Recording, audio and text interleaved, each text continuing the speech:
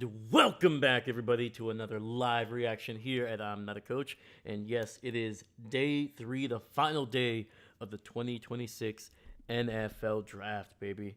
And woo, it's been a weird draft, man. I'll tell you this much. Um, there are some guys that are being, I feel, overdrafted, underdrafted. There's a lot of talent still left heading into round four, and I'm excited for that because the Packers obviously they need to fill out this roster still. They still need to find an extra corner or two, and probably address the offensive line, which they didn't get a chance to yesterday. But yeah, man, yesterday the Packers found two players that could basically immediately not only contribute to the team on defense, but also could potentially be starters by the end of the year. And I'm excited for it, man. I'm excited. There's going to be a lot of teams with multiple picks over the next 2 or 3 rounds here, man. We got a lot of teams that probably have 3 to 4 picks in the fourth, same amount in the fifth. It's going to be wild. So, but yeah, I got my Aaron Jones jersey here. Aaron Jones picked up in the fifth round on day three. Ted Thompson's one of his final picks before he stepped down as GM. And yeah, man, I'm hoping the Packers can find an Aaron Jones type, whether that's at running back or anywhere. Just a guy that ended up kind of being almost like a throwaway because I think he ended up being one of three running backs taken in that draft by Ted Thompson, and he was the second of three. After Jamal Williams was picked in the fourth, and I think there was another running back in the seventh round. I can't remember his name. I apologize. Might have been May. But anyway, Jonesy ended up is going to end up with his career unless he comes back and adds more yardage. Top four running back in Packers history in terms of almost every stat that you can measure with a running back. And to be able to find that in the middle of day three, middle of round five, is an incredible value. You can find a franchise-altering player still on in day three, and that's what I'm hoping for the Green Bay Packers. And you know what? I'm hoping that for your team as well, man. So yeah, we got a lot to talk about. There's going to be a lot of players. The majority of the players, man, we've only drafted 100 guys out of a possible, I think, 257. And yeah, so we got a lot of players going to be drafted. A lot of lives are going to be changing in just about 35 minutes. And we're going to keep it going, man. We're going to go all the way to the end. I'm not going to be just doing round four and then I'm out of here, or just doing the Packer picks. I'm doing everybody, man. And I'm going to try to do my best to try to give you some insight on that player, or at least what I think the team is doing, especially if I don't know the prospect, which is going to be very possible because, yeah, we got players that I was thinking were going to go in round 5, 6, or even 7 that are getting drafted in the third round. You can One of the biggest ones was Chicago Bears. One of their final picks actually last night. I think his name was Zion. Let me see here. Let me double check. But yeah, man. Any person that I've talked to, or sorry, not talked to, but have seen, whether it's a guy that does football content or just kind of like insider information with a little bit, talking to scouts. Yeah, they had. I think his name was Zion Thomas. He was like a day three guy, like a day three guy, but apparently Ryan Poles really liked him, and he's like, yeah, I can't wait. We're gonna pick him in the third round. So yeah, and it seems like that's kind of been the case. You see guys that were projected to go in the second or third round, they're still available, and guys that you thought were going to be available in early part of day three that are long gone. So I think this is a draft, and I think if you talk to people that covered this draft, that studied it um, better than I did, I think they have all kind of agreed that this was a possibility, a strong possibility, because this draft is just one of those where it's not necessarily about, oh, this player is going to be, if he's available at this time, it's going to be great value. It's more about, we like this guy and we're going to try to find what we think is the value. And for some people, that might be in the fourth round, and for some other teams, that might be in the second round. So it's just whatever the team philosophy is, what vision they have for that player, and and on top of that, if there's any other players that don't fit that mold, like if this is like McClellan for the Green Bay Packers, the tackle, I think he was one of the only few defensive tackles left on the board that have the tool set that he has, which is a guy that can play the run really well because of his size and his power, can hold the point and kind of play that nose tackle position. But then he can also be a more modern defensive tackle where he can actually not only do that, but if it ends up being a little bit of a play action or it's a clear run, he has the strength and the athleticism and the speed, or I should say quickness, to be able to transition from a run defender into a guy that is pursuing the quarterback, collapsing the pocket, making that pocket just a little bit dicier for the quarterback. And yeah, there's not many guys after McClellan. There's a few guys, but they're going to be projects. They're going to be guys that are not going to be able to do that in year one, likely. And McClellan, I think right away is going to be able to contribute for the Packers. And I'll get to McClellan because my reaction to him being drafted was not the same reaction to the Packers drafting Brandon Cisse in the second round, where I was a little bit more excited. It was a player that I not only that I knew, but it was a player that I mocked to the Packers in round two, so that was pretty cool. McClellan, I did not know much about him, so my reaction looked like I was disappointed. I was not. I was just more of like, I know the name, I know the position, I just don't know enough to be excited or disappointed. But the more I've learned, hearing from what people's opinion of McClellan is, but also I was able to watch a little bit of like, unfortunately, it was just highlights. I didn't get a chance to watch like actual tape last night, even though I was up until like 3 in the morning trying to get this all situated. I'm going to be doing more film study on McClellan once the draft is over. I want to have a little bit more time. But everything that I've seen and everything that I've heard from this guy is this guy is going to be able to be a key contributor for the Packers this season, and it might be right away.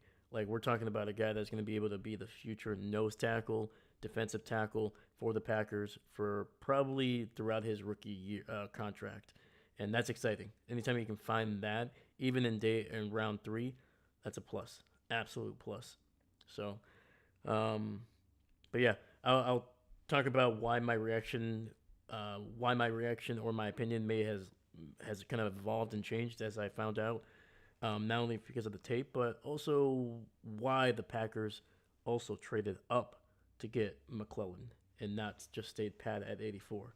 So I was confused about that. That was mostly my reaction.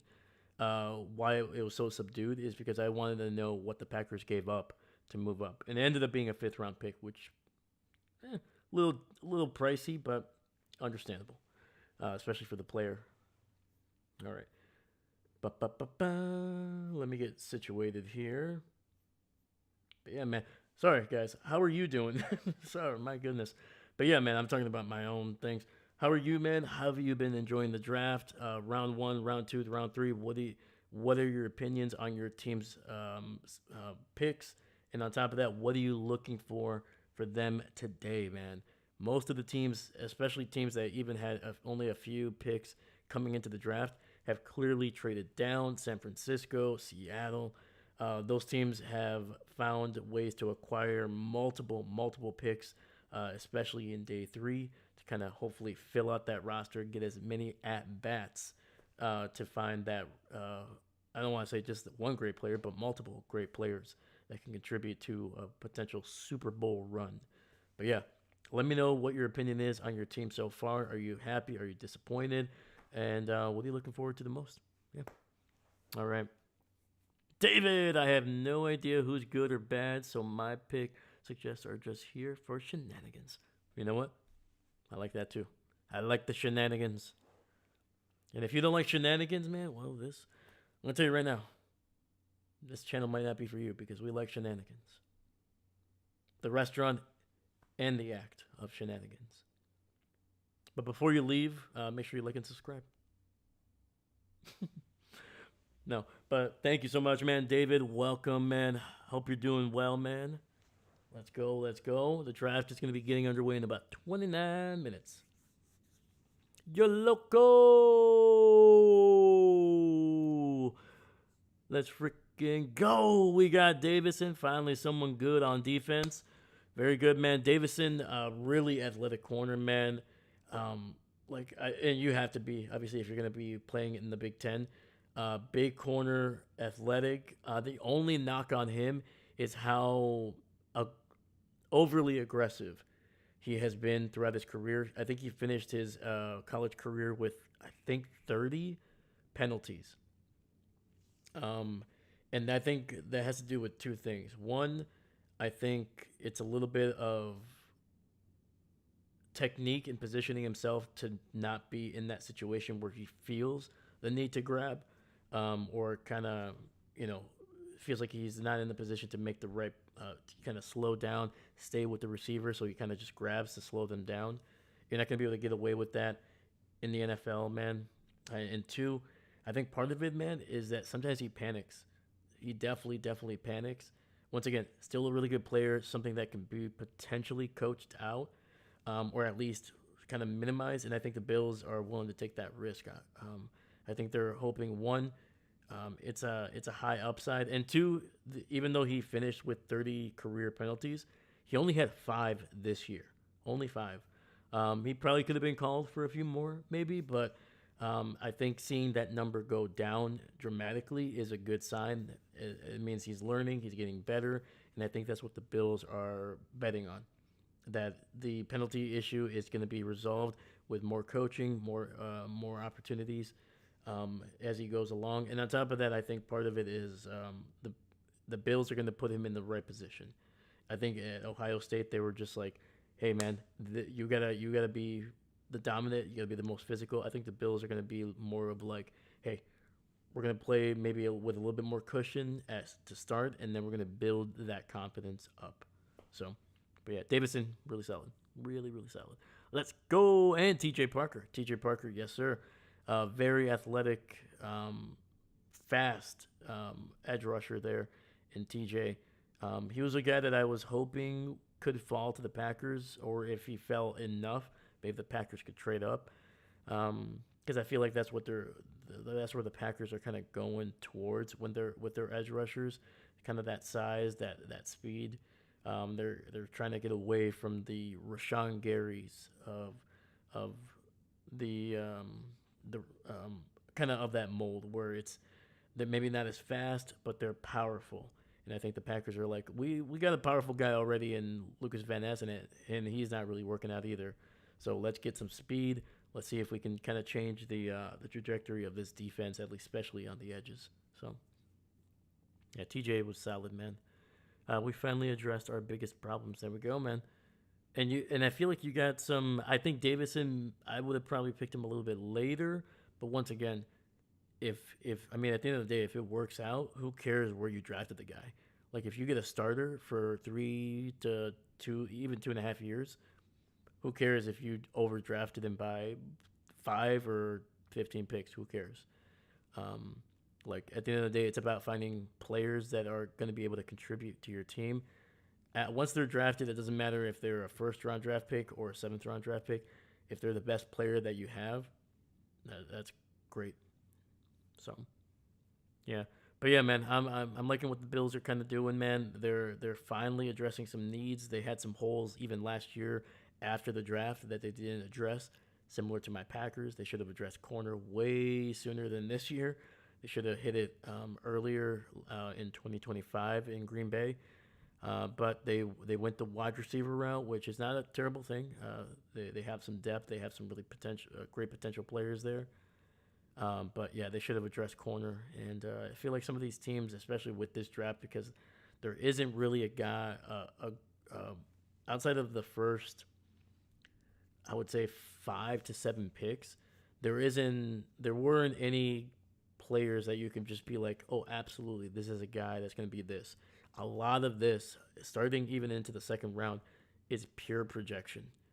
In past drafts, especially over the last couple of years, even into the third round, you could be like, oh, this guy is going to be able to contribute right away. If he does this, or if this team puts him in this position, he would be able to contribute right away. A lot of these guys are going to play some significant snaps this year, in this draft, but they're going to have to go to the right team, the right system, and a team has to have a very, very specific vision for these players, and which is a reason why I think some of them are being potentially drafted higher than where people thought they would go, and some guys are falling. So if we play each other, I hope your Packers are ready to give us cheese. We are grading it. How dare you? How dare you? Let me see here. I shake my coffee at you, sir. I shake my coffee at you. Hmm. Oh man, I ran out of coffee in my house, and I was like, I literally, I was like, oh yeah, I have another cup or two in this house somewhere, and I did not. It was a tough wake up call. Like I said, I was up until almost 3 in the morning, trying to set up for day three, just because I knew I was not gonna have time to, because it was gonna start super early, and I knew I was not gonna have enough time to get everything situated to make sure that I wasn't kind of just scrambling during the draft. I'm still gonna be scrambling, but not as much. Um, and yeah, I woke up like I think I woke up at like 8:30 today, so you know about 5.5, 5-ish hours of sleep, which is good enough. And I was like, yeah, I got coffee or whatever. I look into my fridge, barren, dude. Not a single cup of caffeine anywhere. And I'm just like, oh no. So had to DoorDash some caffeine.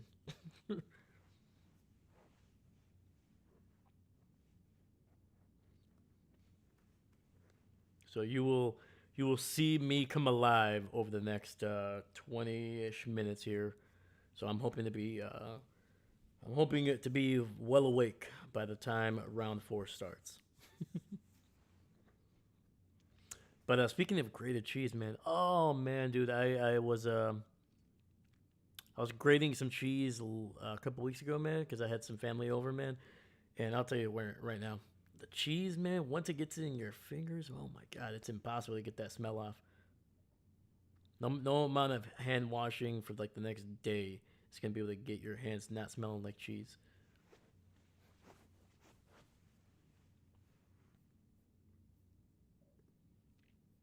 All right. Holy cow, man. We got 4 people watching right now. Thank you so much, man. I appreciate you guys. Thank you, thank you, thank you. Please, if you get a chance, leave a like on the video. Subscribe to the channel if you haven't.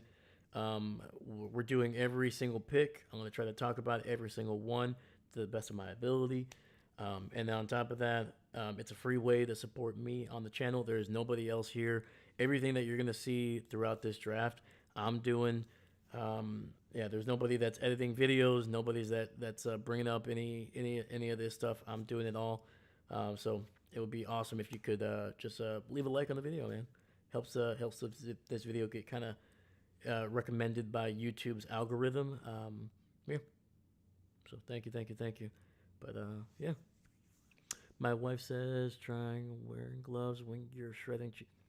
Oh, that's smart. I don't know why I didn't think of that. Please send my regards to Mrs. Stegosaurus, man. Thank you, thank you. I'll have to do that next time. Yeah, don't get me wrong. There's some cheeses where I'm like, I don't mind it. I don't mind it. You know, little Kobe Jack cheese. I'd be like, hmm. But yeah, there's some cheeses you do not want to be lingering around, right? And trust me, we got a lot of cheese here in Wisconsin. We got a lot of cheese, a lot of cheese.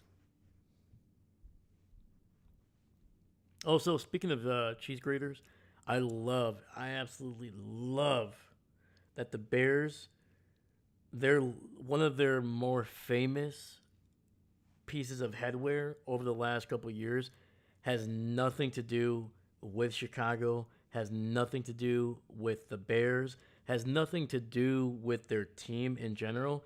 It has everything to do with the Green Bay Packers. I love that. They cannot. They can't even.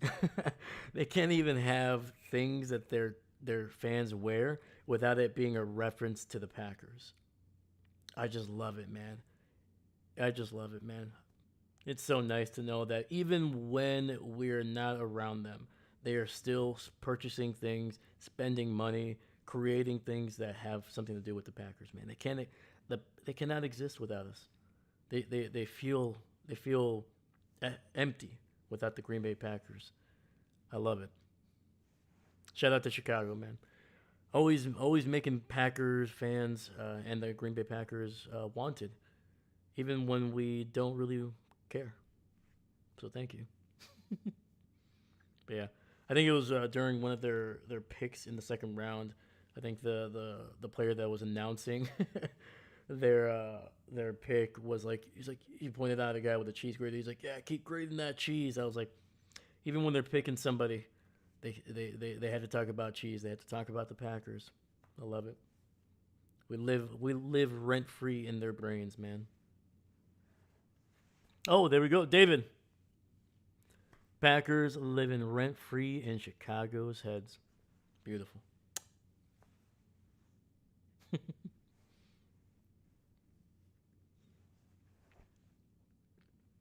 All right, let me see here. So we got round four. We got the picks. Let's go. All right. So I did mention that I was going to talk about why the Packers traded up because it was a question by I think Seastrom. I think he typo 17. Oh, thank you for catching that, my dude.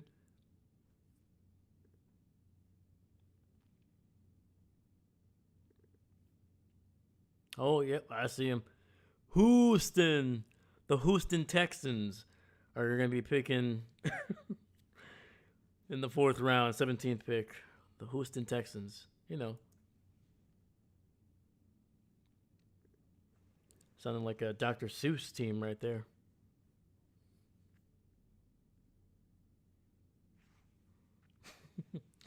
But yeah, Seastrom asked me. I think did they have to trade up to get Chris?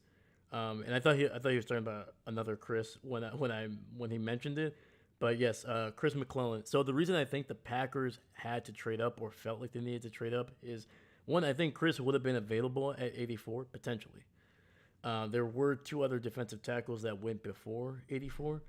Yeah, but I think the reason they traded up was to make sure that he did not go to Minnesota. Minnesota ended up taking Big Citrus, Dominique Orange, out of Iowa at 82. So just basically two picks before the Packers would have picked if they would have stayed pat. So one, I think, first of all, I think they really liked Chris McClellan. I don't think that was like oh god, we gotta trade up if we want to get this freaking like they really liked him. I think if they were okay, there was they had Albert Regis, Big Citrus, and McClellan were still there when the Buccaneers were on the clock before the Packers traded up. So they had an opportunity to get somebody. But and the big reason is if you look at Minnesota, what they had last year at that position. One, Javon Hargrave, who is now a Green Bay Packer, started 15 games at defensive tackle. And then the other player that started, I think he started all 17 games for them, was Jonathan Allen, who they got from Washington, but now he's in Cincinnati. He signed a big contract with Minnesota. It did not work out, and they let him go in before free agency. And so right there, those are two guys that started a combined 32 games for them last year at that D tackle position.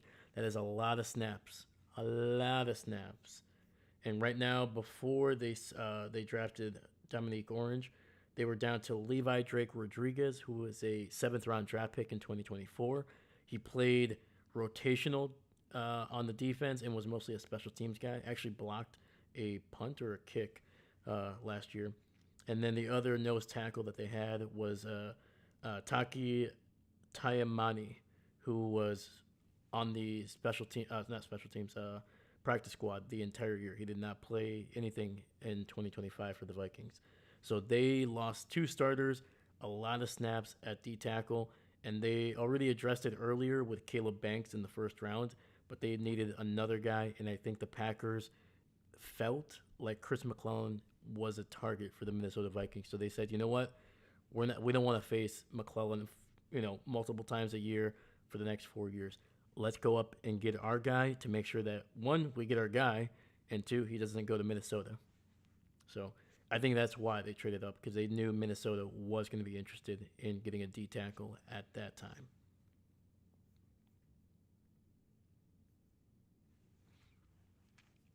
David Houston. Houston. Yeah, hopefully there's no other. No, don't see any other typos. Let me double check here. All right, Houston picking at 6. I spelled that correctly. Green Bay at 20. All right. Yep, we are all good, man. All right, we are 13 minutes away from round 4 beginning here, man. I love it.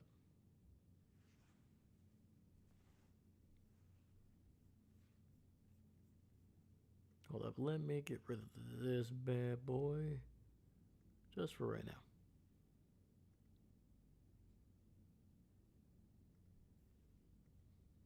There we go.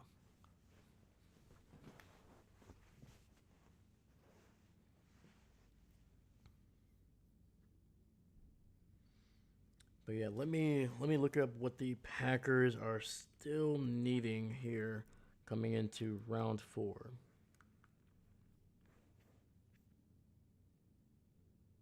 Yeah, thankfully the Packers still have a good amount of picks. Unfortunately, they did end up having to trade one of their fifths.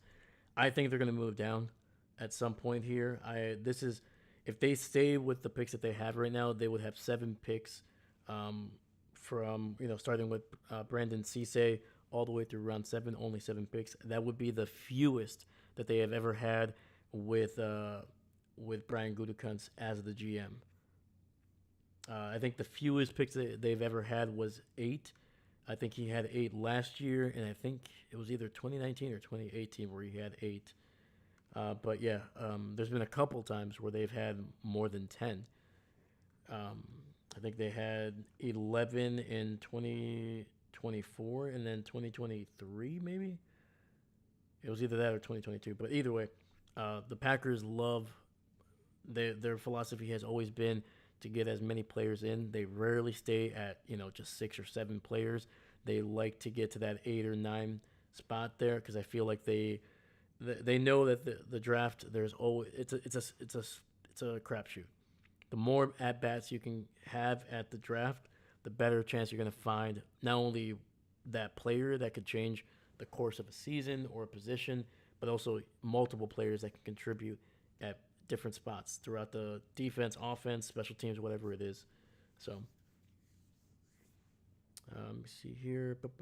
Yeah, so, and they got 1 pick in round 4, 120, 1 pick in the 5th round now, 153, 1 pick in the 6th, and then 2 in the 7th. So yeah, so if they could move down in round 4. This round coming up here has, I think, 41 picks in it, with all the compensatory picks added up. Sorry, I'm looking for my notes here. Yeah. Sorry, no. Round 4 has 40. Round 5 has 41. Round 6 has 35, and then finally round 7 has 41 picks. And the Packers have 2 of them. So I'm assuming there's a chance that they can move down in round 4, maybe pick up an extra 6th, or maybe they can kind of get a back end 5th round pick. But yeah. Yeah, I just think that the Gutekunst is not going to want to stay with just 7 picks here. I think there's going to be opportunities to move down, and we've seen teams trade up and down this draft to find the right player at the right spot to get value. And I think there's still a lot of players, especially in the 4th round, that teams are going to be wanting to potentially move up to get because they fell. So maybe the Packers can kind of take advantage of that and maybe get an extra pick in the latter half of day 3.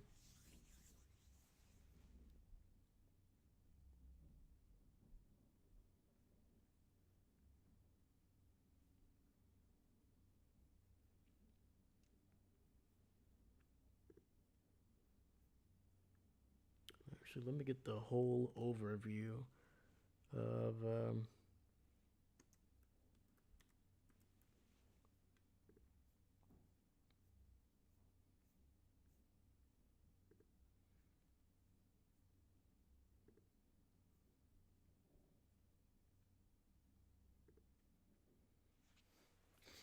All right, so let me look at Dallas. Let me see how many picks they still have.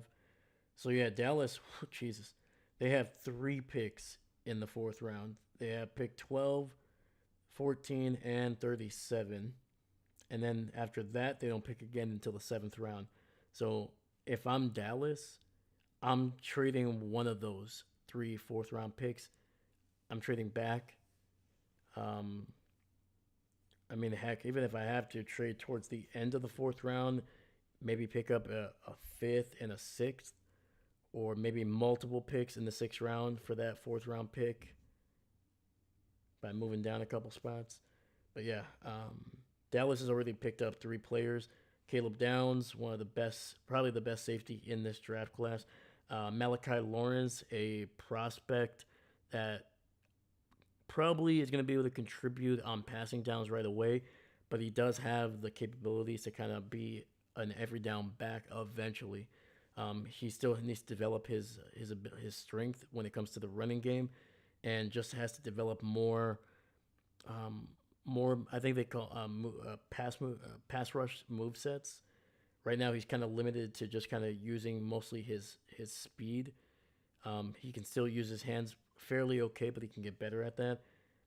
And then finally, they went edge again with Joshan Braham out of Michigan in the third round there. So I think they're pretty set at edge rusher. You don't want to. I mean, you can go with 3 guys to make sure you're all set, but then it's about finding snaps for these guys after that.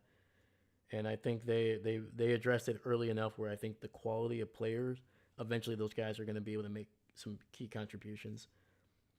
To me, they still have to address their probably their biggest need coming into this draft, and that's corner. There are plenty of corners. Jermon McCoy. Apparently, the so I looked up why he was falling. I know he tore that ACL back in January of 2025. It was at the end of that college football season, and it just never came. He just never was able to play in um, in 2025. He's been out for I think 16 months at this point. But the biggest reason why he is falling has almost nothing to do with the ACL that he tore. It's actually there's a it has to do with the cartilage or the bone in his knee that they actually did have to use to kind of fix up the knee a little bit after he tore it. But there is a potential degenerative knee issue that he has that is going to be not only is that obviously going to affect his future and longevity in his career in the NFL, but actually right now there is talks that he is likely, regardless of whether the ACL needs to be fixed, they need to operate on that knee once again. So he could likely be out this year in his rookie year. So whether he misses most of it or all of it, which is likely going to happen, that is a big reason. So like by the time somebody drafts him and he plays, it may not be until 2027, and by that point he has been out of football for I think over 2 years. That is a lot of time on the sidelines for any player, no matter how talented they are. 2 years without playing a single snap and a potential degenerative knee to cut down into your, you're not, he's not going to be playing 10 years or 12 years in the NFL. That's already out of the question. This guy is going to be either playing 4 years or maybe at the max 8 years because of that knee. It's just simple as that. So that cuts in, and the fact that he's going to miss his rookie year likely is also something that is not. Some teams are just not willing to risk it, man. So, but Dallas is a team that they've taken risks on guys with knee issues in the past, and it's almost worked out for them every time. Let's look at Detroit here. Let's keep going with the NFC North. Detroit actually has some decent amount of picks here, man. They get a fourth, two fifths, two sixths, and a seventh. So they still need to address. ESPN is saying that wide receiver. I think they're fine for the most part at wide receiver. I would definitely add somebody, but I don't think it's their biggest need. Offensive line is still a big need for them. They addressed it earlier with Blake Miller, but that was mostly tackle. They still need to address the interior lineman, which was so bad that they had to get one of their retired offensive linemen to try to come out of retirement. Did not happen. He couldn't pass his physical. So I would say that they need to come away with at least two more offensive linemen in this draft to feel like they have enough competition and depth at at those spots, I should say.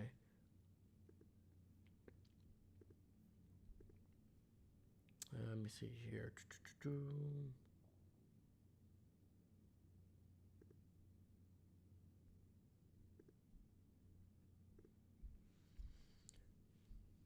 Your local poor Ram fans on the internet crashing out. Is that because of the Ty Simpson thing, or what? With their other picks? Yeah, let's see. So the Rams, whew, man, I'm not gonna lie, man. Like these players are fine.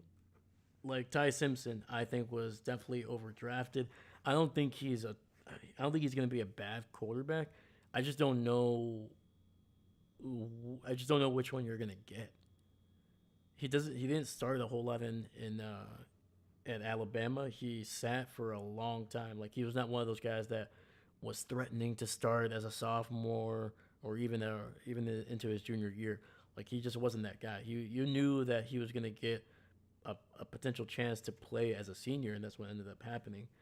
Then, like I said, first couple of weeks, I would say, even into October, he was looking like a top 5, top 10 pick, not quarterback pick, like easily top 10. But then starting in November and throughout the rest of the year, it was bad, man. It was not good. But the Rams are betting on Ty Simpson of the first half of 2025 college football season is their guy. So Max Clare is another tight end. I like Clare, but I don't know if he was. I don't know if he's worth the second round pick. That's pretty high, 29th overall. That's you're not 29th overall. Sorry, the 29th pick in the second round. That's a high pick, man. That's a top 65 pick in the draft, and there were still a lot of other players that they could have taken. And then Keegan Troust, a guy that I actually mocked to the Packers, I think in the fourth or fifth round, day 3 guy, and he was solid. He's versatile. Missouri guy, so he played in the SEC, played against some great competition. But he's kind of, I think he's a guy that's going to take a couple seasons to develop. But, yeah, I don't know. Still a good player. I like the pick. I just don't know if it. And to be fair, now that I'm looking at it, the Rams don't have another pick until the 6th round. So that's probably why they took Troust, because they probably were not going to get a chance to get him in the 4th or the 5th. So, okay. Your local mad about Simpson, man. Yep. Yeah, I mean, there's the way I look at it, man. With quarterbacks, there is no in between. Like, you can kind of get away with, like, other players. They're like, all right, well, he may have not been incredible, but at least, he had a couple seasons where he had, like, 700 yards, 800 yards. Maybe had a season with double-digit touchdowns.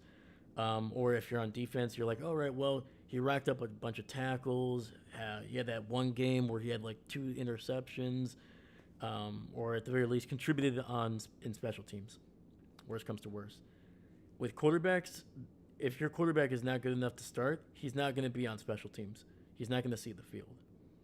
And if he's only good enough to be a bad to low end starter, it's not going to be pretty either, man. That's a bust, because you burned a first round pick on a guy that was not a franchise quarterback at all. So, yeah, there's always a risk when you take a quarterback in the first round, man, because there's no in between. There's no trying to salvage that pick. It's either good pick, potentially great, or it's a bad pick. There's no, it's kind of below average. So, your local. I remember how pissed I was about drafting Allen, and do I regret that? Eh.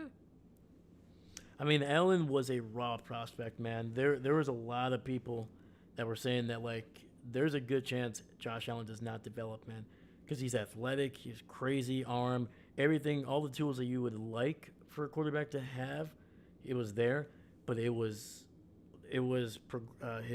ability to progress through a pro offense, his ability to kind of read defenses, and on top of that, still refining all that stuff. Like it's cool, it's great to have physical traits, but if you can't use those to be proficient and dominant at the quarterback position or any position, it's just not going to work. It's going to be, and like Josh Allen was a high risk, high reward. It was not. This guy was either going to flame out in 2 or 3 years, or he was going to become what he became. There was no in between. Josh was not just going to be a decent quarterback. He was either going to be what he is right now, or he was going to be a guy that was out of the league by the end of his rookie year or rookie contract. Sorry. And yeah, the Bills took a risk, man, and it's paid off so far. So I don't blame you. I don't blame you for having that reaction when they drafted Allen, because that is a projection. And for the first 2 years, man, it did not look pretty with Josh Allen. There was a lot of growing pains, but they got through it, and now they have a future first ballot Hall of Famer at the quarterback position. Literally their best quarterback that they've had since Jim Kelly.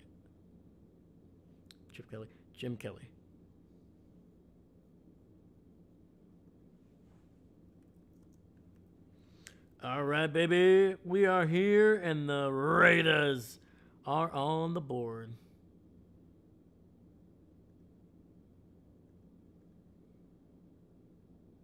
Let's get this going.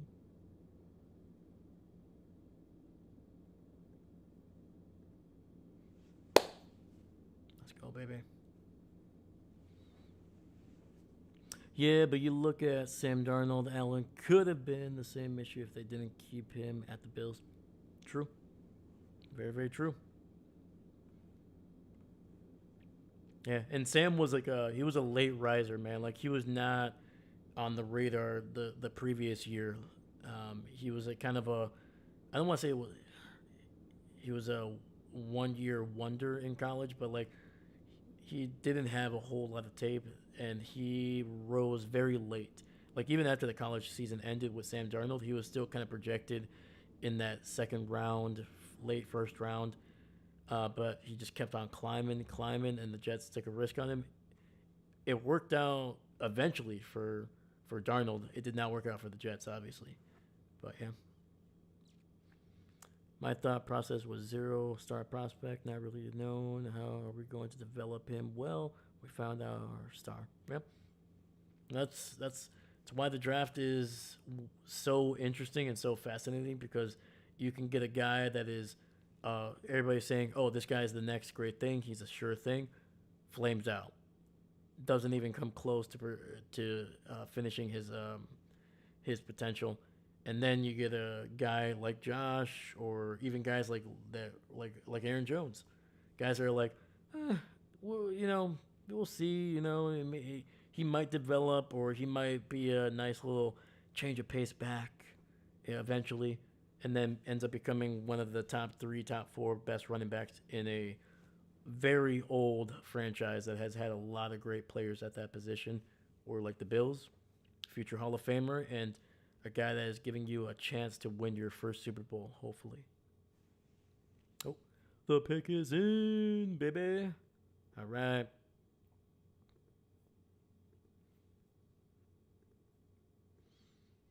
I love it, man. I love it. All right, let's look at the Raiders here. They are still in need of some weapons for Mendoza. They've addressed mostly their defense and a little bit of their offensive line in day 2. They went Tradian Sooks out of Arizona, the safety. Kayron Crawford out of Auburn with the edge, and then Trey Zune the third out of Texas A&M with the at center. Sorry.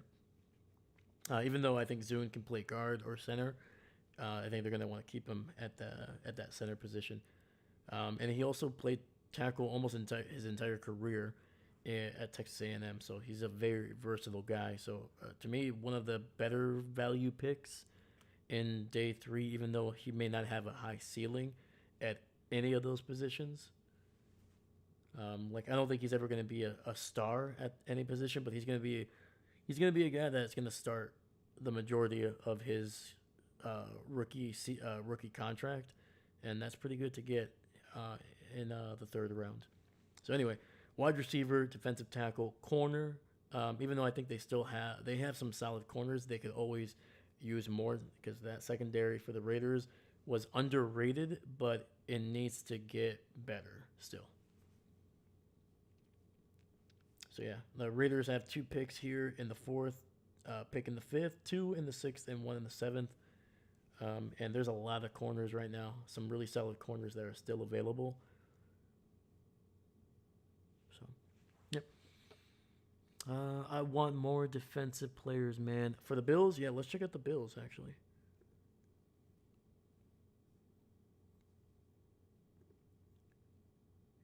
Yeah, so the Bills right now, wide receiver is still in need. Linebacker and interior line, specifically at guard, is what they're looking at. They've addressed edge rusher. They've addressed corner. I still think they need to maybe pick an extra corner. They have 3 picks here in this round, in round 4. And then they have 2 picks in the 5th. So, once again, they could be anytime I have more than 2 picks in the same round, I always automatically think trade one of those down. You could still probably stay in the 4th, but pick up an extra pick in the 6th, which they don't have any picks in the 6th. Oh, the Raiders go Gerard McCoy, arguably the second best corner in the draft, not including the knee injury and potentially that degenerative knee issue. Yeah, like if this kid was healthy, he would have never even sniffed day 2, let alone be here at the beginning of day 3. All right, I like it, man. I like it for the Raiders. It's kind of a low risk at this point. 4th round pick for a guy that has the potential to be a number 1 corner in the NFL. Yeah, man. He's got size, has speed, great coverage skills, locates the ball really well when the ball is in the air. And as you're seeing right now, can do a lot with it once he catches it. So, yeah. Again, he did not play in 2025, so he's been out of football for the last 16 months. And he may not play this year for the Raiders because he's probably going to need to have some surgery. Alrighty.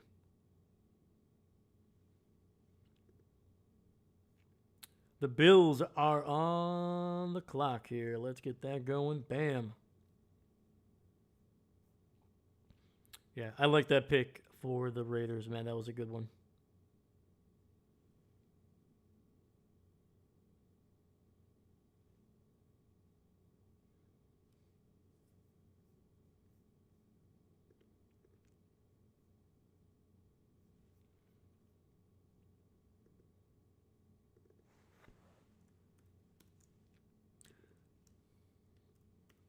Yeah.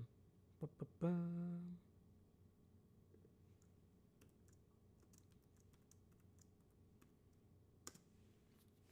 All right, Buffalo's pick is in. Oh, okay. Jude Bowery, man. Tackle, Boston College. Gotcha. I mean, they're addressing offensive line, which is what they need. 6'5", 315, dude. It's a big human being, man. This guy moves large human beings almost with ease. um, really good, really good stance, really freaking strong, man. Like you got some big linebackers, some big edge rushers that try to move this guy, and sometimes it looks like they hit a freaking wall. It's it's interesting. This was a guy that I was actually hoping the Packers would take in either in the fourth or the fifth. They always seem to find those tackles slash guards in the middle rounds, and this is a good one for the Bills. I don't know if he'll start this year. I don't think he will. Um, but he's solid, man. He's gonna be a work in progress. That's why I think he's not gonna start this year. There's still a lot that his technique needs to be kind of refined. He tends to kind of stay up straighter. Kind of it doesn't really stay low and doesn't really chop his feet super well, which is kind of a big reason why he probably fell to this spot in the fourth round. But yeah, he's big, man. He's big, strong, and like I said, he doesn't chop his feet, but he has good feet. Like it's not like his feet are just like stone, like bricks. But he doesn't always use them to put himself in the best position because he's so dang strong. He just kind of moves people with his upper body. So you're not going to be able to do that consistently in the NFL. All right, let me get the Jets. I'm gonna tell you right now, I may not be able to keep up with some of these picks, especially in the later rounds when they're going at a clip. But we're gonna keep on doing our best, man. We're gonna be doing our best.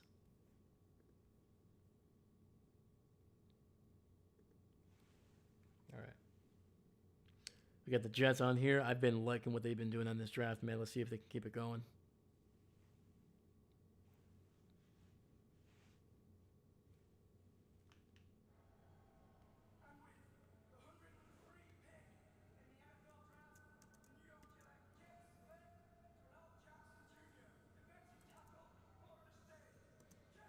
All right, Daryl Jackson, really really solid.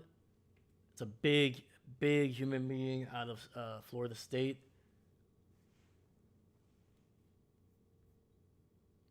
He was a guy that I looked for the Packers, but I don't think he was going to be a right fit for them. But I just liked his size, man. Solid athleticism for a big man, dude. And you're gonna see it with the highlights here, man. This guy's got some pass rush moves, even for an interior lineman. Look at that power, dude. Jesus, good rip and pull to get to the quarterback.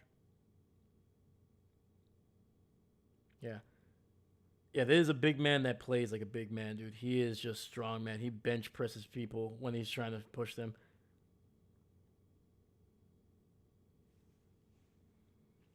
I'm going to be leaving soonish. Great job today, Dave. Thank you, David. I appreciate you, brother. Have a good time with the family, man. I hope everybody's doing well, man. I hope everybody's doing well, and hopefully I'll catch you later on, man. This is gonna be probably the longest of the days. I think this goes until about 4 or 5 Central Time. So, but yeah, man. But I appreciate you being here for the last couple of days, my man. And yeah, let me know when you're about to head out. So yeah, dude, look at the Jets, man. David Bailey, Kenyon Sadiq, Omar Cooper, D'Angelo Pons, and now Dexter Jackson. Sorry, Dexter. Daryl Jackson. I got Dexter on the brain. All right. Cardinals on the clock. Come on, Cardinals, go quarterback.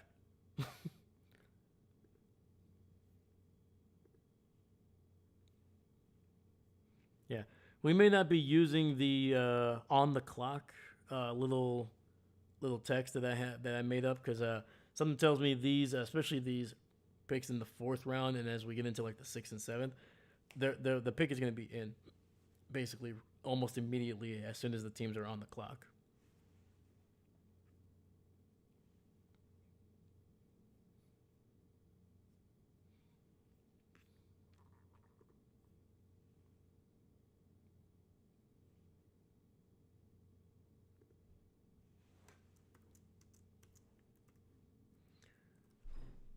D Jackson. I'm sorry, Miss Jackson. Oh, I am for real.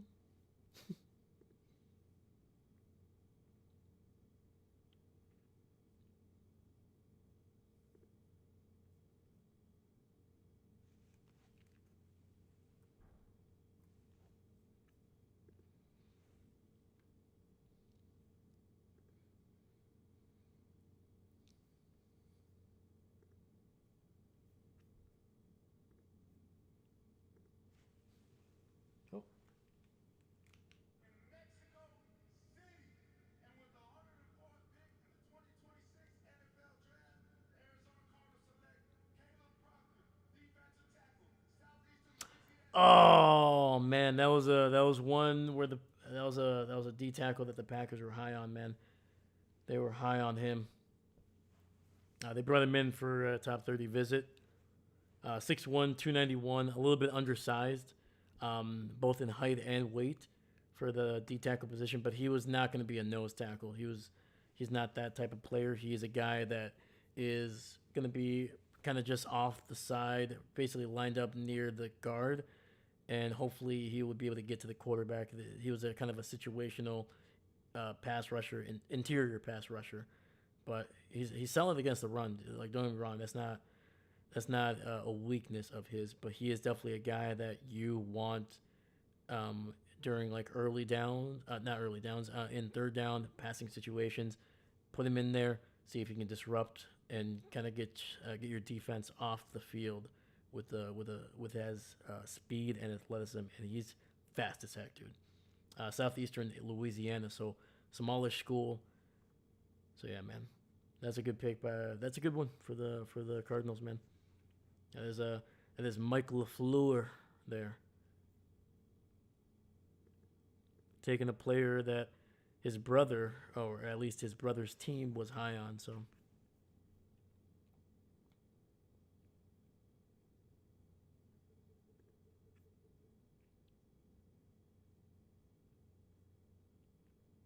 all right, Chargers on the clock, and the pick is probably going to be in here pretty soon.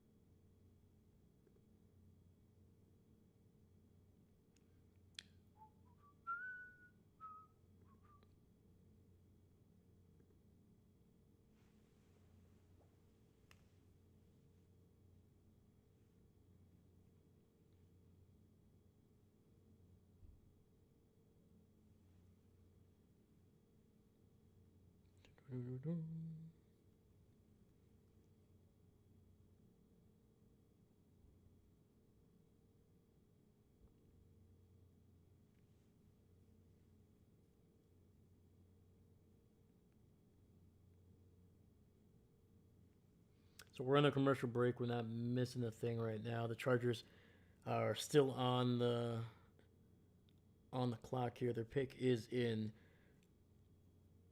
Hopefully, we do get a chance to see the announcement, but most likely with some of these picks, especially in day three, they're going to be kind of ripping through them during the commercial breaks.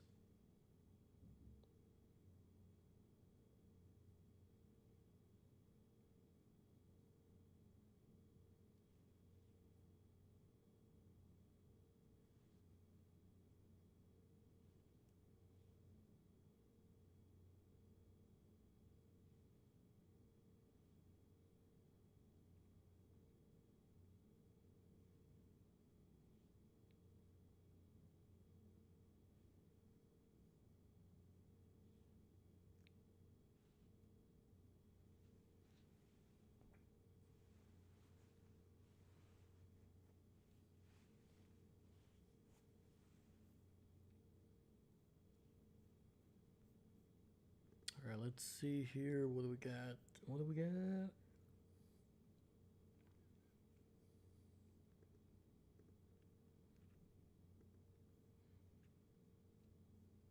All right, so while we're waiting, let's look at the Chargers' biggest needs and what they've already addressed. So right now, ESPN is saying that their biggest needs are interior linemen. 100% agree, man. Justin Herbert was running for his freaking life for most of the season, man. It did not get better as they went into the playoffs. I think he got sacked 7 times during that playoff game, man. It was bad. They've already addressed part of it. They got Jake Slaughter in the second round out of Florida, the center. They have 3 picks in the fourth. And I told you guys before we started this draft, I said there's going to be multiple teams with more than just 2 picks in a round. Round 4, round 5, especially round 4, are going to be where you're going to see a lot of teams have multiple picks, because that is where I feel like you're going to be able to get the most value with still having the potential of a starter, a guy that can start sometimes in his rookie year or at least in year 2. So, yeah.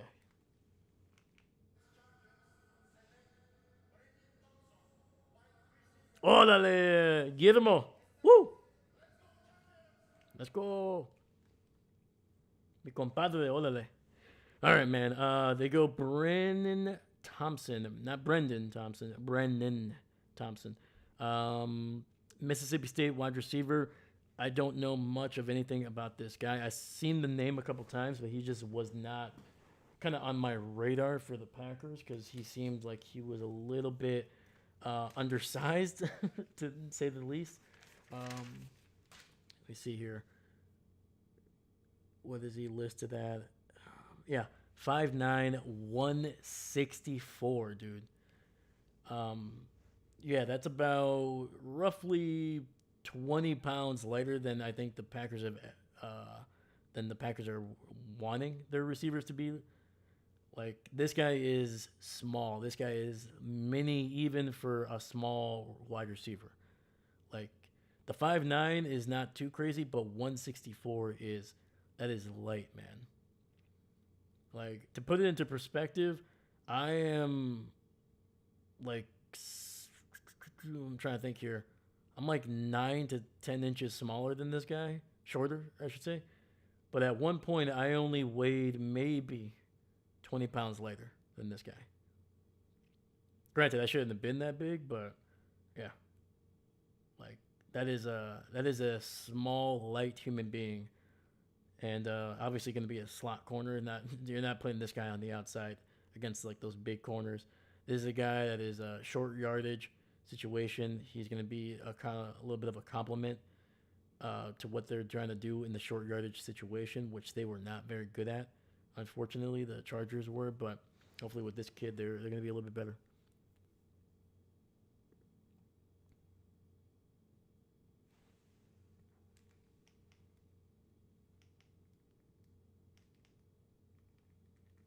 Holy biscuits! Come on.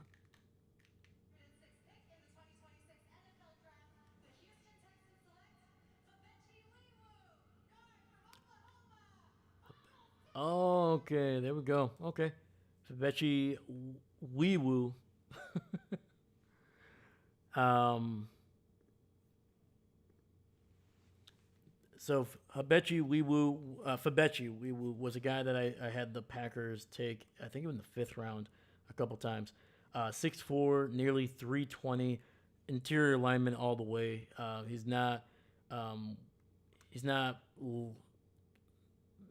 light enough on his feet to play tackle at all, and he was basically a guard and a center throughout most of his career in college.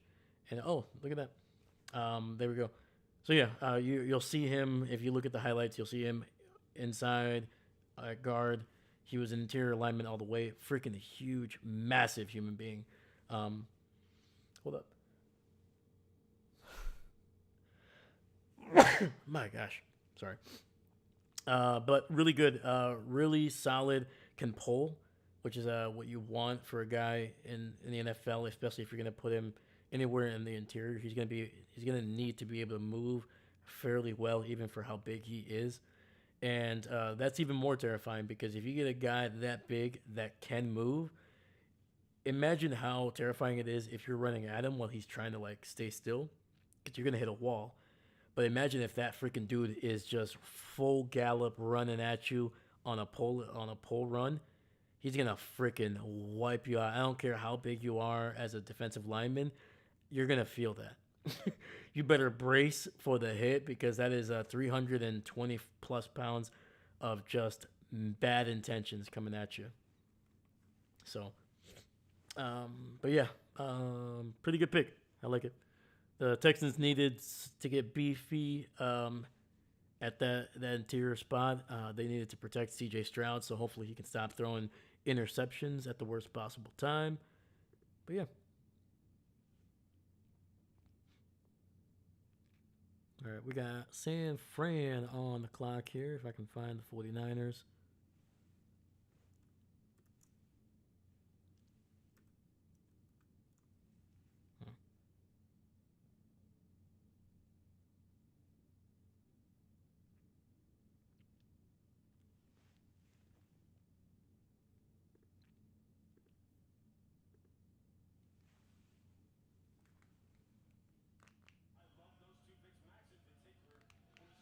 Looks like they got a couple day two guys on the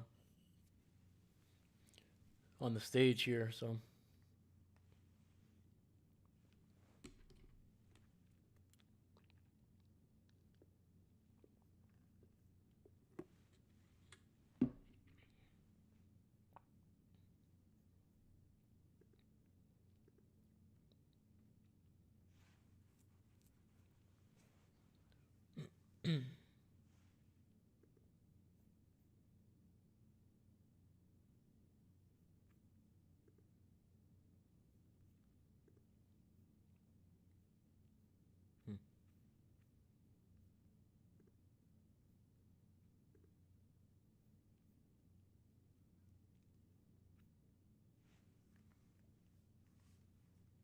wow, they're taking forever to announce this pick right now.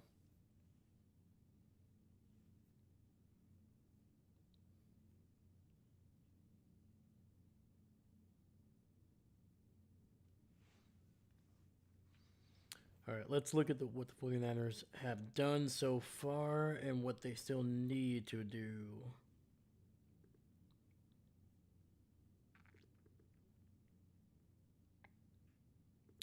Why can I never find the 49ers, man?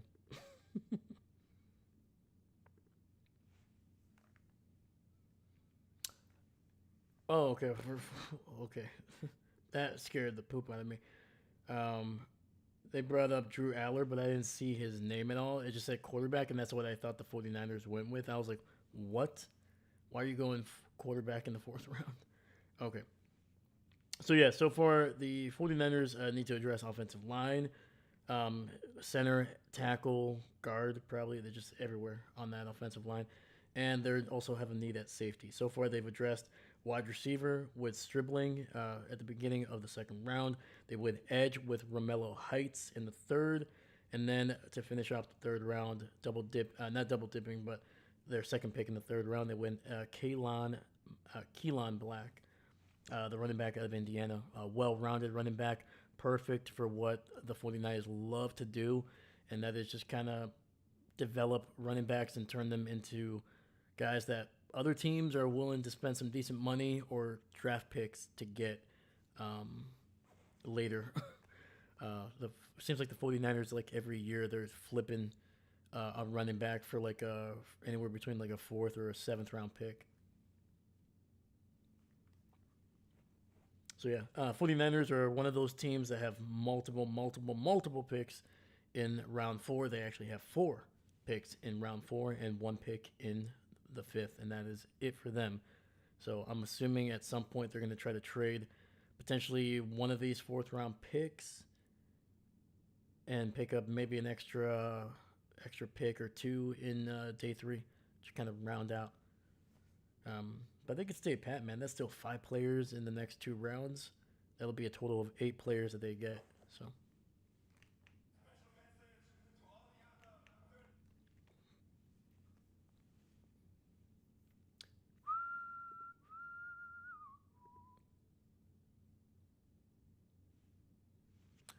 Bowery wasn't my biggest idea to pick, but it works. I agree, man. I think he's gonna be a solid player, man. I think he's gonna be a solid player. Grayson. Oh, okay. They're going D tackle here, man. One of the One of the guys that I actually kind of liked for the Packers, even though he's a little bit undersized, even for a D tackle, 6'2", 293. Mostly the weight is the undersized part, but he's a guy that is he's not a nose tackle. This guy is about penetrating into the backfield, whether it's against the run or trying to bring down the quarterback. And you're going to see that quite a bit in his tape. He is a guy that I was able to watch a couple times with Oklahoma, play for Oklahoma, and he's just solid, man. You can kind of put him almost. I said that he's a D tackle, interior lineman, but you can kind of put him out almost anywhere. He's a defensive lineman, in my opinion. He's versatile enough. Um, he doesn't. He's a strong guy, but he doesn't have that kind of strength that where he's going to be just overpowering. Um, just about all any guard or tackle.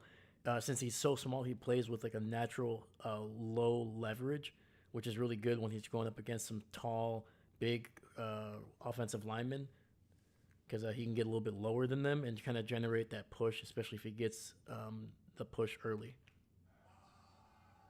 Jonah Coleman, okay, going Washington. Wow, okay. Let me see here. Sorry, I'm a little late on these bad boys. The Broncos were just picking, so let's get them on there first. Yeah, Jonah Coleman was one of the running backs that I kind of liked for the Packers. Short, stocky guy, but runs with a lot of power, or just kind of a little bit of a mean streak. He can catch out of the backfield, which is always nice. But a really good athlete, man. Really, really good athlete. Got a chance to run quite a bit with Washington because they were not the most powerful pass game in the country. So they used him and his teammate actually. I'm trying to remember his name quite a bit. But Jonah Coleman, solid pick for the Broncos. I think he kind of fits what they like. They always seem to like the shorter um, running backs. You had Cavante Williams. What was that? Philip Lindsay. Uh, uh, they like their short, stocky, kind of quick, bursty running backs over there in Denver, and it's not surprising. I think Sean Payton also likes those guys. He had quite a bit of those in New Orleans as well. So, all right, the Kansas City Chiefs from one AFC West team to another.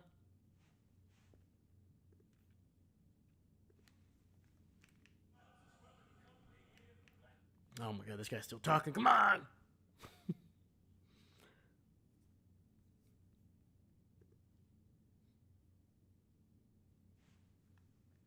All right, there we go. Yeah. Uh huh. Give it to me.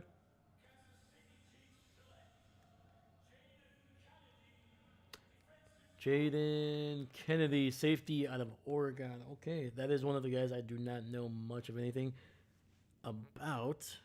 So we're gonna let's update the ticker here. Sorry guys, I've been stuck talking about these guys, so I haven't really been updating the ticker. Sorry about that. San Francisco.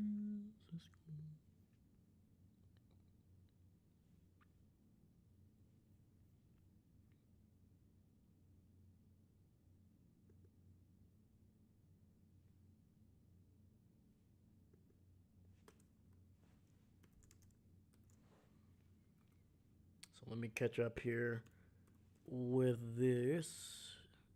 Chargers, Brennan Thompson.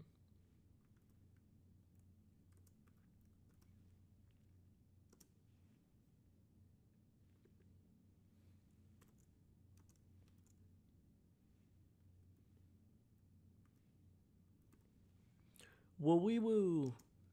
Oh man.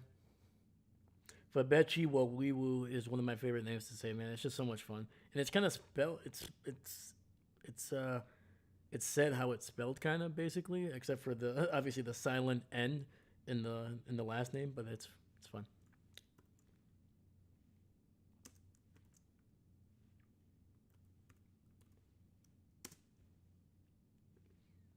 Denver went Jonah Coleman.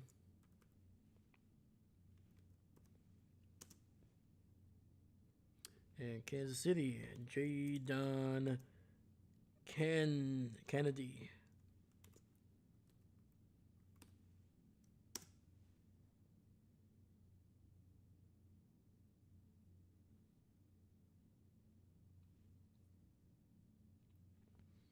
All right, so it looks like the Jets have actually traded up with Cincinnati there. Yeah, where does Cincinnati go? Oh, wow. Looks like Cincinnati went down to 18 spots. Okay. Yeah, they went from 110 to 128, and the Jets moved up. Quarterback? Are they going Garrett Nussmeier out of LSU? This would be a decent spot to take a quarterback, 4th and 5th round, kind of.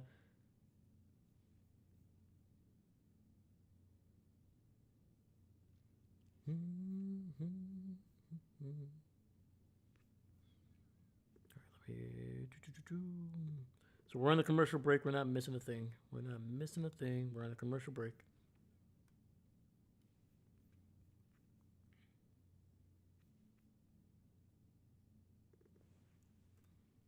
There we go. Updated those. Perfect. And let me get the Jets on the board here.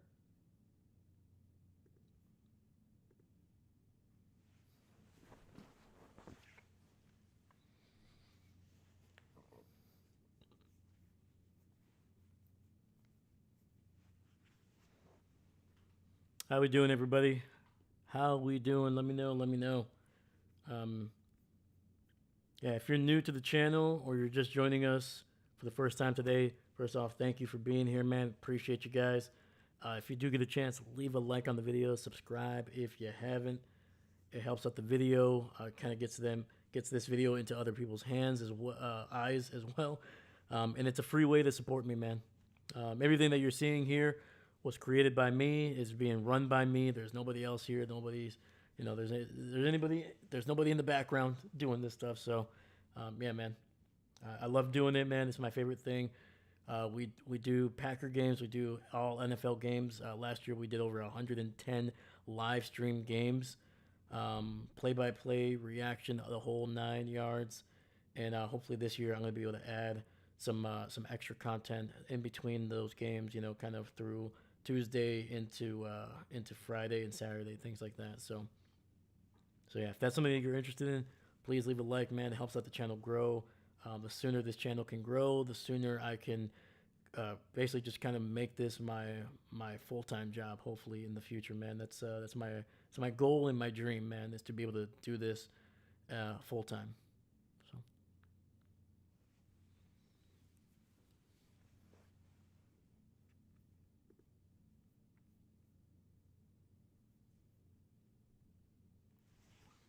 Yeah, let me see. I'm trying to do the math.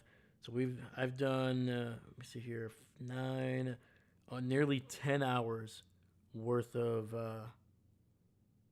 content the first 2 days of the draft, and we are an hour and nearly 30 minutes into the day 3 here, and we still got a little bit of way. We got a ways to go. So yeah, I think by the end of this, I'm gonna be closer to like 15, 16 hours of just live streaming. All right, Jet picks it in. Oh, they go Cade. Oh, man. I said quarterback, and I knew that was yep. Okay. I mean, Cade last year, if he would have come out in the 2025 draft, I don't think he would have been a first-round pick. May have been able to sneak into like the early middle part of the second, but he would have been a day 2 pick for sure. But this year, man, was bad, very bad. A lot of mistakes that you didn't see him make earlier in his time with Clemson. You still saw some flashes, but it just wasn't the same. Yeah, But with Cade has a good solid arm, man. Was never known as like a guy that could I don't want to say drive the ball down the field because he can, but it's just not consistent enough. Sometimes you can see that there's a limit to his arm strength. Very athletic, can be a threat on the run. Think of like a Bo Nix, maybe not as sneaky fast, but is a threat for sure. Um, Good leader. I mean, he's been with Clemson for a long time. Was a starter for them for a while. I think that it is a low risk, slightly high reward for the Jets. Man, there's a guy that could potentially be a multi-year starter for them if they don't find somebody next year that they like. And heck, even if they do, like they can try Klubnik this year, test him out, which I think they will eventually do that. And if it doesn't look great, this could be a Jimmy Clausen, Cam Newton situation where the Panthers in 2010 they took Jimmy Clausen in day two. I think it was a second round pick, right? Second round. They tried him out, had some good flashes, but for the most part, you could kind of tell that he was not going to be a star. And then next year, they were so bad that they had the first overall pick, and they went Cam Newton, and you know, Jimmy Clausen was a backup, and before after that, he was traded away. So yeah, this is gonna be the similar situation. If Klubnik is not the guy, they can go. They'll likely have a they have multiple first round picks next year. They could probably trade up and get their quarterback if they really like him. So, yeah. Broncos back on the board here. They already picked. They would go Cage Casey, the offensive lineman out of Boise State.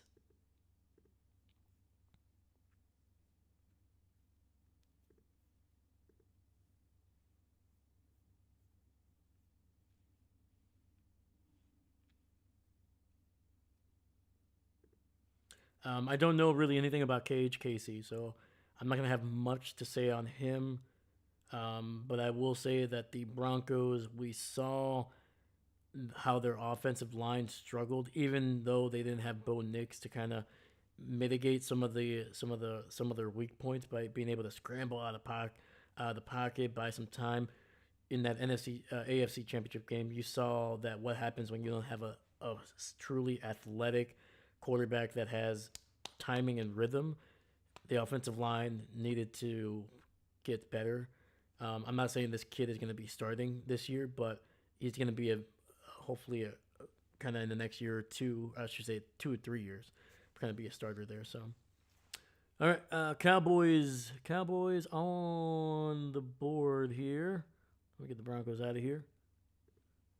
And the Cowboys, hey, there you go. They addressed the offensive line. Drew Shelton out of Penn State. There's a guy that I actually like. I know Penn State, or especially this year, did not have a lot of guys that were highly thought of. But Drew Shelton was, I think, one of the better players on that offense. That I think he's gonna be fine. Um, you look at the stats from 2025: 1 sack, 8 pressures, and a lot of football played um, at left tackle there. So yeah, I think he had over 500 snaps this year, and to give up just 1 sack, 8 pressures, in a offense that was, to say the least, dysfunctional, it's pretty good. All right. Boom. Colts with the pick is in. Yeah, these picks are going to be coming in hot, so it might take me a minute or two to kind of update the text up here, but I will eventually, especially if we get to a commercial break.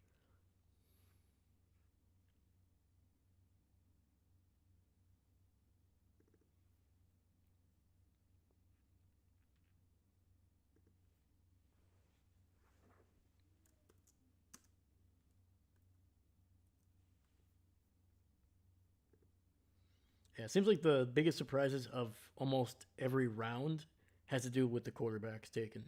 It's hilarious.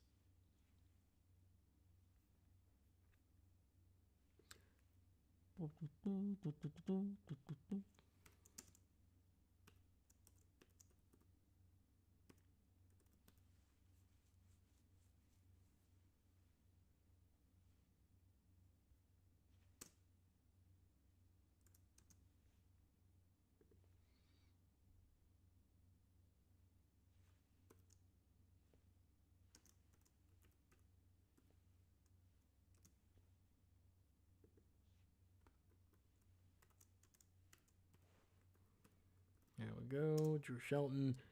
And the Colts, where are they going? Going edge rusher. They going wide receiver.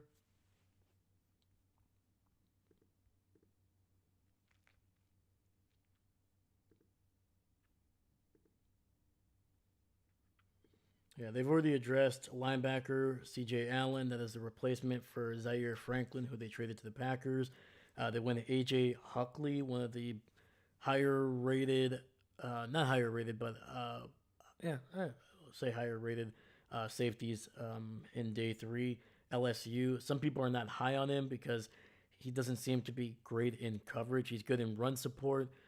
He needs to keep his eyes on the quarterback or in the backfield. He doesn't play well when he has to turn his back, which for the most part for a safety, I think you can get away. I think you can avoid that for the most part. But apparently people didn't like his coverage tape. So it's a good tackler though. AJ, he was one of the Packers top 30 picks. I don't know if that meant that they were interested in him or just wanted to make sure that they could write him off in day two.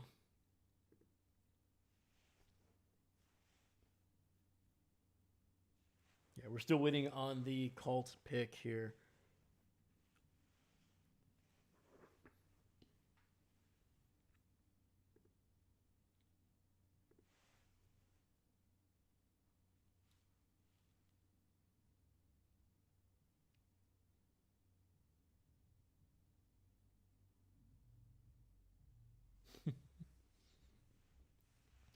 Dude, we got some wild fans, man. I remember when the draft obviously was in Green Bay last year, I had a chance to be kind of like some of these fans that you're seeing that are kind of like standing right at the on the stage, and the prices were more than what I would have liked to spend for that experience because you basically have to stand.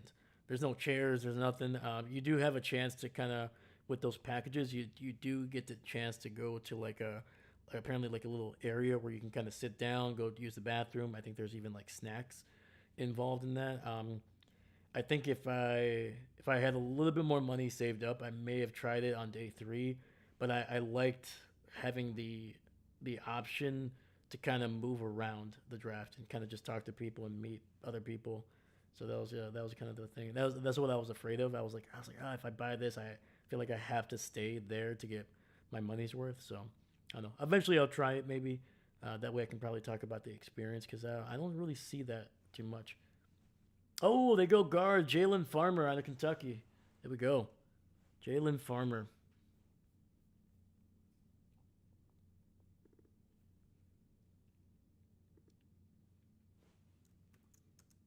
Yeah, 6'4", 315 basically. It's a big man. Big, big, big, big, big, big man.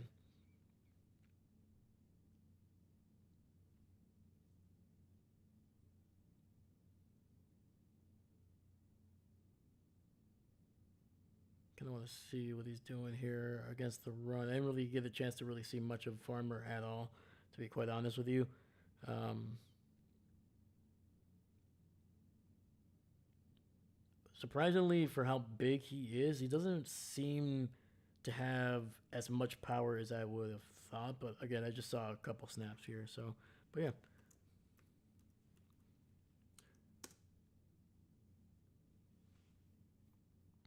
yeah, Indianapolis definitely needed to kind of add some big bodies to that offensive line. They struggled quite a bit, especially after Daniel Jones went down. Once they had a quarterback that wasn't as mobile as Jones, you know, Grandpa Philip Rivers, man, is by no means even when he was young, the guy was not known as a mobile quarterback. He was a statue early in his career, and he was the borderline immovable object this past year for the Colts. Um, and you kind of saw some of the weaknesses that they have at the interior line once Daniel Jones went down. Kind of saw that offense not be able to if the pass wasn't there or the pressure got to the quarterback, the play ended very quickly, very very quickly. All right. So we got the Cowboys back on the board here. All right.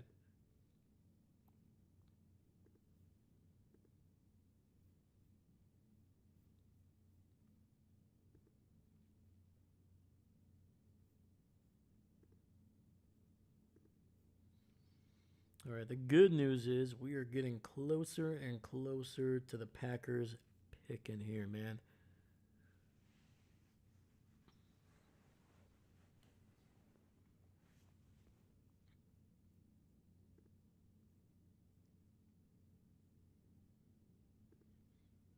All right. So we've already seen the Cowboys pick in this round, and oh, the pick is in, and dang it, dude. It's Devin Moore, the corner out of Florida. He was a player that I wanted the Packers to pick, man. Big, tall corner, man. Good in coverage. Can play zone, can play man, tight coverage, can do it all. Um, he is still, I don't want to say he's raw, but he has obviously some tendencies that kind of get him out of position every once in a while. But he was a guy that I really liked. 6'3", 198. Would have been a great in outside corner for the Packers. It would have given them some options. They probably even could have kicked Brendan Cisse every once in a while inside. Um, but yeah, man, Devin Moore was the guy that I was hoping that he would be able to kind of be drafted by the Packers here in day three, but not going to be the case. It's all right. There's still a few more tall corners that I would like the Packers to take in day three. I feel like they do have to at least double dip in the in this draft because they are thin, very thin at corner. All right, the Ravens were picking, and they already made their pick. Man, they went Elijah Surratt. So hold on, let me catch up here. We got the Buccaneers now on the board. All right, there we go.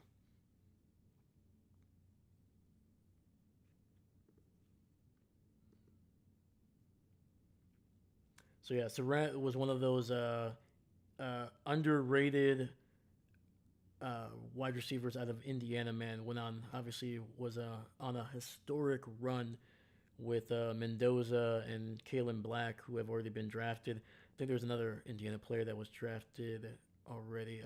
D'Angelo Pons. I think one of their offensive linemen went off the board earlier in day two. But yeah, man, this kid is a really, really solid receiver. Um, kind of reminds me of like a jack of all trades, master of none kind of receiver. He's going to do everything really well. Any route that you can think of, he can run fairly well.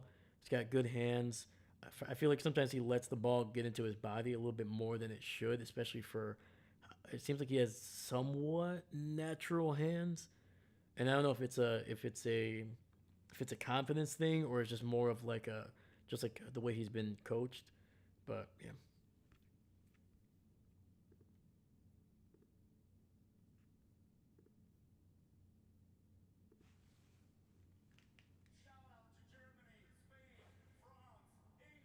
Yeah, man. The Ravens, man. That's their second consecutive wide receiver that they have picked here. They went Jacoby Lane in the third round at US from USC, and they got big. 6'4" Lane, 6'3" Surratt.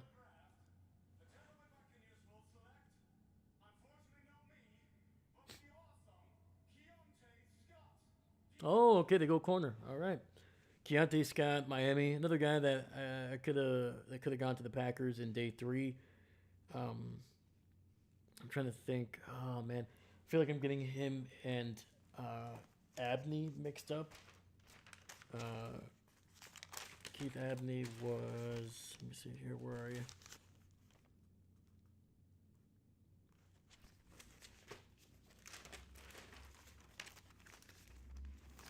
Yeah, I actually had them back to back here. Keontae Scott was my sixth cornerback still available, and this is from day two. Some of these guys have already gone. and then Keith Abney from Arizona State was right behind him. Keith Abney, I saw some of his tape. I think it was the day before the draft. I was looking at some of his tape. Who the heck was he? I'm trying to remember who they were playing. It might have been Baylor. With Abney, even though Scott was the one that drafted, I like Scott a little bit more because he was able to play with a little bit more. Seemed like at least more confidence. He was able to keep his shoulders square to the field, to the quarterback, to the receiver, a lot more. He could kind of flip his hips, either turn his back to the quarterback or turn it to the sidelines to keep his eyes on the quarterback. So he's a little bit more versatile. Abney was a guy that almost immediately, always turned his back to the sidelines because he felt. I don't think he felt comfortable taking his eyes off the quarterback too often. But yeah, Keionte Scott, really solid corner, man. Has the ability to kind of locate the ball when it's in the air, which is always nice. You'd be surprised how often corners don't have that kind of confidence or just don't feel like they can do it without losing the receiver. All right, we got the Chargers on the board here.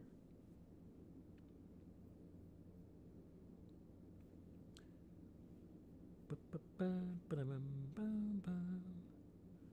cow, man, these picks are coming in hot. Hot, hot, hot.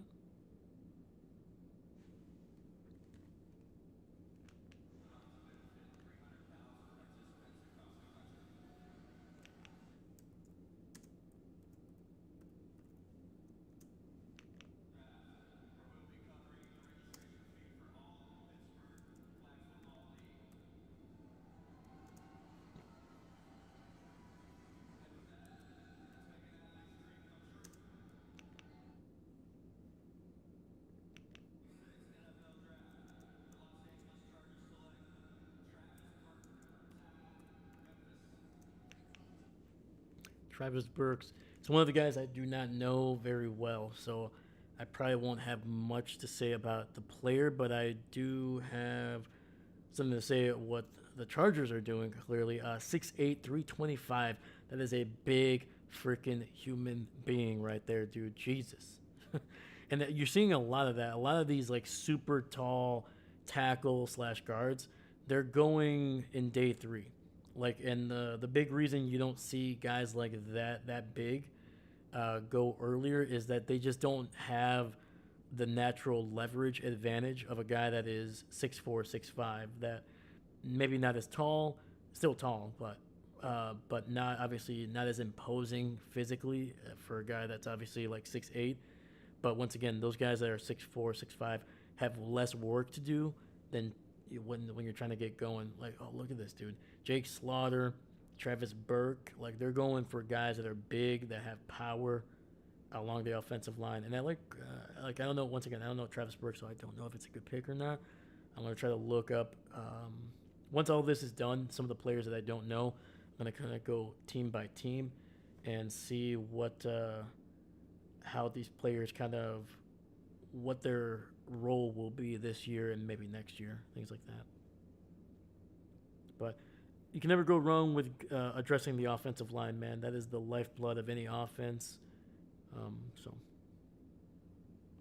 right, the Lions are on the board. Let me get them going here.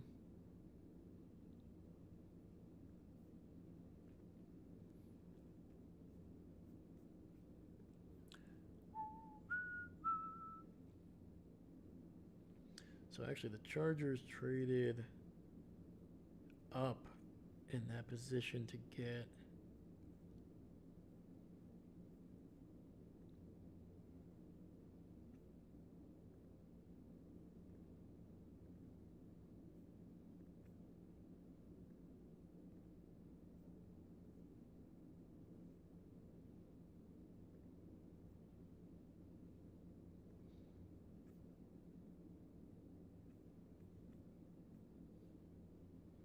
yeah, the Texans traded down from 117 to 123.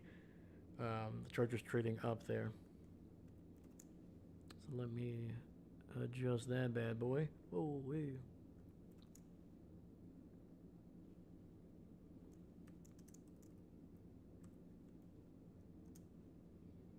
And the pick is in for the Lions. They go linebacker Jim Rolder out of Michigan. Okay. Yeah, Rolder was not on my board for the Packers just because I don't think he had a really high athletic score. So it really wasn't a guy that I was. And I feel like the Packers are maybe avoiding Michigan linebackers just for a little bit. Just for a little bit. So there you go. I mean, the Lions always seem to find those diamonds in the rough, especially at the linebacker position. So not too surprising. And it looks like Jacksonville has traded up in front of the Packers. They trade with the Carolina Panthers. The Panthers move. Where the heck? The Panthers moved down from 119 to 124. So moving down 1, 2, 3, 4, 5, 6 spots there.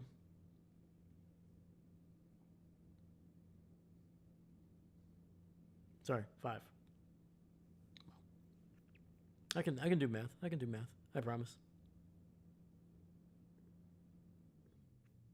All right, let's get the Jags on the board here. And after that, man, it'll be the Packers unless they trade down.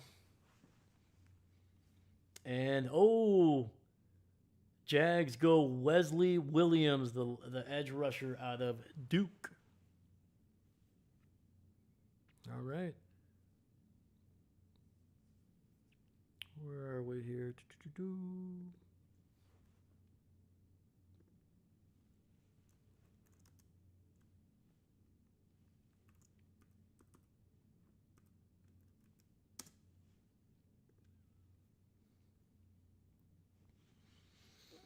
Yeah, man. Let me see. Wesley, what is he?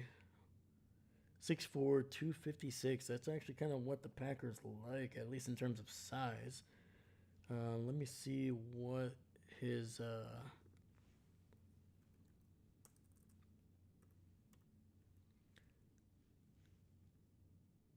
Let me see what his.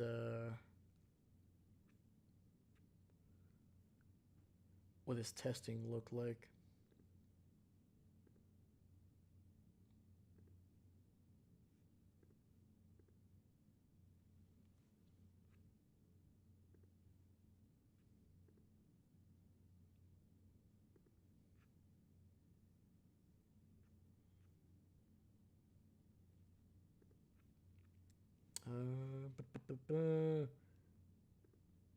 So he didn't test. He didn't test super well. Had a 7.49 Ross score. 6'4", 82 percentile. Weight is about average. His handling, hand size, I don't really care. Arm length, only the 15th percentile, so just under 32 inches. His 40 time just barely under 490, so 4.89, so not super fast. A little bit of a poor score there, even for an edge rusher. Vertical leap, average. Broad jump, average, which is typically where the Packers really look at. I feel like the broad jump and arm size, as well as a little bit of the verticals where they like to go. Oh, Packers pick is in.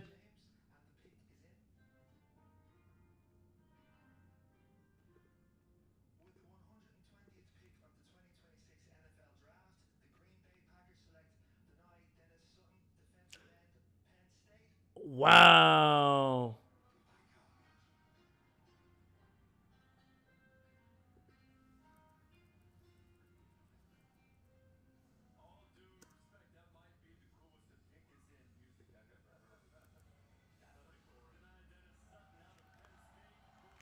All right, man. The Packers. This kid, dude, 22 and a half sacks throughout his career. That is the second most of anybody in Penn State's history over the last 25 years. Yes, even more than Micah Parsons. Only Abdul Carter, a guy that was a first round pick not too long ago. This guy is this guy is like most Penn State edge rushers, crazy athletic.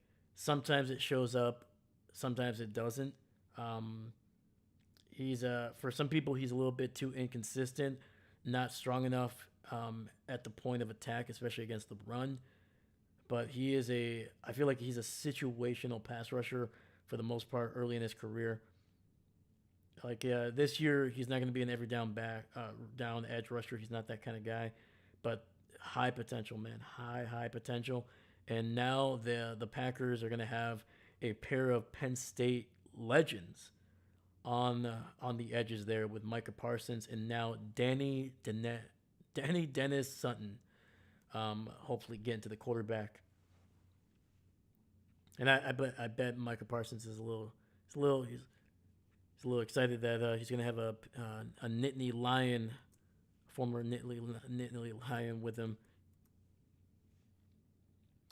Sorry, let me do some work here because unfortunately the scroll at the top is about to disappear if I add Sutton's long freaking name here.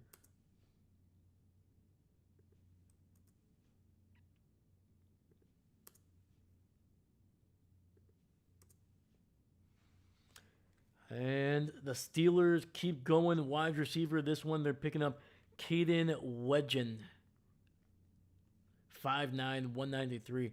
Another small receiver for the Steelers. Okay.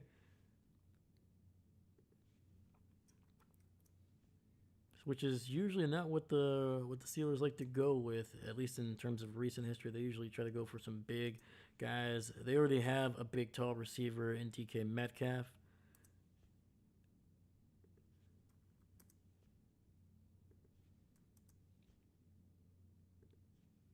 So very interesting. So I feel like the Packers they felt like a need to address the edge rusher before it was too late. I do believe that um, Sutton is kind of a guy that is has a decent ceiling. I know some people don't were not high on him, but for the fourth round pick, I think it's not bad. Some people had him going in the third to the Packers, but yeah. Um, so I don't know. I think it's solid.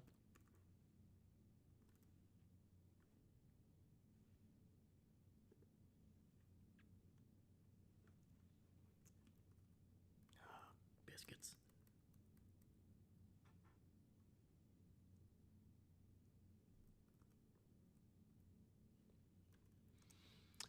Let me see here. Can I do something?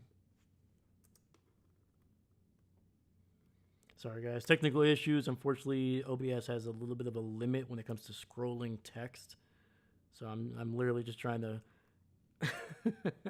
just trying to buy space, basically.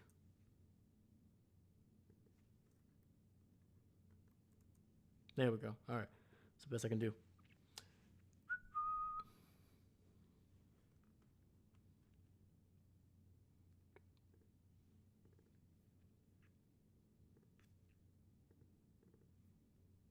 All right. Luckily, we're in a commercial break, so we're not missing too much here. The Raiders are on the clock. Let me get them on the clock here first. Get the Packers out of here. So far, I'm happy, man. The Packers seem to be addressing need more than normal. I think in even obviously for sure in the Ted Thompson era, they were almost exclusively best player available. And then with Goody, I feel like as time has gone on, he has gotten. I don't want to say gotten away with that because last year it was almost all uh, about value instead of addressing some of the bigger needs, corner, defensive tackle, things like that. And I think this year, I think Goody knows that he has to address the some of the biggest needs for the Packers, just to make sure that there isn't any of that situation where you're just one injury away from losing, basically being having a position like corner, edge rusher being a liability instead of your strength. So Yeah.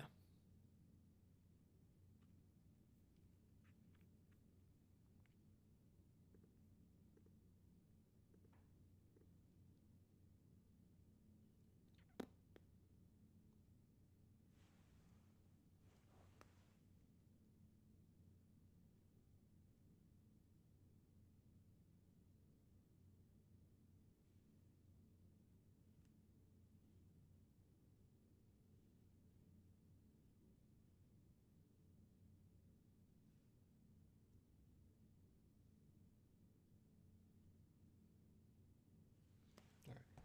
There we go.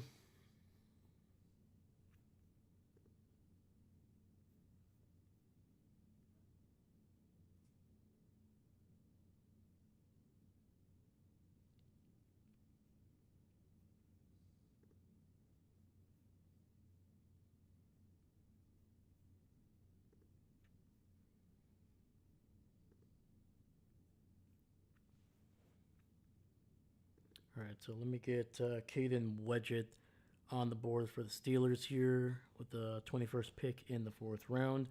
Like I said, 5'9", 193, somewhat surprisingly a little bit heavier than like you look at what receiver that I was just talking about earlier in this draft. Where is he? Where is he? Where is he? Brennan Thomas, who 5'9", same height as Wedgett, but nearly 30 pounds lighter. Um, yeah.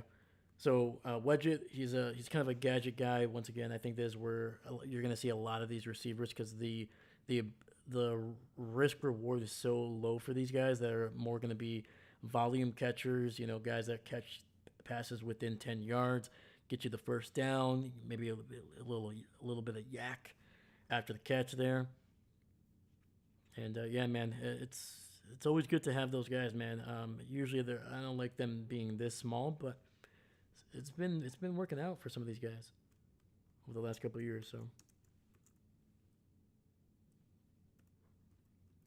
and I think I've been saying this last name wrong. Wedgen, Wedgen, Wedgen. Oh my god, I really love this lady. This Raiders lady. She's awesome.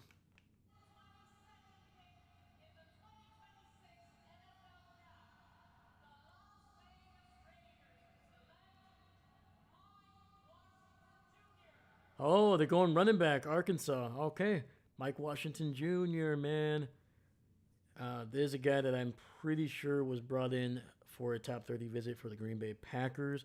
Surprised they didn't take him in the fourth, but I felt like I feel like the Packers knew that the edge rushers were running low, at least edge rushers that they wanted. And the Raiders trading up for this pick here. Actually, they traded with Atlanta, and I'll see where Atlanta went down to. The Falcons, wow, they went down pretty far. So the Falcons go from 122 to 134, dropping 12 spots to probably pick up some extra value. Because they didn't have a first round pick coming into this draft because they traded that last year to pick up an extra edge rusher in the first round, and it might have been the guy that is gonna probably be arrested and might serve some jail time. But yeah, dude, look at the Raiders, dude. Holy crap!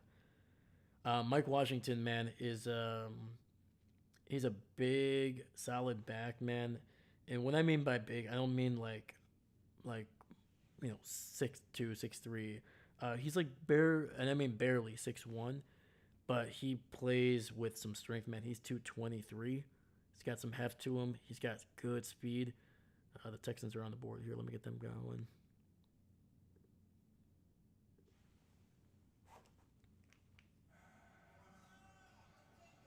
Wade Woodzan, Wade Woodaz, linebacker out of Clemson. So I do not know much of this guy. I didn't really see this kid um, getting drafted often. I feel like he was like a sixth or seventh round draft pick in the mock drafts I was doing. So, but the Texans like something about this kid, and immediately off the bat, I feel like this is a. I don't want to say it's a special teams thing because he's kind of skinny, man. He's kind of a.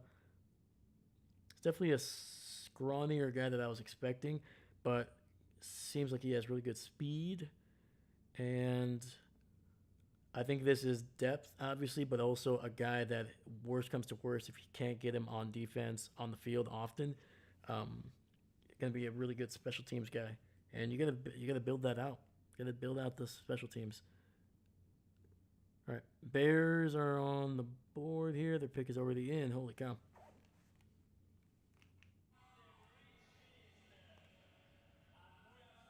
Another announcer for the Bears that continues to talk about the Packers.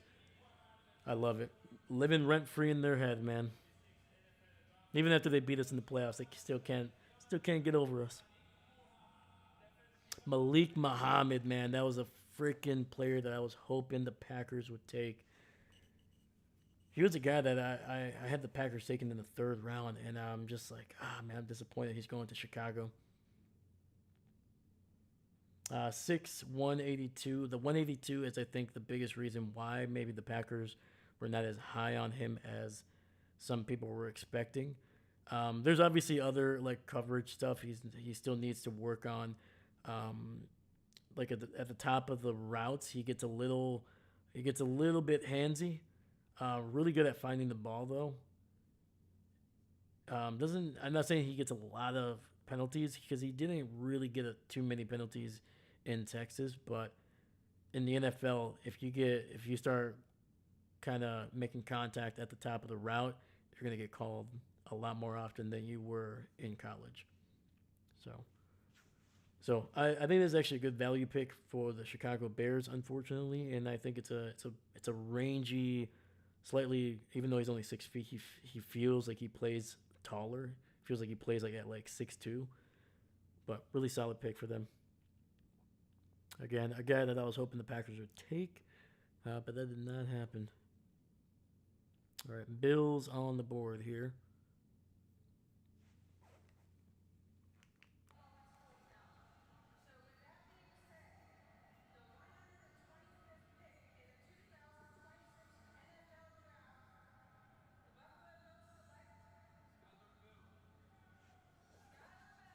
Skyler Bell. Okay, Skyler Bell. UConn wide receiver who I feel like was projected to go a little bit sooner than this. Um, yeah, 5'11", 192.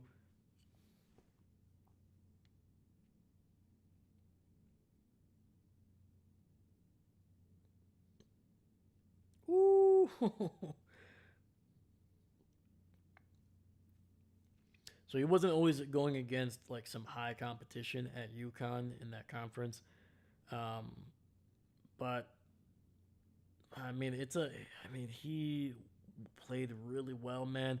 I remember I heard some people were calling him a guy that is think of, and I don't think he has this. Well, he might have the ceiling. I don't know.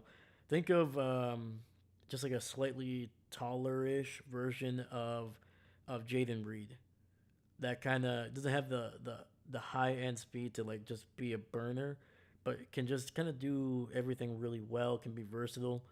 Um, yeah, so it's a good pick. It's a good pick for the Buffalo Bills there, and they got back to back picks. Man, holy cow! I like the pick there. Skylar Bell is a really good one.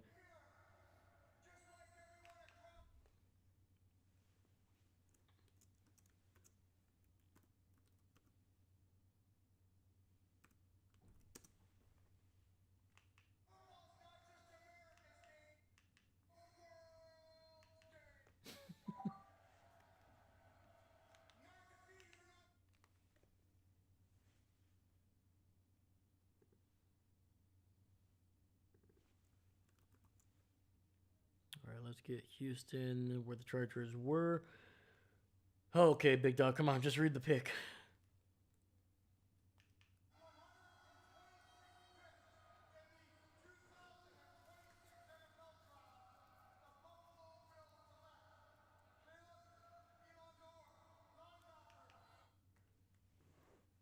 Okay, not a guy that I know much of anything about.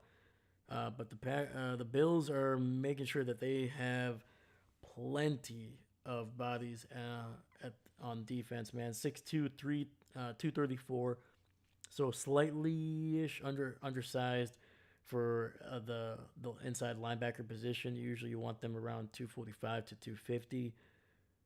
But it just depends on what they're going to use him for.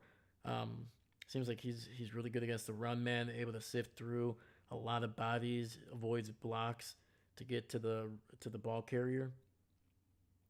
So yeah,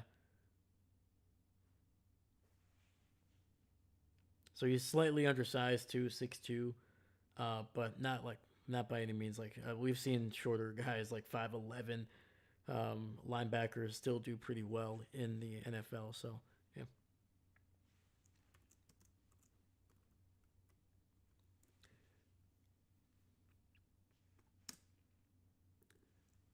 All right, so Chicago did actually trade up with Jacksonville at 224 to get Malik Muhammad.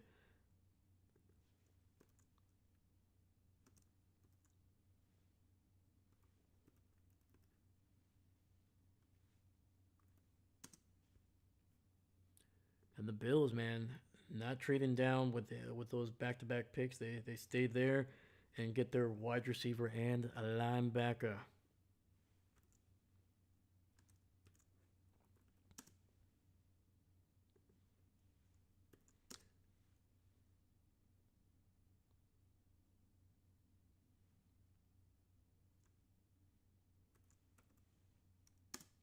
There we go.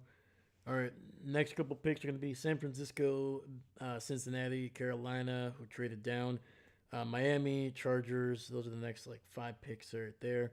We'll see if they stay where they are or they continue to move down. Yeah, we're about a little over midway through the fourth quarter here. We're at pick 27. We got 40 picks in this round. So, yeah.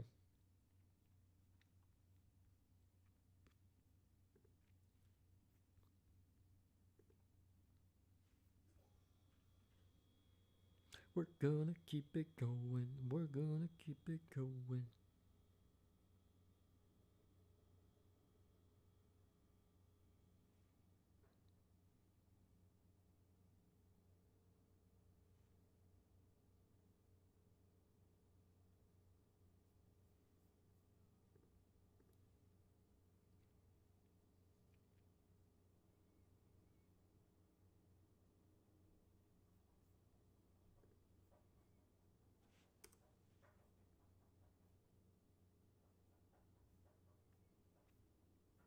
Sorry, I'm trying to look up.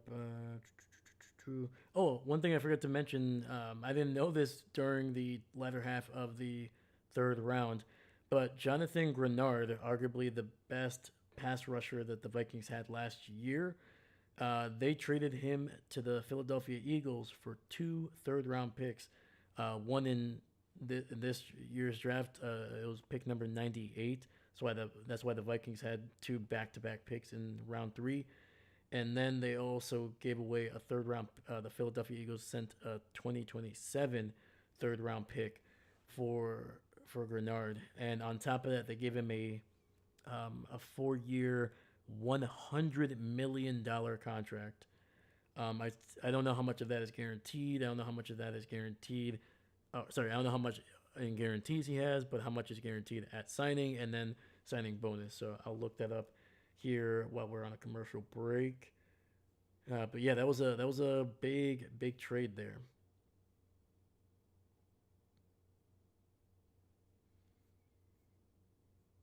Yeah, a lot of fans are not happy, especially Minnesota fans who felt that Grenard was has been one of the best picks that they have, best players that they have had in a while. Man, just an absolute, just destroys offensive drives, man. So I mean, they got two second day round picks, and but yeah, man, it's tough to swallow when you have one of the better pass rushers. But I think Grenard is 28, going to be 29.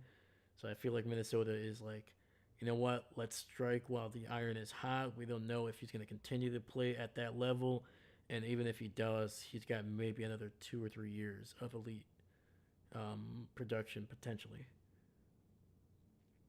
So, and plus Minnesota had a lot of holes, a lot of holes. Offensive line, they needed that secondary to get a little bit better. Corner, safety. They probably needed to add at least a receiver to to what they had. They ended up losing uh, Naylor this offseason in free agency, so they needed to pick up a solid number 2, 3 receiver there. So, and of course, they don't have a true long term answer at quarterback. Unless JJ McCarthy has a an incredible offseason. So.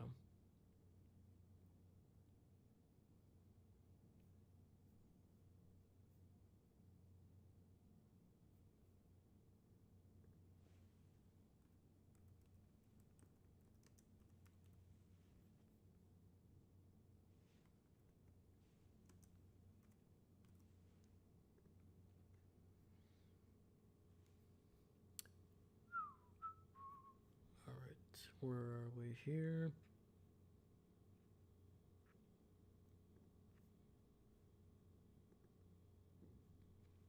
All right, the 49ers went Carver Willis, offensive lineman out of Washington.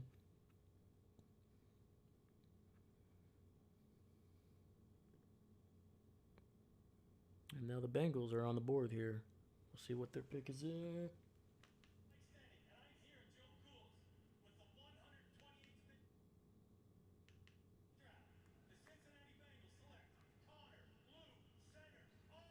Hmm. Okay. Connor Lou.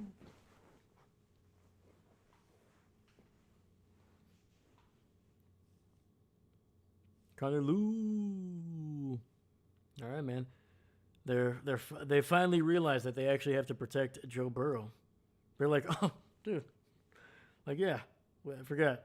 We every other year we lose our franchise Hall of Fame quarterback for 2 months minimum, and we end up sucking more than usual. We should probably protect him.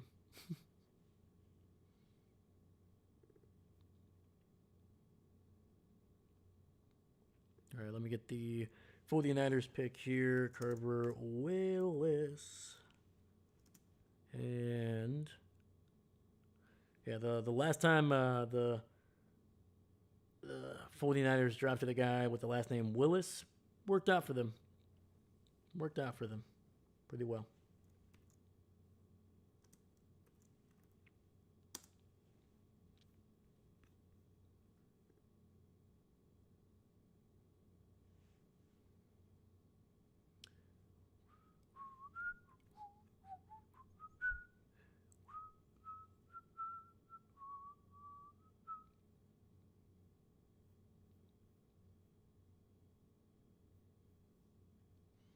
All right, Carolina, who traded down, is going to make their pick here.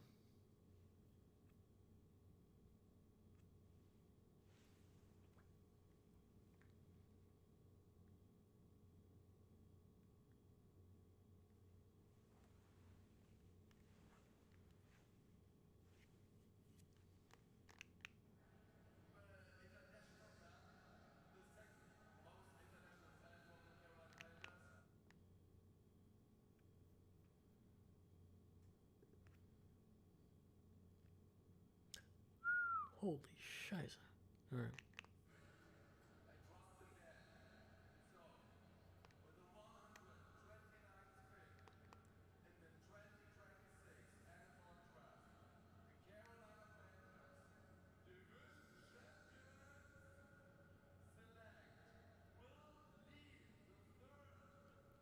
Another corner going off the board, and Will Lee was a guy that the Packers were high on, man. Texas A&M, another Aggie off the board, dude. Yeah, Lee 6'1" and some change, 189, basically kind of what the basically smack dab in the middle of what the Packers have drafted and started. at corner. Perfect height, perfect weight. Maybe the weight thing, you probably had to go to like 192 to be like right there in the medium of what the Packers have drafted over the last 7 years. But yeah, man, I like this kid, man. I was hoping he would fall. I was hoping they would pick him in the freaking fourth round here, but that did not happen, man. Look at what the Panthers have done. Monroe Freeling, Lee Hunter, arguably one of the top tackles, defensive tackles in this draft, by far top three for sure. Chris Brazel, one of the highest ceiling receivers in this draft, with some of the biggest potential there. An actual a guy that from Tennessee, a receiver from Tennessee that actually might finally hit the ceiling that so many people have projected them, unlike in the past where they seem to just disappear once they get drafted. And then Will Lee the third, another guy with some really good, solid potential. Texas A&M played a lot of good football against some really good competition, and yeah, unfortunately, not going to the Packers. It would have been great to have him, man. But yeah, Carolina having a good draft, having a good draft.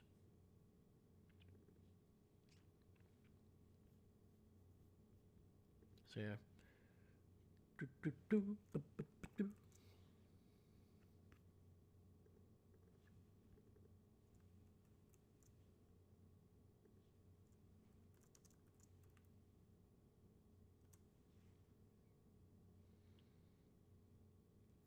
And then we got Miami already got their pick in, and they went quick. They must have liked this player a lot. Trey Moore, 6'2", 243, so an undersized edge rusher out of Texas.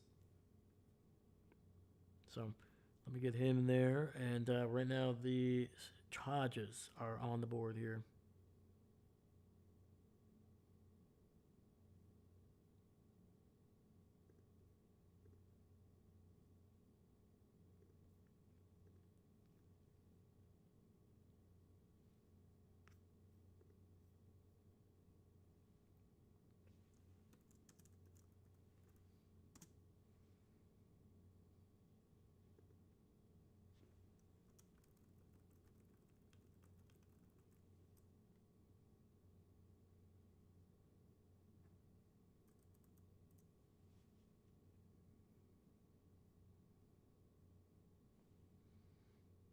All right, and it looks like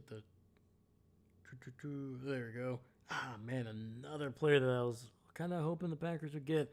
The Chargers go safety, Arizona safety, Genesis Smith.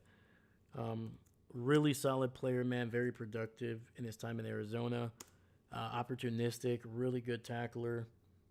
Um, really solid in coverage, but is one of those guys that probably will play better at the strong safety position, where you're kind of you're a little bit you're gonna have times where you're gonna be closer to the line of scrimmage. We're gonna be playing the run a little bit more. But yeah, man, really solid. 6'2", 202. Feels like he's a little bit bigger, at least in terms of like just the way he tackles. Man, he's a physical guy, so really good. Yeah, right here. ESPN says Smith does a good job of sifting through congestion in front of him and locating the ball carrier. Exactly what I saw when I saw some of his tape. Really good guy, really good player, man. It would have been great for honestly almost any kind of secondary, because he's solid in coverage. He's really good at being aggressive. Really smart player. Doesn't get caught too often looking at the quarterback or kind of looking into the backfield. Um, Seems like fairly disciplined for the most part, but he's just kind of slightly. Um, I don't want to say physically limited, but his potential is probably not as high as some of the guys that going in front of him. But look at the tape, man. Just the pursuit, like a heat-seeking missile, man. Look at that drive to the ball, picks it off. Just a freaking good job, man. And he read that too. He was telling the corner, "Hey, stay outside. I got him inside. If he goes across, if he does that kind of little bit of a deep crossing route, a deep dig route." So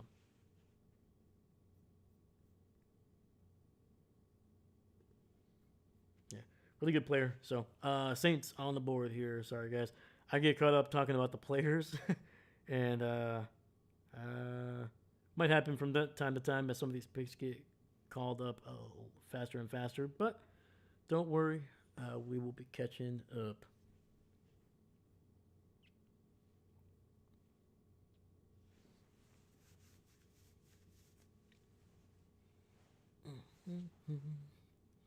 So cannot believe Cade Klubnik going to the Jets, man.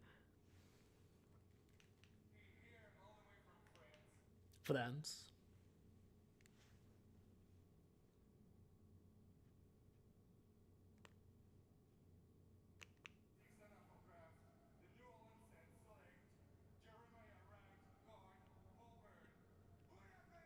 Jeremiah Wright. Okay. Jeremiah Wright. Yeah, I think that's the second Auburn offensive lineman that's gone. Yeah. Connor Lew, his teammate at Auburn, the center, went to the Bengals just a few picks ago, just 5 picks earlier. So yeah, we're starting to see. I feel like we've seen a lot of Auburn players taken in this round. Am I crazy, or is that just the second guy? No, I'm just crazy. Second guy. Anyway, don't know much about Jeremiah Wright. He wasn't really a guy that I saw the Packers taking. Um, for sure, not at 4. Probably somewhere in the 5th, maybe. But just a big human being, big SEC guy. Definitely a guard. Doesn't really have the versatility to potentially be on the outside at any point. He's a pure guard, so it's not bad. At least you know what he's going to be good at. All right. Ravens on the board here. On the clock, I should say.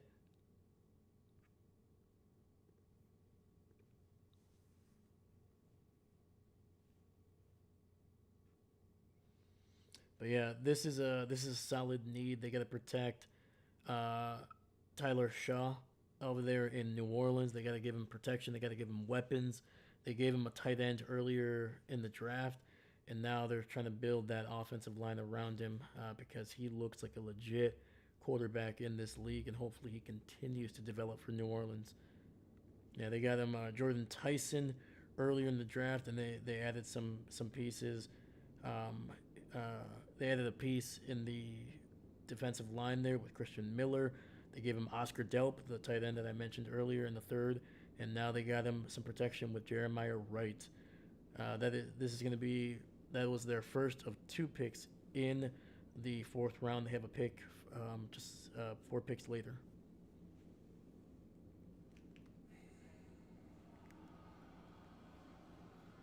All right, pick is going to be in here for the Ravens.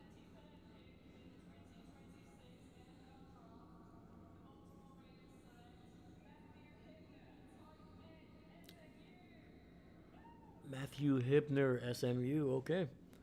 Uh, don't know. Don't know anything about Hibner, man. I'm not gonna lie. He was not a guy that I saw often when I was doing some mock drafts for the Packers. But seems like he has like a good size, 6'4.5", 251. Let's just see here. Like if I know anything about SMU, he's probably gonna be pretty fast. Let's see. Let's see. Holy Jesus! One handing that bad boy. Okay. Actually, he might have been a guy that could have been in the Matt LaFleur system here, man. Sometimes he lines up in the backfield, kind of like a H back. Ooh. Some deep shots, man. Some deep shots. Look at that tape against Pitt right there. That's hilarious. A future Raven tight end, absolutely destroying uh, the Pitt program with a long touchdown right up the gut. They'll love that in Pittsburgh.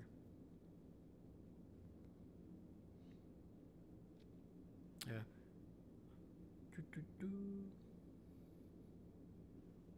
All right. Falcons on the clock here. Let's get them going here. From one bird to another.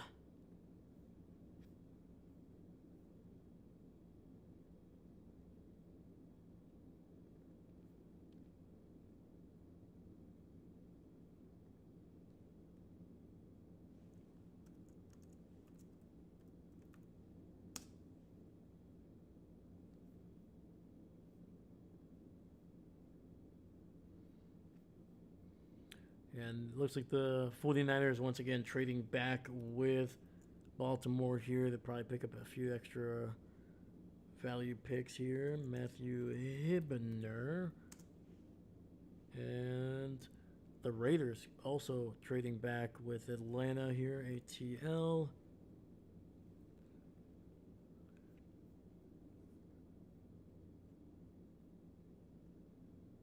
right, let's look at the Atlanta Falcons. So D tackle is still a need. They're probably not going to have some of. They're probably not going to get too many opportunities to address that if they don't pick one here. Linebacker, I feel like you can still find some quality linebackers later on. Even they do have two 6th-round draft picks and one in the 7th. So maybe they trade up both of those 6th-rounders to move up in the 5th, and maybe select a guy that they really want. But and an offensive line. So far, they've only had 2 picks: one the second, one the third. Corner, wide receiver, they went.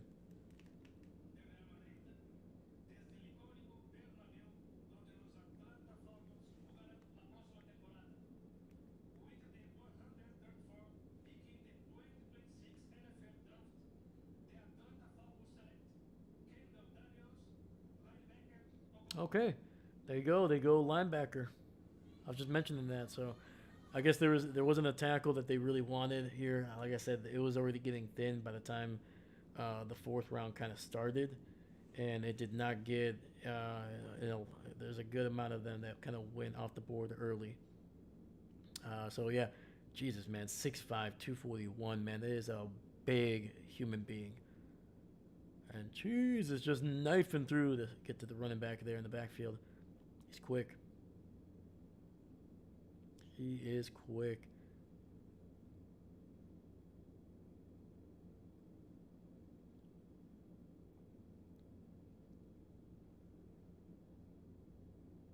All right, was able to read that play out against Ole Miss. All right.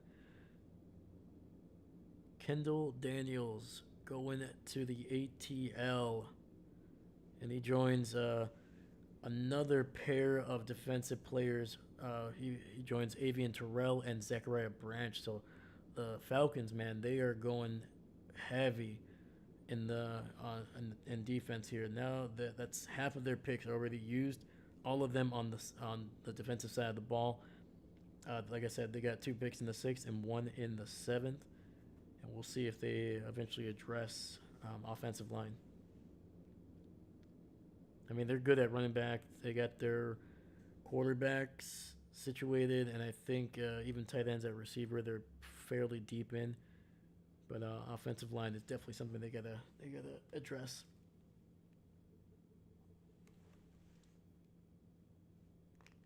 Oh,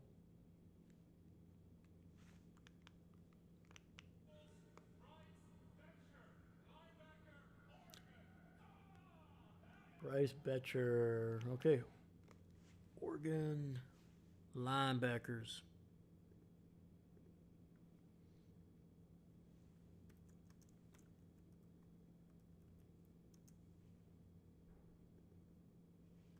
All right. The Colts double dipping at linebacker.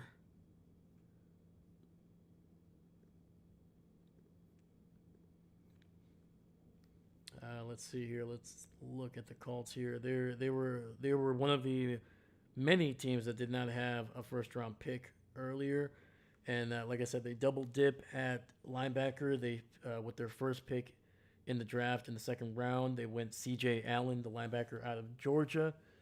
They went with sorry. They went with AJ Hockley, the safety out of LSU. So far they're kind of going with the 2-letter 2-letter first names there. But then earlier in this draft, they went Jalen Farmer, addressing the interior line, which is big need for them. And then double dipping, like I said, at linebacker with Bryce Bocher from Oregon. So making sure that they kind of keep that depth there. They got a little bit thin, especially with some of the injuries that they had at linebacker. And like I said, they traded away their starter Zaire Franklin to the Packers, so they needed to make sure that they had a starter, C.J. Allen, and now they'll have a little bit of a developmental guy that can probably contribute right away um, on special teams. And it seems like Oregon, at least the linebackers, they haven't developed into great players, but they're solid. They're usually solid technique wise, and then they tend to do pretty well in special teams. So, you know, there's nothing wrong with making sure that your special teams has a guy that can kind of wrap up, bang, and is also pretty smart. Because I think Boucher in Oregon, was he the guy with the red dot, the green dot? Let me double check.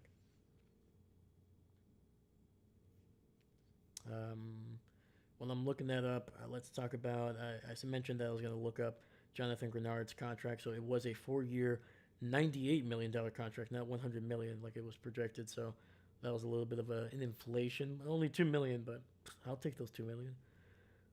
That does include 50 million guaranteed. Man, that is a wild, wild amount of guaranteed money. It does come with a base salary of just over 18 million and a workout bonus of 100,000. And his cap hit for his first year is going to be nearly $19 million. So, yeah. And like I said, I couldn't remember if he was going to be 28 or 29 this year. He's going to be 29 in a month. Yeah, in May 25th, he's going to turn 29. So, it's kind of getting into that area that where you got to start to see that if he's going to continue to, I don't want to say ascend, but if he's going to be able to continue to maintain his play from the last year or two. So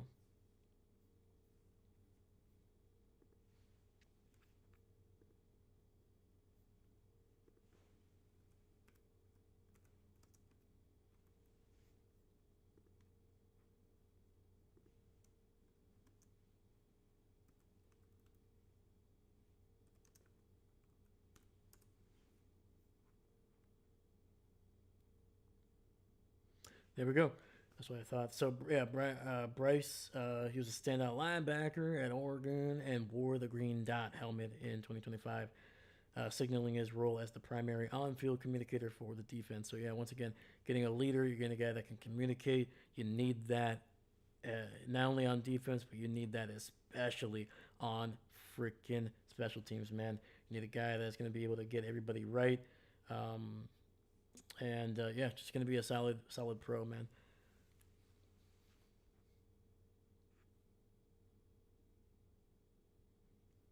Oh, he was actually a safety when he started out in college. Yeah, transitioned from safety to linebacker.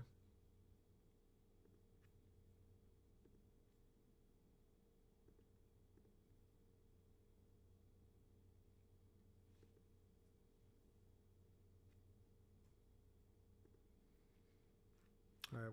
Oh, sorry. Let me get the Saints on the board here. Sorry about that, guys.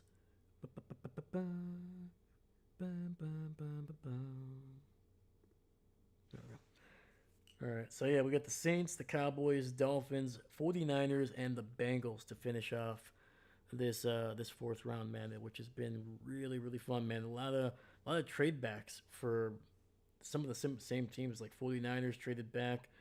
Um, Dolphins traded back, I'm pretty sure, and I think who else traded back? Carolina traded back. So yeah, a lot of trade backs. So I think people are just trying to add value as they see some of these guys continuing to fall into the fifth round. I was hoping the Packers would trade down because I feel like there's a lot of guys that they can get in the fifth round. But they're staying pat, man. They haven't really traded down too often.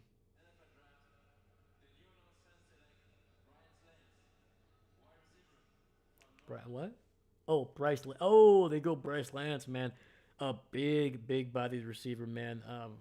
Not only because he was also a Bison, North Dakota State, um, but he has been kind of compared to Christian Watson, who was a little bit taller than he was. I think Christian is like 6'5". I'm pretty sure. Bryce is around 6'3.5". So not significantly smaller by any means, but very similar. Obviously that that Bison offense always seems to find these like tall, rangy, fast as heck receivers. But they especially lately, man, they've been coming through. Guys like this, like that were like 15, 10 years ago, it was like a very low percentage that were developing into like legit threats. Usually after a couple seasons, they would just kind of bounce around the league as like guys that maybe had still that potential, and then it just wouldn't work out.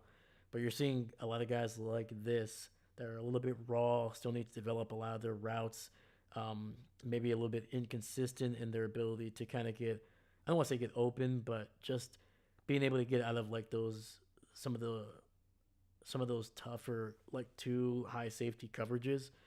Um, but I feel like teams have been doing a lot better, especially some of the teams that are run by offensive coordinators.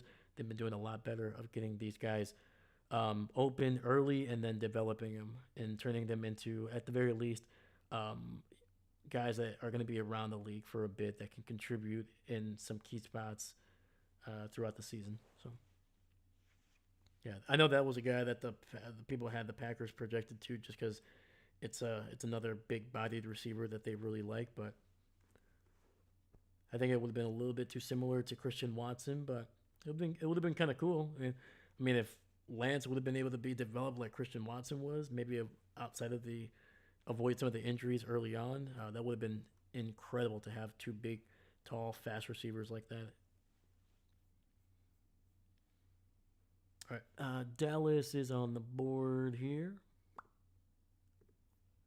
Let's get them going. That pick is already in.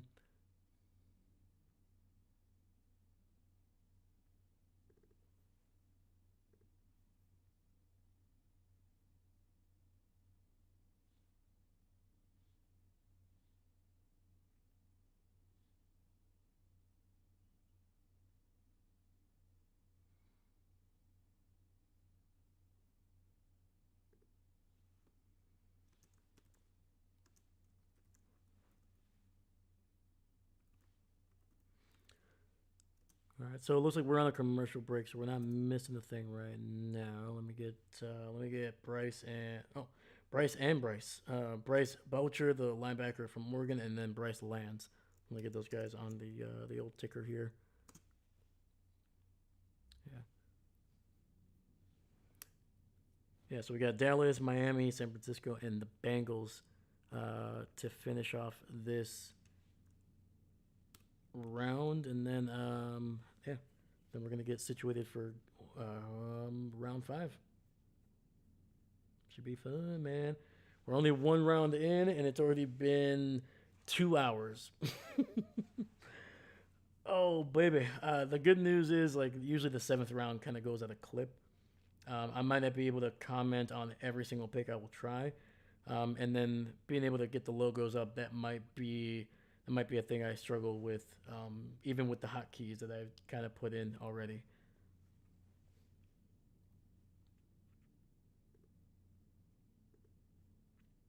But don't worry, man. We're getting there, man. Oh man, dude, I love this. I can't wait to do this next year already.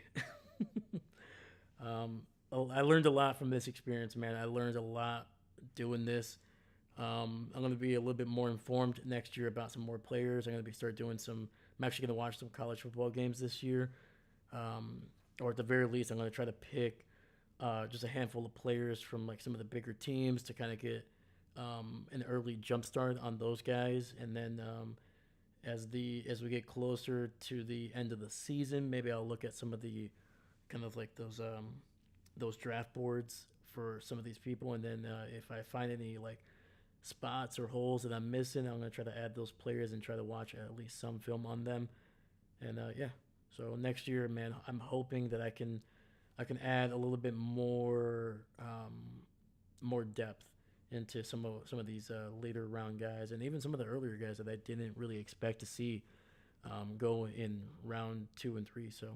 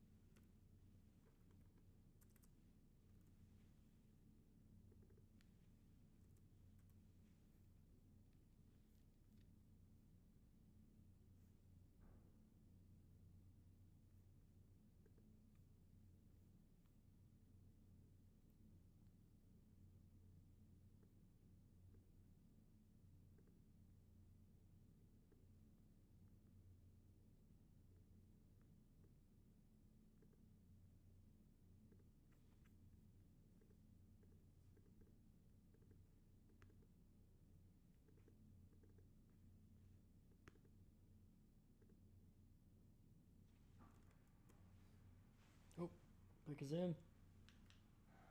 Oh, they go LT Overton, edge rusher out of Alabama. That's a very Jerry Jones pick.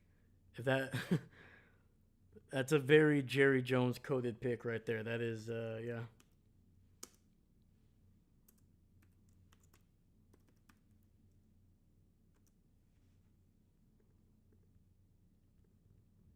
I can already hear Jerry's like, I like this young man's, I like the cut of his jib. They're like, Jerry, but we got other needs. He's like, nah, I like him. What do you like about him? I don't know, man. His first name LT. I remember an LT, and that guy caused me trouble in the '80s. I'll tell you that much. He's like, this guy could be our LT. He could be the Dallas LT.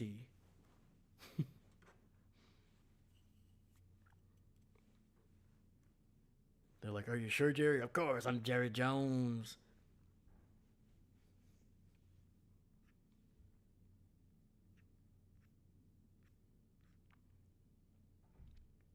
And for some of you guys that are wondering, no, I am not an impressionist. But I felt like I captured the spirit of Jerry Jones in that one. Just a little bit. Just a little bit. All right. Miami.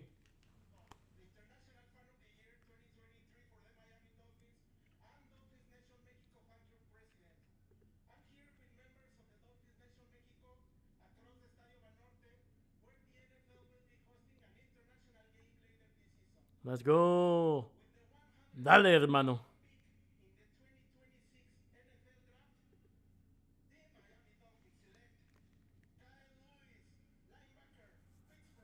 Oh, okay. Kyle Lewis. He's a guy that I marked to the Packers, I think, in the. Might have been the sixth or the fifth round. I traded back a couple times and I picked him up, I'm pretty sure. Um, he's very undersized. Usually not a guy that the Packers go for, but they have drafted a guy like this in the past. He's like I think he's under 6 feet, just under 6 feet, um, and but 220. So like I said, undersized guy. Not going to be a guy that would be starting at any point in his career in Green Bay, I believe. But he's tenacious, man. He's a guy that is just like he's giving you everything, man. He's gonna throw his body around. He's a freaking little missile, and he has some when he hits you, man. Like it's not just a shoulder. He wraps up, which is what I like about him. Especially for smaller guys, you're used to seeing them kind of like I don't want to say get scared, but since they're smaller than some of the tight ends and receivers that they're going to be trying to tackle, and even some running backs, they tend to kind of shoulder hit or kind of hit with their arms there as a way to kind of protect themselves from getting like banged up. But this kid, he likes to be physical. He likes to wrap up, and I think that's going to be a really solid pick for Miami. There, good special teams guy.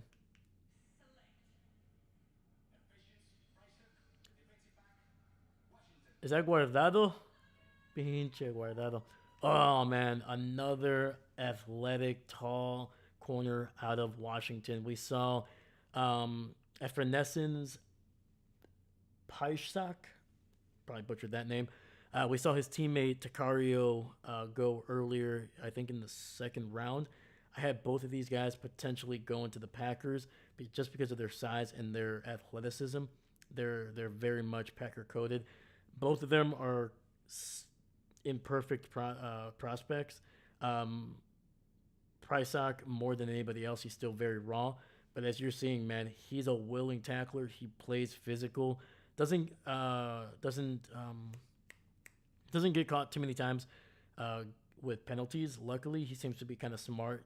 Tends to be like a little bit more um, like he almost plays like a veteran already. Kind of does that little like the little wrap around the hip without necessarily grabbing, but then attacking the ball or the hands of the receiver. So it kind of little cheats a little bit, but sometimes they'll let you get away with that in the NFL. It's not like a full on grab and just panics.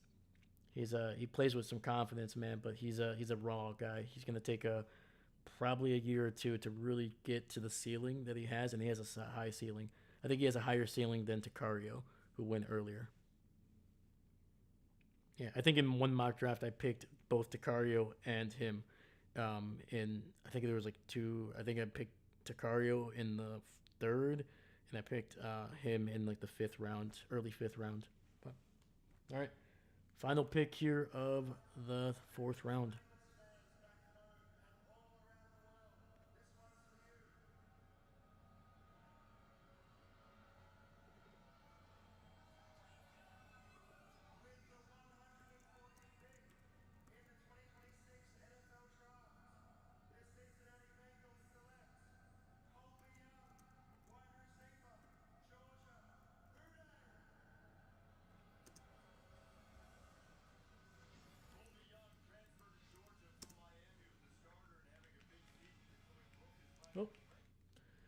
Oh, Kobe Young.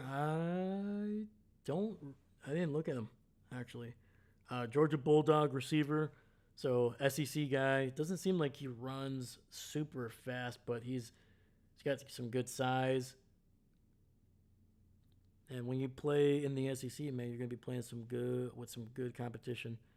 So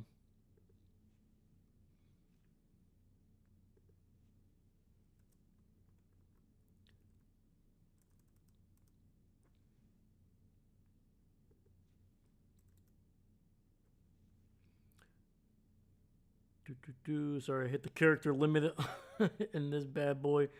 So let me get the final young man here, and then we can move on to the fifth round, which is probably going to start real soon. All right. But yeah, wide receiver Bengals, they needed to add a little bit of depth to that receiving room. Some of their guys that they, outside of their top two receivers, kind of fell off a cliff in terms of their development. So there is Kobe Young. That is the end of the fourth round, and we start in the fifth with the Texans. So let me get them going here.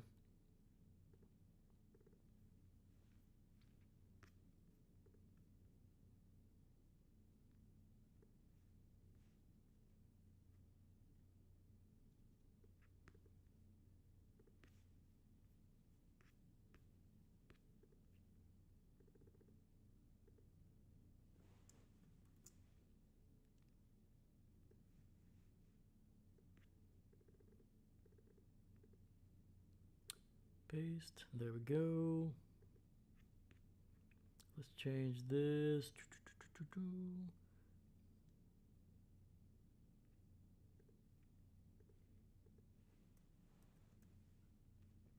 And let's get the Texans on the board.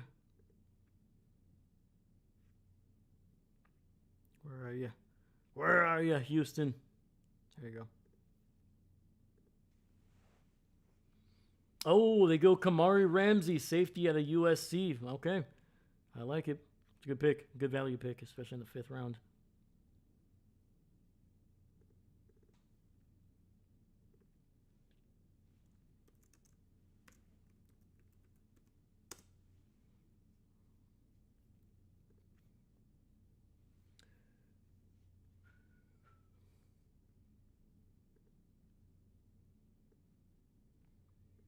All right, we're gonna get a lot of picks in here, man.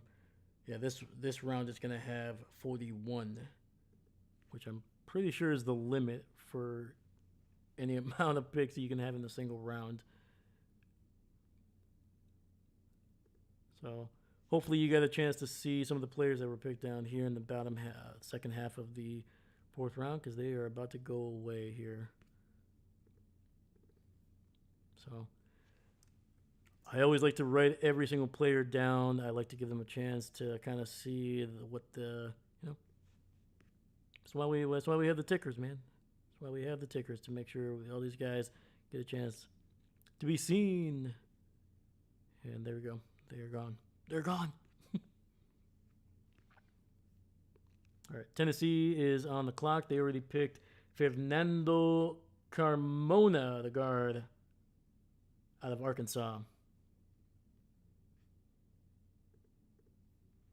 Yeah, these picks are coming in hot right now, man.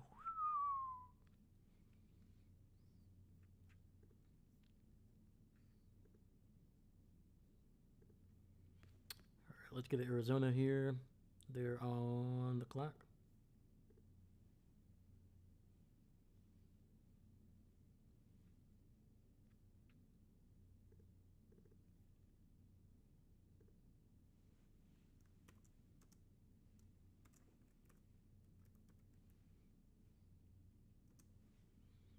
So Kamari Ramsey, really good corner, man.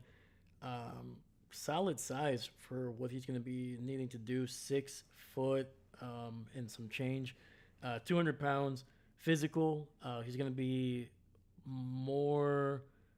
I feel like early on, at the very least, like I don't want to say he's bad in coverage. He's not, but he's going to be more of a what they call like a box corner guy that's going to be kind of along the offensive line, which is really good because the Texans already have some really good safeties, coverage safeties, and they also have some guys that can bang too. But Kamari is going to be that guy that they can kind of put a little bit in the slot, can kind of come down as like a smallish linebacker during like the when they want 5 or even 6 DBs on the field.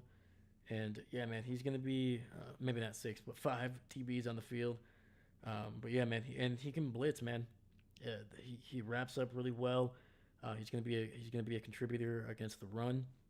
And yeah, it's a good pick, man, especially in the 5th round. I think it is a guy that can develop into a decent rotational guy in your secondary for almost the entire time he's gonna be under contract. And yeah, and he can contribute in special teams. At this point, you're looking for guys that can do a lot. May not be, they're not going to be superstars potentially. That's why they're in the 5th round. But if you can get a guy that can do multiple things in multiple phases of the game, that's value for money right there, man. So, unfortunately, I don't know anything about Fernando Carmona, so I'm not going to pretend to be, you know, I can give you what he looks, what his size is 6'5", 316 out of Arkansas. So he played a lot of big football against some really good competition. Let's see here. Carmona is a 4-year starter. It's a lot of football, dang. On the offensive line between San Jose State and Arkansas. He possesses good build and plays with aggressive demeanor on the guard position. Carmona is light on his feet in pass protection, and he's able to leverage defenders away from the quarterback. When run blocking, he correctly positions himself. So just a smart offensive lineman. Seems like he does things very well, but probably has limitations on how good he is going to be, or at least his potential has limits. So he's either going to be a good rotational depth player for his time in Tennessee, or he can develop into a solid interior lineman. So yeah, good, good, good, good.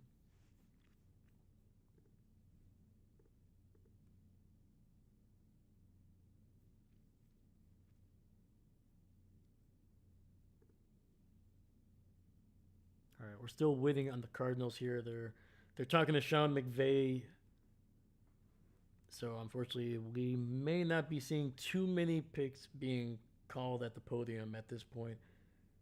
Uh,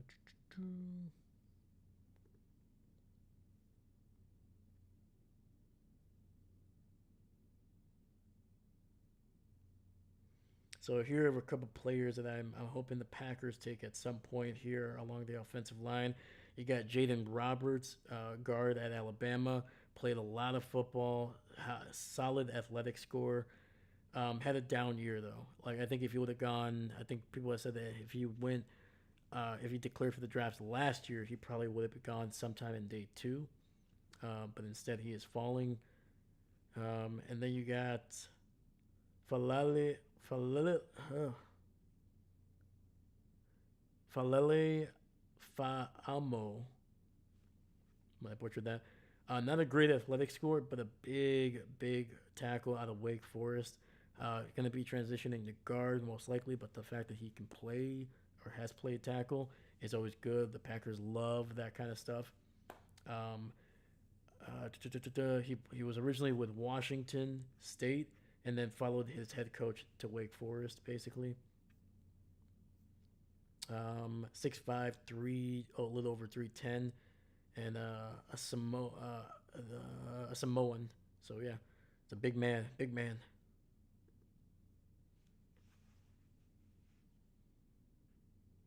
So those are some offensive linemen that I think the Packers could be high on potentially.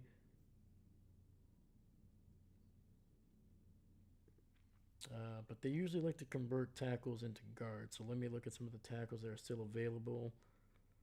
Kristen Lay, I don't think he's gone yet. I haven't seen his name pop up, and he's one of those that I have always been able to pick in my mock drafts in the fifth and sixth round. 6'6", 310, so a little bit taller than what you usually see with the Packers. Usually they like to kind of stay with the 6'3" to 6'5", especially for like guys in tackle at guard. They like to stay 6'4", 6'5".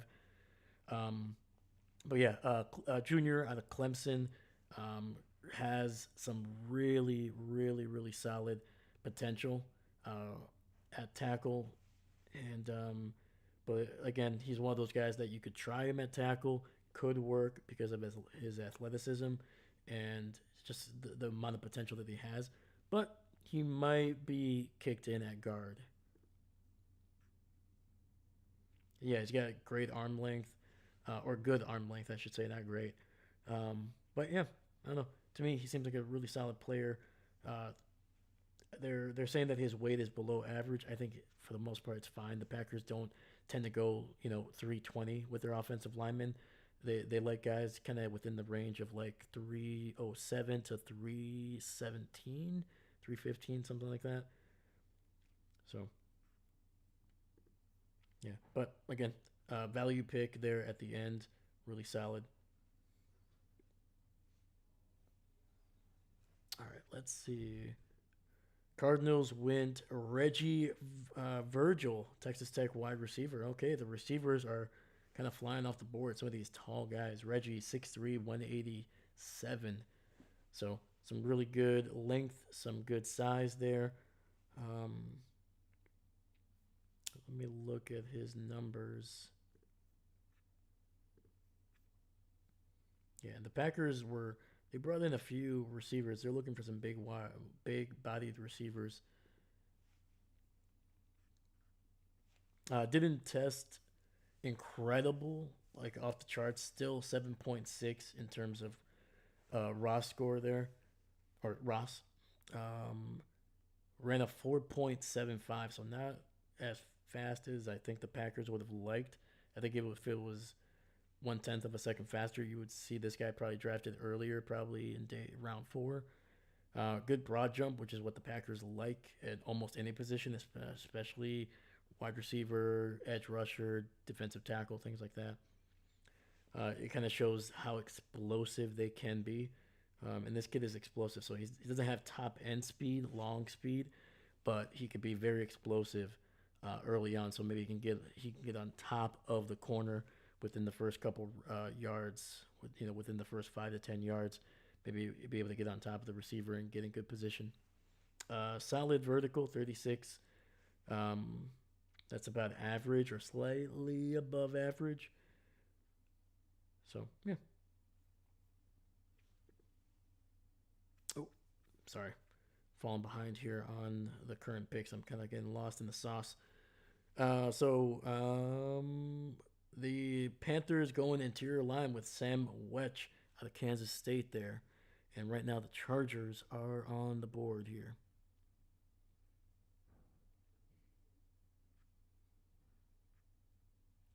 Where are you, Chargers? Come on. There we go.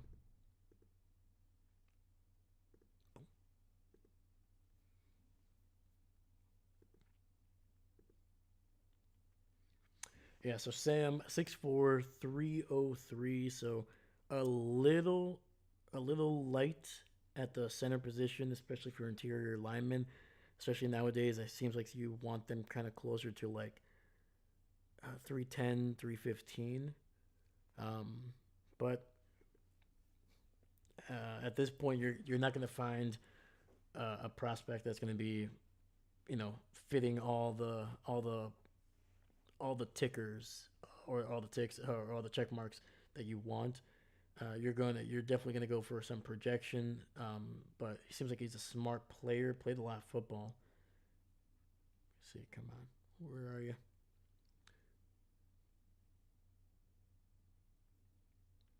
Yeah, and like he was projected to go relatively high, man. His range was anywhere between 36 to 190, and his average, he was projected to be a third round player. So to be able to get him in the fifth, some solid uh, value there. So seems like a solid balanced guy. Probably is they're saying that he's probably best in zone scheme, which is basically what Carolina likes to run. He probably would have been pretty solid for the Packers too.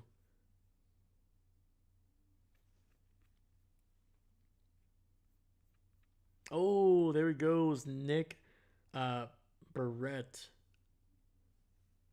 Sorry, Nick Barrett, not Barrett. Barrett. I can read, I promise. 6'3", 312. He was actually a guy that I had the Packers taking every once in a while in the later part of the draft to double dip at defensive tackle. He wasn't. He usually wasn't the only defensive tackle that I took, just because I think he's a strong guy. Doesn't do a whole lot to add to the pass rush, but there is a lot of potential for growth there, though. He does have some tools to be actually able to develop that. But he's a big dude, really strong. Kind of almost like jolts the offensive lineman back with like the first contact, but doesn't always get the drive back. Cleveland is on the board here. Cleveland, this one's for you.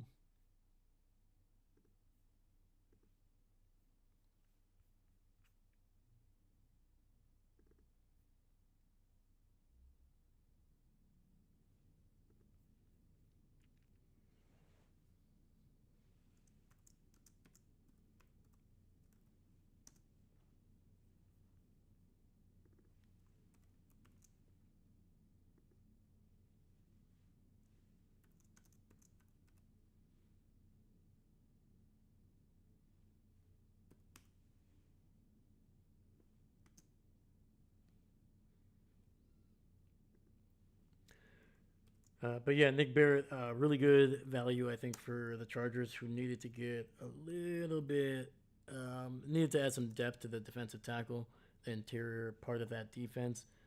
Because weirdly enough, man, even though they were one of the better run defenses for most of the year, I feel like towards the end they were giving up some bigger chunks. But yeah, and oh, okay, Cleveland goes center Alabama, Parker Brasford. Brailsford? 6'2", 289. So very light, very undersized interior lineman slash center. Probably an inch or two shorter than what most people want, and then probably close to like 20 pounds lighter than you would probably want your interior lineman to be. But I don't know much about Parker, but I'll read some of the some of the breakdown here for him in just a second here.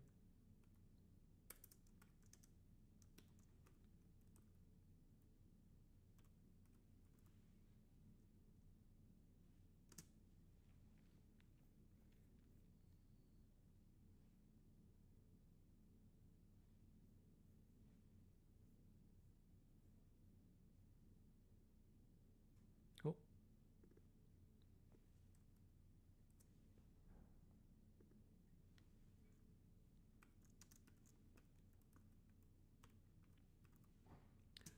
sorry. Cleveland has multiple or had multiple picks, almost like next to each other here.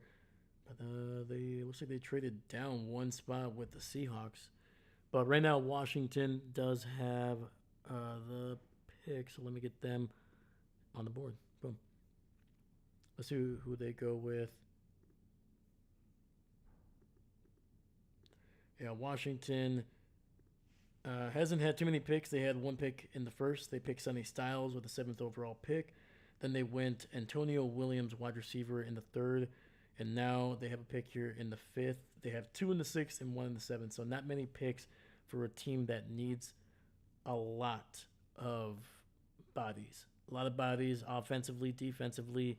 So I'm surprised that they didn't trade down. I would have traded down in the third and see if you can pick up an extra fifth, maybe an extra seventh if you trade down far enough.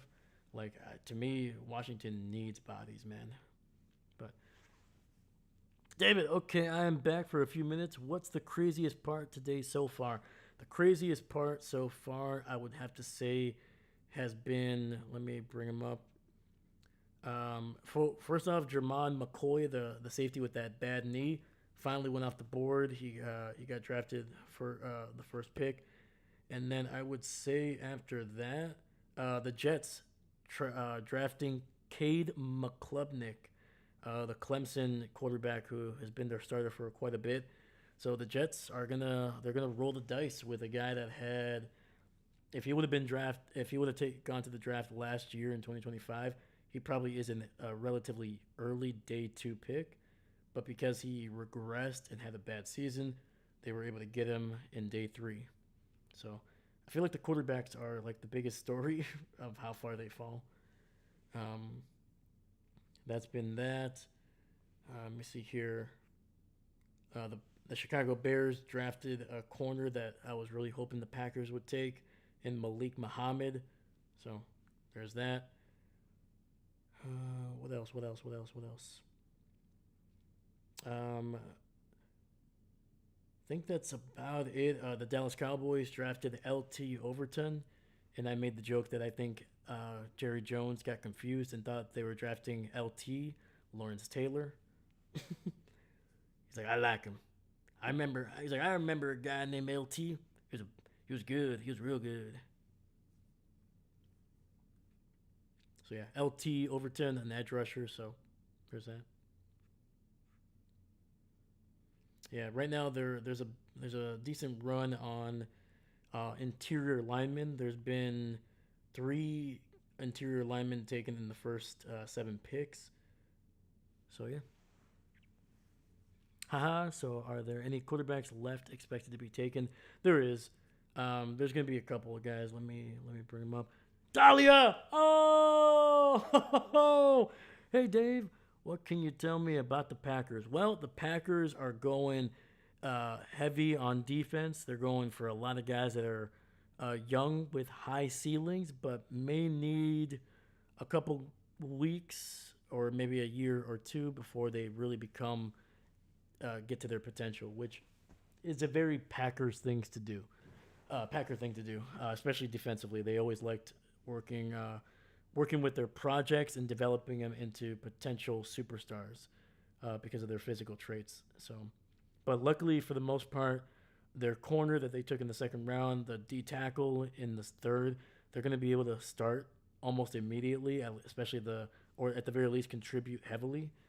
It would not be surprising if by the end of the season, both of those guys are playing a lot of snaps. And then the edge rusher that they took in the fourth round, he's a guy that has a lot of physical traits, very athletic, but is kind of raw. He still needs to kind of build on his pass rush moves to get to the quarterback, but he's a physical freak. And also he's from the same school as Micah Parsons, and he actually had more sacks in college at Penn State than Micah Parsons did. So, yeah, I think Sutton had they said that he had the second most sacks in Penn State in the last 25 years. And the other guys that were either one guy that was ahead of him and the guy that was behind him both went early in the draft. So, potential there. So, yeah. But welcome, Dahlia. Long time no see, man. Hope you're doing well.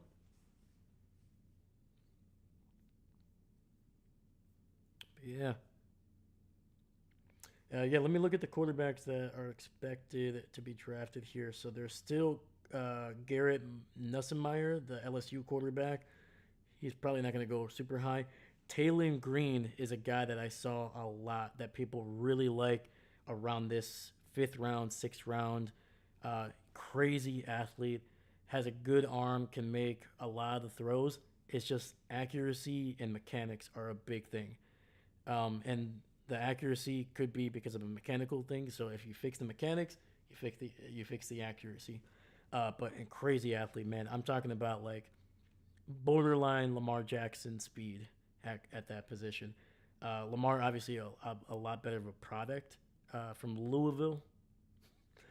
But yeah, Taylon Green out of Arkansas, a very crazy athletic guy, man. So look out for that name. Whoever he goes to, that's gonna be. You can.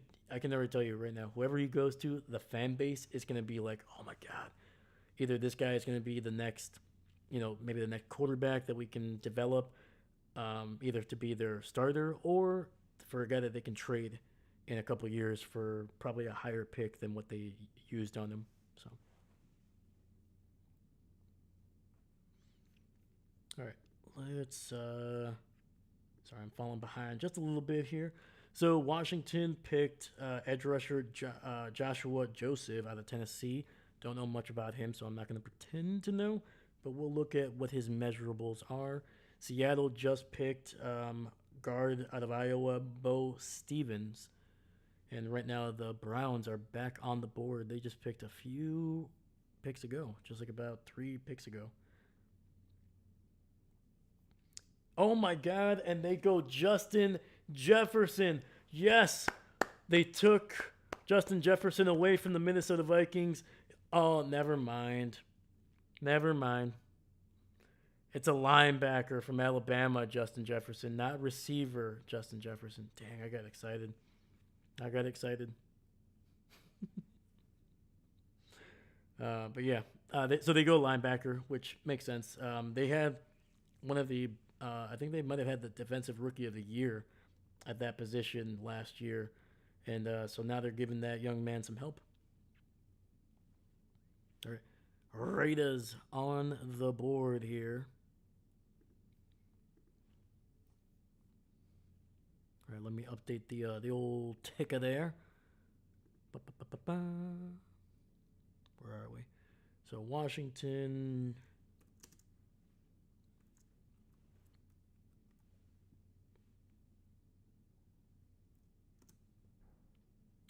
Cleveland. Oh, Cleveland actually traded down, so it's actually the Seahawks who picked at the 8th spot here in the 5th round.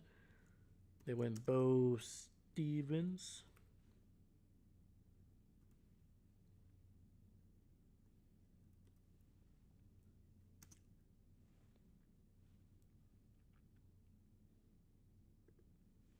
And Jay Jefferson. And the Raiders go Dalton Johnson, the safety out of Arizona. I don't want to say it's small because it's tough to be small when you're playing in the DB, but only 5'10", 192. So he's got a little weight. Um, he is a coverage guy. Doesn't mean he can't play the run. He plays the run. He's a willing tackler. Just because of his size, he's not going to be able to really take on some big wide receivers that might be blocking downfield for their running backs and might struggle to be aggressive, at least in terms of tackling against some of the bigger backs in the NFL. Might kind of start. Let's just say that this guy's going to tackle low. He's going to start taking out, wrapping up at the ankles or the knee. But at the very least, the best you can ask for a DB is he willing to tackle? And yes, this guy is willing to tackle. So a little bit limited. Doesn't have an incredible speed. That's why he's kind of at safety. But at the end of the day, 5th round, you can do a lot worse. But yeah, the Raiders did trade up for this pick. So New Orleans did move back. And we're only about 3 picks away from the Packers picking here in this round. So exciting. It's FJ15. Hi, everybody. What's going on, brother? Welcome. Yeah, man. Welcome. My name is Dave. Thank you for hitting up the chat and watching, my man. Appreciate you. Yeah, let us if you get a chance, let us know who your favorite team is and what do you think of their draft so far. Let me see here. Haha, nice. Thanks for the update. Your Cowboys joke was good. Go Pack, go. Yeah. Your loco. This draft is for us is going very well. I agree. I agree. Dahlia sounds like it'll be a year of learning, and I'm here for it. Yeah, there's a lot of potential. I think a lot of these guys are gonna be able to play some good amount of snaps this year. But it just might take a season or two before we start to see them like really take off, which is okay. At the end of the day, as long as the player contributes and develops into what we think he is, if it takes an extra year, whatever. But the Packers are definitely going for need in this draft. Last year, they definitely went best player available, even though they needed edge rusher, they needed corner, offensive line. They didn't hit those, in my opinion, hard enough last year. Corner, they didn't address it until like what, pick six, I think. Oh, round six, I mean. They should have gone way earlier because it became a liability once the pass rush didn't exist when Micah Parsons went down. The corners really struggled. You saw the limitations of the guys that we have at the top. So, yeah. All right, Carolina. Sorry, I'm running behind here. Sorry. These picks are going in hot. So Carolina went with Zaki Wheatley, the safety out of Penn State. Justin Jolly, tight end out of NC State, going to the Broncos, which is very much a Broncos-coded tight end. And guess what? The Packers are on the board, baby. Let's go. Your local Davison has to chill out, though. Yep, he did have a lot of penalties in his career, 30 penalties, but he cleaned it up a little bit. And, okay, the Packers go interior line. They go Jagger Burton, center out of Kentucky. Okay. Oh, man. Let me see here. So, yeah, he's 6'4", 312, exactly what the Packers like in their interior linemen. They don't like to really go light in terms of weight, and they sometimes they'll give a guy that's like 6'2" a chance, but they like to keep it at 6'3", 6'5" with their offensive line.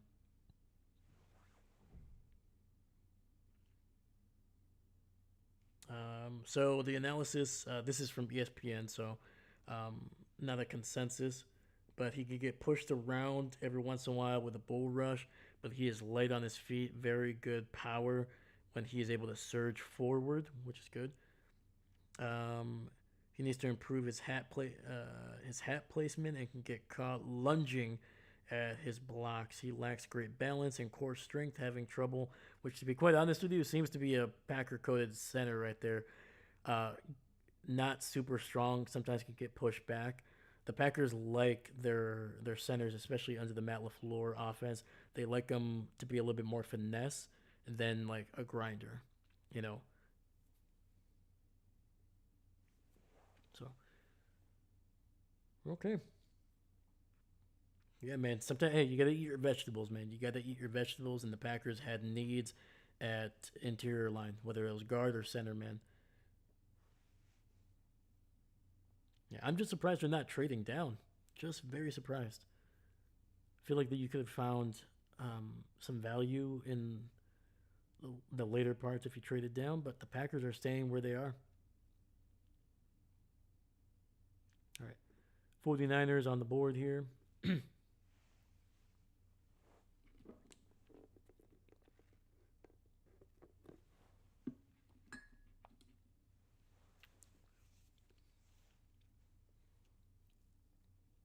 And yeah, if you guys are watching, thank you so much, man. I appreciate you guys being here on a Saturday afternoon watching me, watching the draft.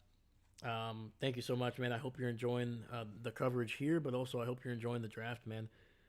It's honestly the best time of the off season. There's no being eliminated. You can't lose picks by being a bad team. It's awesome, man, and it brings out the I feel like the hope that a lot of us have throughout the season. This is as high as it gets, man, because all you're seeing is the potential of these young guys and what they can do for your team, and Yeah, it's before the expectations. It's before the kind of the negativity. They're like, oh well, he didn't do this during this game and that. It's all potential. It's all happiness, man. And it's a great night for them too, man. Changing their lives, changing the trajectory of their families and stuff like that. It's pretty cool. So, but yeah, if you guys get a chance, please leave a like on the video, subscribe if you haven't. It's a great free way to support the video and myself as well. So, thank you.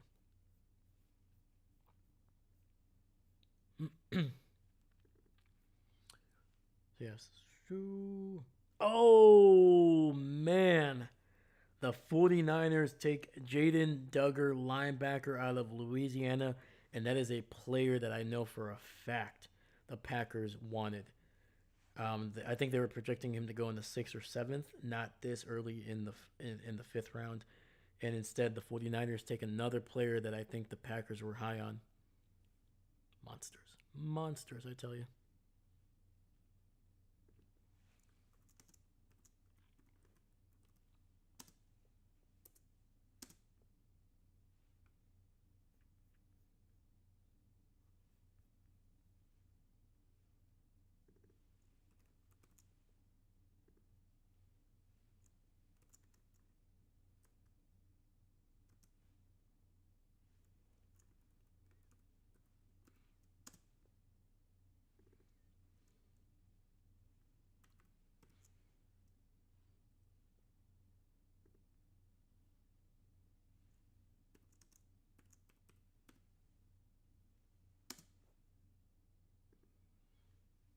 Let me see here. Sorry, just trying to catch up on the old ticker here. These picks are going fast, man. They're going fast. Oh, San Francisco actually traded up. Might be the first time they've traded up in this draft. Yeah, Jaden Duggar, man, incredible raw score. The Buccaneers go Demont Capehart, the defensive tackle out of Clemson. This is a guy that some people had going to the Packers just because of his size. 6'5", 315. A big, big dude. This is definitely a guy that'll be playing nose tackle, which is same thing. Defensive tackle, nose tackle. It's the same position. It's just where they're lining up and what they're expected to do. The nose tackle is typically a bigger defensive tackle, kind of closer to 315, 325. Not necessarily known for being a guy that's going to get to the quarterback. They're more of just about holding the point, making sure that the running back needs to kind of bounce out. It can't just go up the middle. So yeah. George Gumbels, the edge rusher out of Florida. This is another guy that I had projected or mocked to the Packers a couple times in the 5th or 6th round. A lot of potential there with him. He's a speed rusher. Despite being 6'4", 245, doesn't really always play with a lot of power. He's a little bit undersized at 245. Usually, if you want a guy to have a little bit of power, you want him at least at like 250, 255. So yeah, but a lot of potential with this guy. If he can get a little bit bigger, maybe he can add some pounds and maybe a little bit of power. But either way, situational pass rusher. May not play a ton early on with the Colts, but I think in a year or two he's going to be like a guy that you're going to see a lot on 1st and 2nd down. So, all right, where are we here? Demont, try to get him on here. Boom.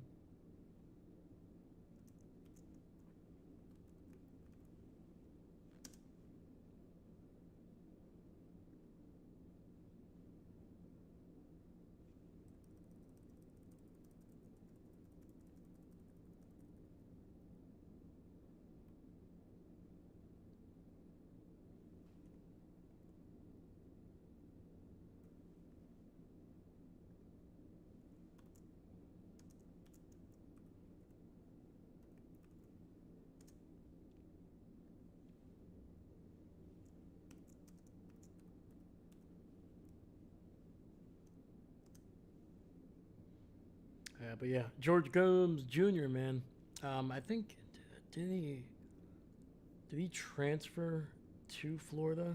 Let's see here.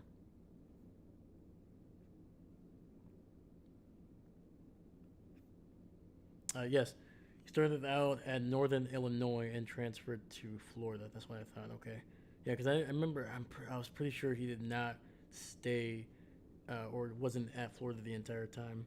But yeah, this is what PFSN is saying. Gums is a sleeper edge prospect in 2026 with subpar pass rush production, but undeniable run game utility and withstanding upside. Gums began his career at tight end in Northern Illinois in 2021, catching 4 passes, special teamer, and then in 2023 he made the switch to edge rusher and flash promise. 3.5 sacks in his first year, 6.5 tackles for a loss, and then just kept on going from there. He transferred to Florida in 2024, and he racked up 7.5 sacks over the next 2 years, I believe. That's what they're saying, and double-digit tackles for a loss. So, yeah, like I said, very fast, can get it going, and yeah, solid pick for the for the Colts there.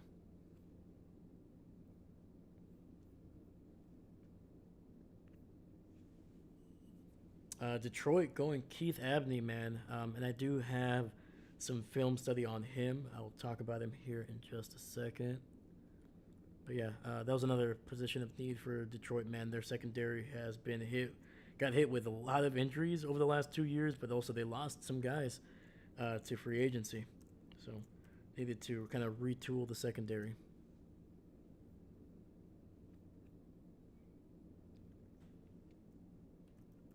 All right, Miami traded with Carolina for the 18th pick in this draft, and then after Miami, it's Minnesota, Tampa Bay, Steelers, and the Ravens.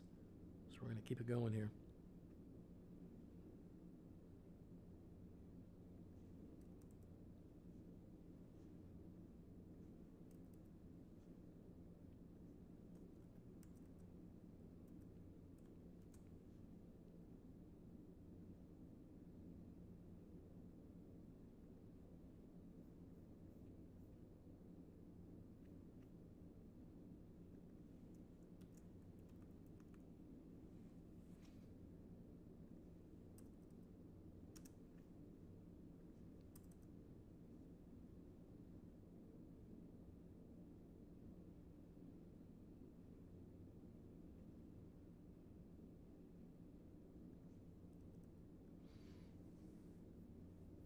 All right, let's see here. And Miami goes safety Michael Taif out of Texas there. 6 foot, 190. Okay. Did not have him. I did not. I'm not gonna lie. I didn't see this guy's name almost anywhere. So, do not know anything about him, but let's get him on the board.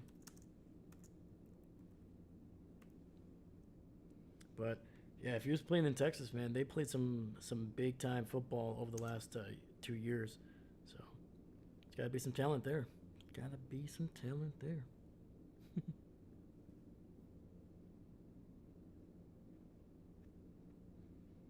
All right, where were we?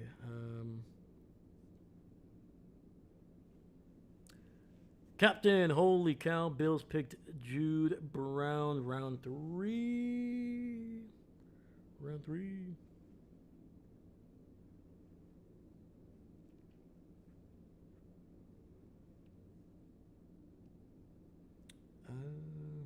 See here.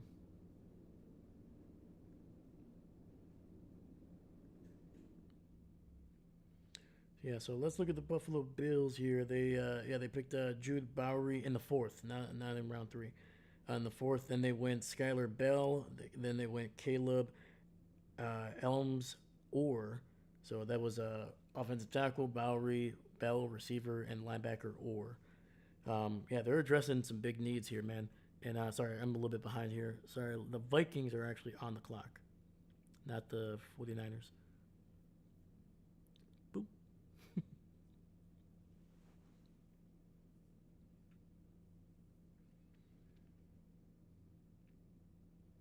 All right, and the Vikings, they select Tight end Max uh, Breedson out of Michigan. Okay. So he's a little bit of a versatile, undersized tight end, a little bit of a H back as they call him. So he'll be kind of in that backfield, a lot of motions, some pulling blocks. You know when they kind of hand it off from the shotgun to the running back there. Something that you see quite often with Matt LaFleur's offense. So yeah, all right. Number four, man. Oops. It's all right, dude. There's a lot of picks. There's a lot of picks, and Buffalo had four picks. Sorry, three picks in the fourth round. So, yeah, I would not. I don't blame you for being confused on that one. As soon as you said Bowery, I was like, yeah, he was the third pick, right? But I was like, no, that was today. And the Buccaneers continuing to build that offensive line with Billy Schwarth. Schwarth? Schwarth. Sorry. Out of Notre Dame. That's a guard, man, right there.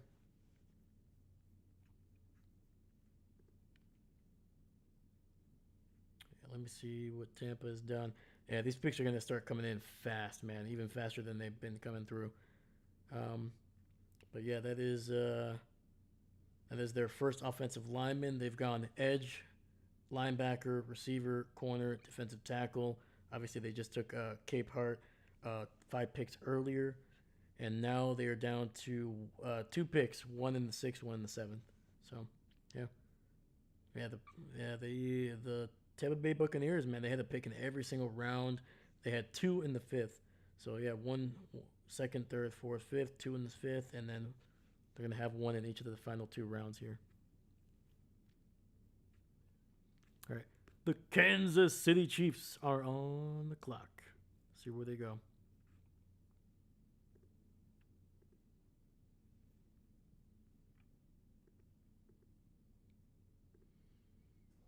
Yeah, so KC has 2 picks here in the fifth, and then they have a seventh rounder. They've gone corner, defensive tackle, edge, safety, some of their biggest needs. They still maybe they pick up a tight end here to kind of go with the future. They haven't addressed wide receiver, which I feel like they need.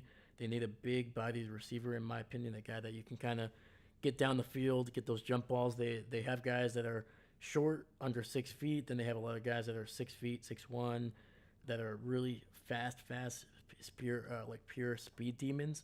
But they don't have that like physical presence at the wide receiver position. And on top of that, they need to get somebody to be the future at tight end.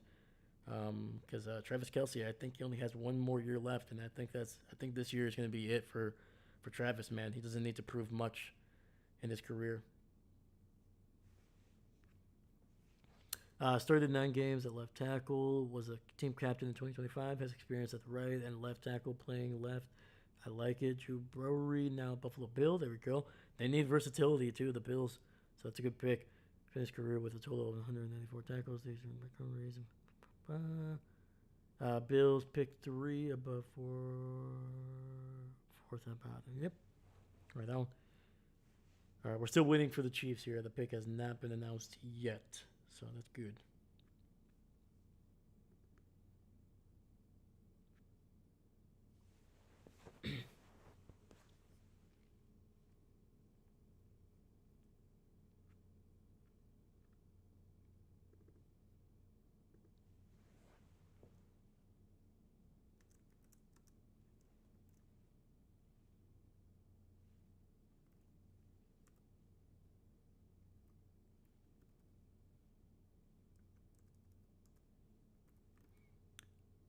Alrighty, hold up.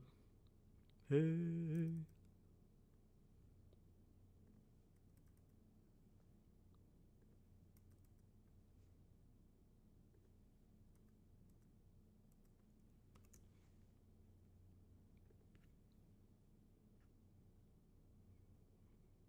Yeah, sorry if you saw that thing disappear for a bit. It's just there's a character limit on scrolling text in OBS. So, so yeah, some of these rounds they're starting to get into like the 40 picks range. I'm gonna have to start like eliminating some of like the characters I'm gonna try to keep all the last names there, but some of those characters might disappear there. So but we'll get through it. We'll get through it.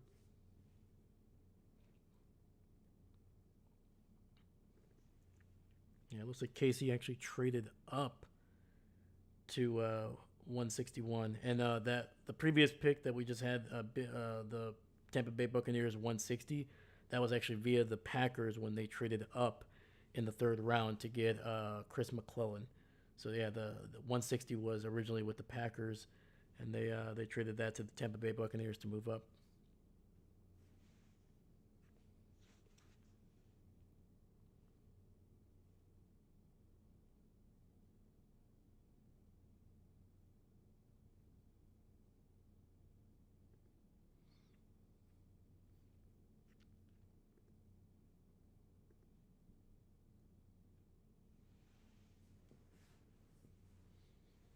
Oh baby. And yes, I am wearing my Aaron Jones jersey, baby. Fifth round pick, day three, steal.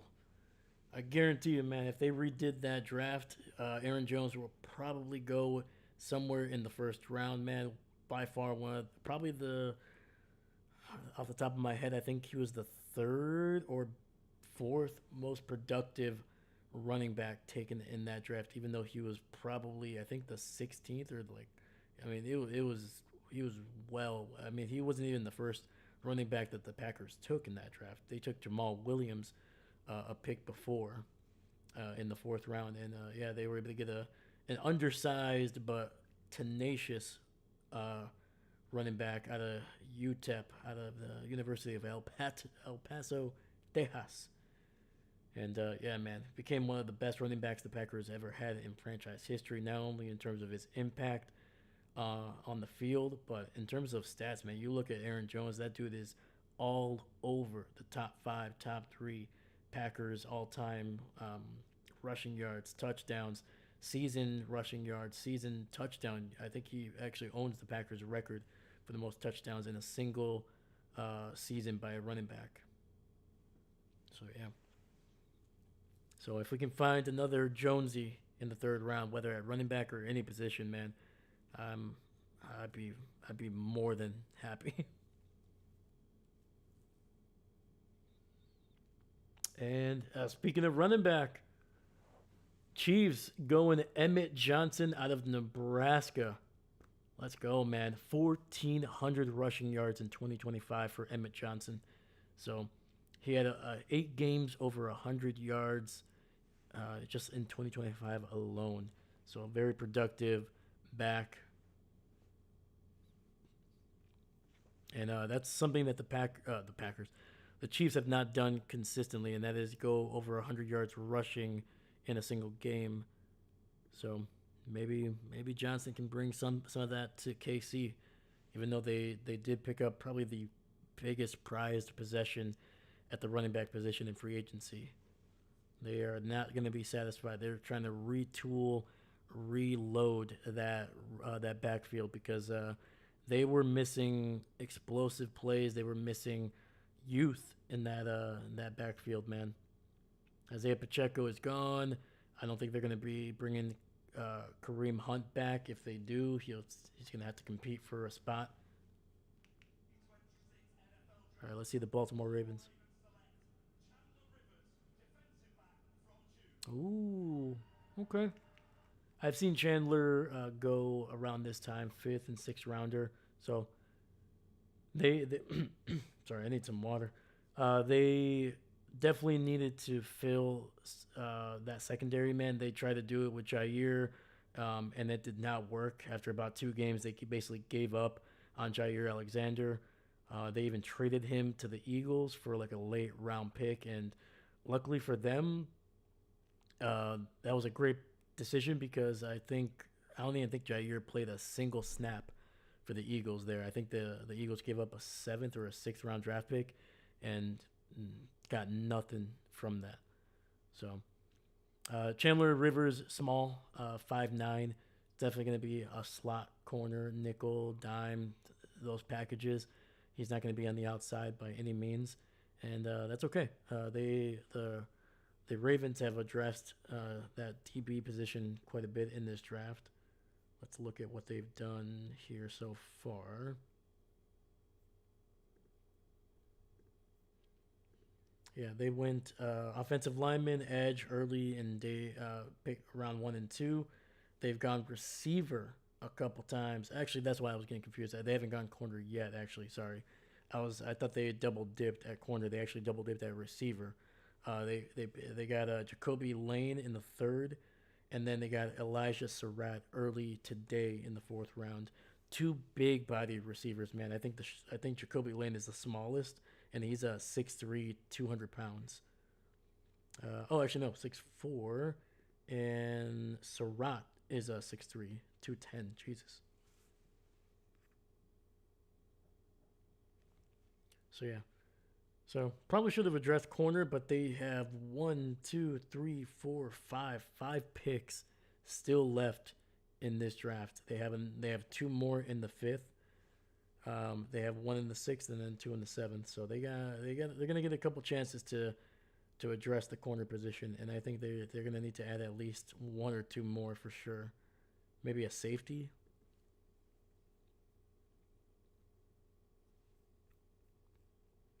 All right, Minnesota on the board.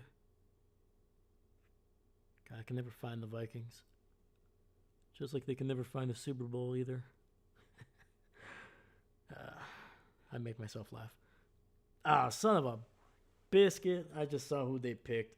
That's what I get for talking crap. Well, they go with one of the corners that the Packers brought in for a top 30 visit. Somebody that they were clearly high on, and it is Charles Deming out of Stephen F. Austin. A big-bodied guy, 6'1", 193, exactly, and I mean smack dab prototypical Packer corner, man.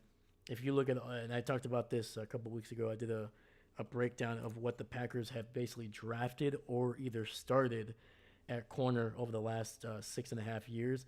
And if you averaged out the size and weight of those corners, it was basically 6'1", 6'2", anywhere between 6 feet to 6'2", and then anywhere between 190 to 196 was that. There was only two corners that were prominently outside of that range, and that was Jair, who was barely 5'11", weirdly enough was 200 pounds even at that height, and then Rasul Douglas, who was I think 6'3", 205, almost 207. Like otherwise, everybody else was within that range, and Charles Deming was smack dab in the middle of that. So, but instead, he's going to go to the Minnesota Vikings, so he is dead to me. So it's a good pick, though. It's a good pick for the Vikings. They needed secondary help. All right, we're in a commercial break. I'm going to put the Jacksonville Jaguars on the board here, and I'm going to go grab some water. So I'll be right back.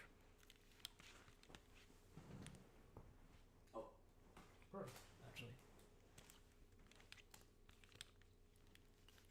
I actually thought I finished my water. It was actually just on the floor.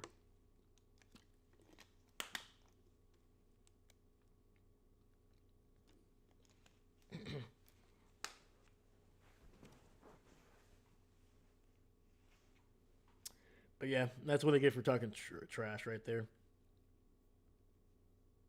I mean, I wasn't wrong. They can't find a Super Bowl to save their life. But yeah, dang it. Ooh, nice pick by the Jags, man. They're going with some athleticism on offense, man. Sorry, they go tight end Tanner Koziel, 6'7", 247 out of Houston. It's a big boy. It's a big boy. Yeah, that's the second tight end that they have drafted. Their first pick in this draft in the second round was Nate Brokreischer out of Texas A&M. To me, probably one of the bigger players that was one of the prospects that was probably the most overdrafted. I did not see a single person going picking Nate in the second round. At the earliest, I think he was in the middle to late third round. But for the most part, he was a fourth or fifth round prospect for most people, at least in terms of grades. So but either way, yeah. So double dipping at tight end are the Jags.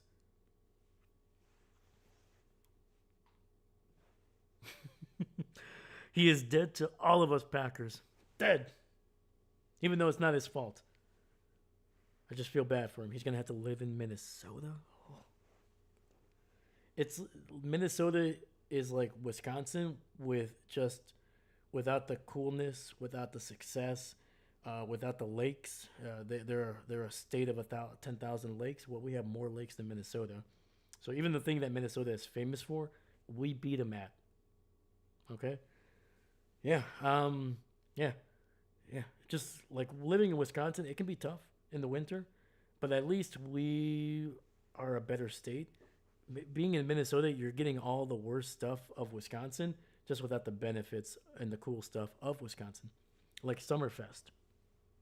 Yeah, one of the biggest musical festivals in the world. It's right here in Wisconsin. Does Minnesota have that? No. Bratwurst, Wisconsin. Just saying. Just saying. Yeah. Minnesota is Wisconsin, but just significantly worse without any benefit.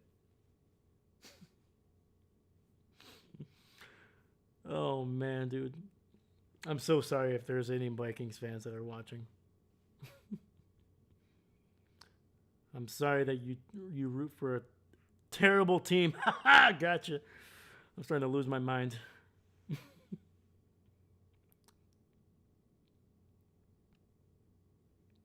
Dude, where the heck are the Titans? All right. Well, the Titans already picked, so I'm moving on to the Bears.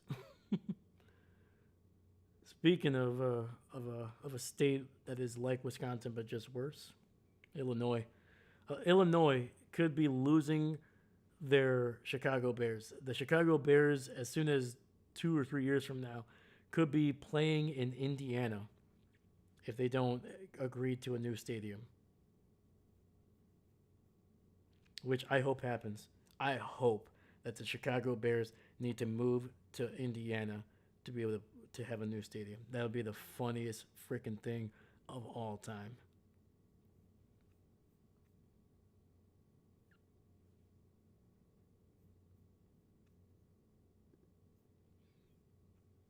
So the Titans went with Penn State running back Nicholas Singleton.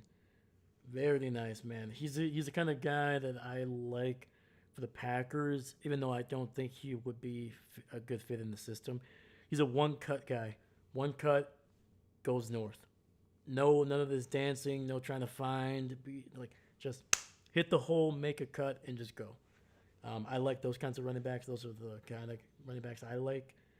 But Matt LaFleur does not, or at the very least does not use them in a way that I think would be beneficial to them. So at least he's going to I think a system like Tennessee. They like their quick backs. They don't like to dance around. They don't like to play a whole lot of zone. Open up a gap, hit it, get as much as you can. So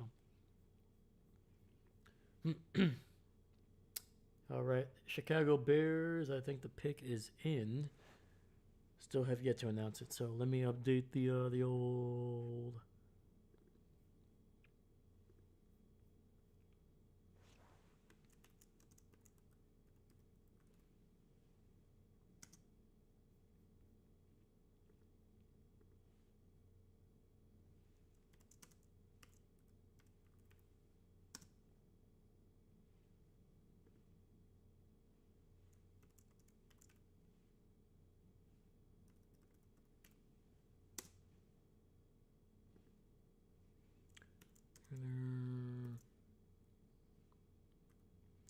Kozel.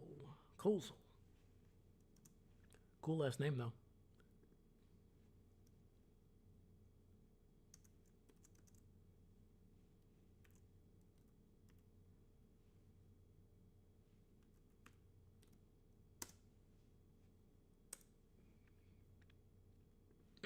All right.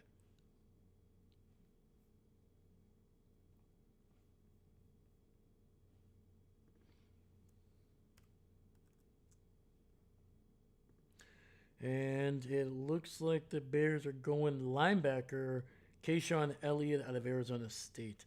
Do not know much about him. Apparently, he transfers from New Mexico State. Had 163 tackles. Holy cow! 9 sacks over the last 2 seasons with the Sun Devils. Displays good lateral movement skills and does a good job keeping defensive linemen off of his chest. However, he can get walled off from a play when he doesn't slip around blocks. He also does a good job reading and reacting, but doesn't display the talent to consistently finish against the pass. Elliott struggles in zone and man coverage. Perfect. That means the Packers are going to be able to take advantage of him in coverage.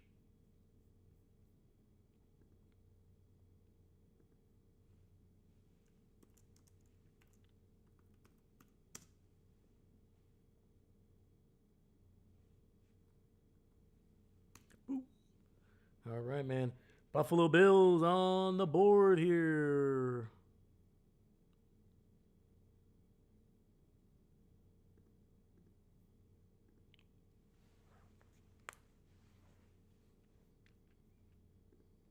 Yeah, I think we talked about the Bills a couple players ago, maybe a dozen players ago, but they still need to address interior line. Um, they did go Jude Bowery once again in the fourth round, but they haven't addressed, and I think Bowery could be a guard at this position, but I think he's a versatile guy. You can keep him as like a swing tackle, or you can kick him inside if you really want to be able to start him a little bit earlier. But yeah, yeah. Let's see what the Bills do here. Where are some guards that are still available?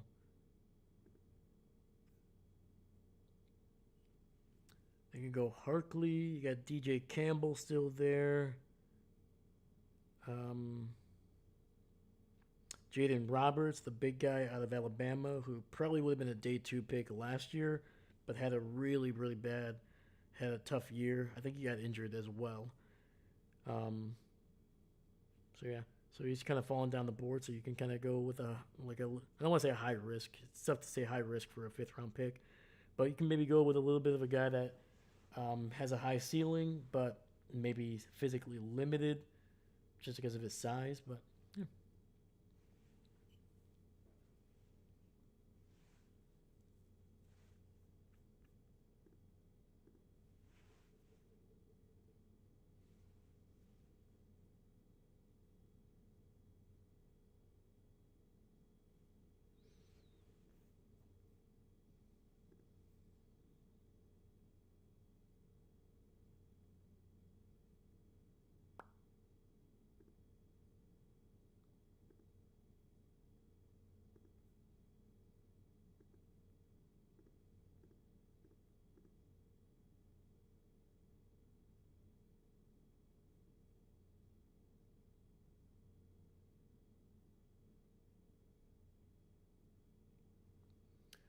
And they go Jalen Kilgore. Okay.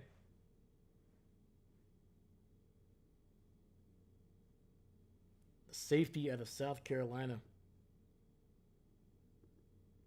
Makes sense. Makes sense.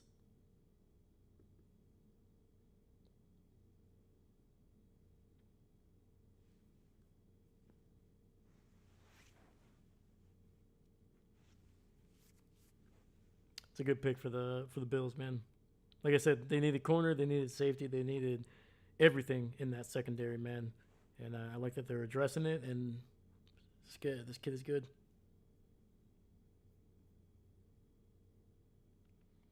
Yeah, there's what. So yeah, he has a 9.6 Ross score. Jalen Kilgore profiles as one of the more unique and multifaceted defensive backs in the 2026 NFL Draft. 6'1", 219 with sprawling length, charged up explosiveness, and he takes reps at boundary corner. So nickel, safety. Like this guy, you can put him almost anywhere, and he's going to be able to at least hold him, be able to hold it down for a bit. Let me see here. What are his stats? So he played his entire career with South Carolina. Finished in 2025 with 54 tackles, two forced fumble recoveries, two interceptions, and 10 pass breakups. And 2024 was just as productive, man. 5 interceptions in 2024, 5 pass breakups. So that's 7 interceptions, 15 pass breakups. So this guy has gotten his hands on the ball quite a bit. Also racked up 31 solo tackles. So that is a combined 63 tackles by himself. I think he had a combined 100 plus tackles in his time at South Carolina the last 2 years. And played 24 games, man. So he was healthy. Hasn't really missed time. In 2023, holy cow, 76 tackles, 6 pass breakups. So yeah, this guy's just a baller, man. This guy just plays a lot. He's played a lot of football. That's a good pickup, man. Really, really good pickup.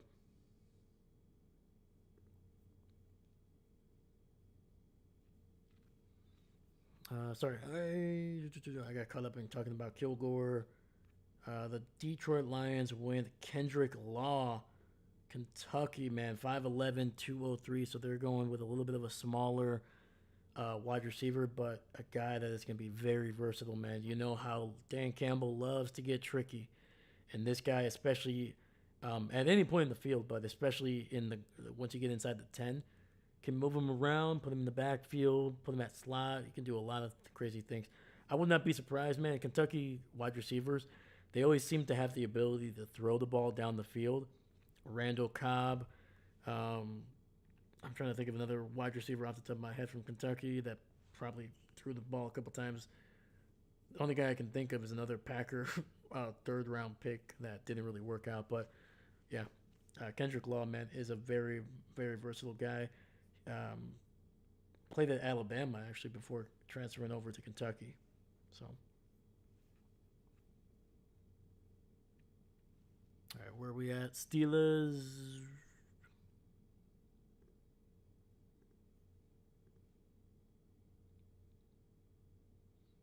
Holy cow, it's Michael Keaton. It's Batman.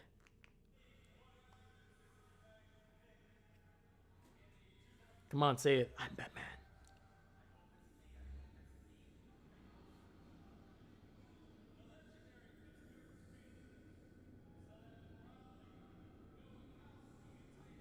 Oh, okay. Riley Nowakowski, man, former Wisconsin Badger, transferred to Indiana in his final season and was a big, big part of what Indiana did on their way to a national title. He ended up scoring the first touchdown in that national title game against Miami. Actually, I think he scored the only touchdown in the first half in that game. But yeah, man, it's good to see Riley Nowakowski, born and raised in Milwaukee, Wisconsin, just a couple hours away. 6'2", 250. He's listed as a tight end, but they kind of was an H back. You saw him in the backfield quite a bit. So kind of a fullback, tight end, kind of a versatile guy. Can catch out of the backfield. But yeah, man, just a very versatile guy. I kept on seeing him going in the 7th, but sometimes I saw him go in the 5th, man. So it seemed like he was usually in the 6th or 7th round pick, but hey, the Steelers like him, man. And there it is. There's that touchdown in the national title game. Good, man. I'm always going to be rooting for Badgers, former Badgers, whatever it is, man, and especially guys that are born in the state of Wisconsin, man. Wisconsin is underrated in how many guys that we produce that go and make it in the NFL. And it's just another example right there, Riley Nowakowski.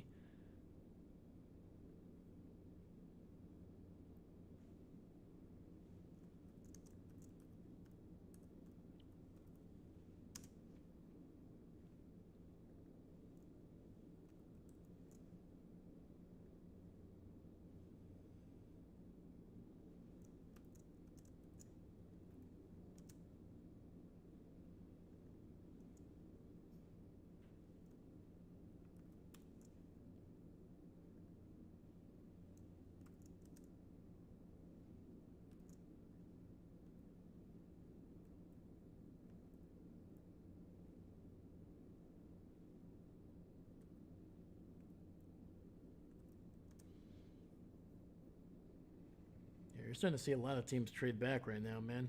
The last like two players that were picked were teams trading up to get them. Cleveland goes Joe Royer, tight end.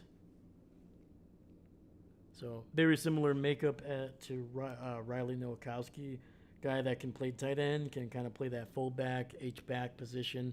So yeah, I think that's where you're going to start to see a lot of these like slightly undersized tight ends that may not be your traditional 6'3" to 6'6" tight ends.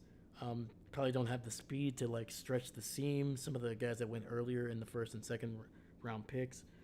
But are versatile guys, are good football players, very smart, can do a lot for your offense, can block, can catch, and have enough speed or at least explosiveness to kind of get yardage after the catch, even if they're not catching it deep down the field. So.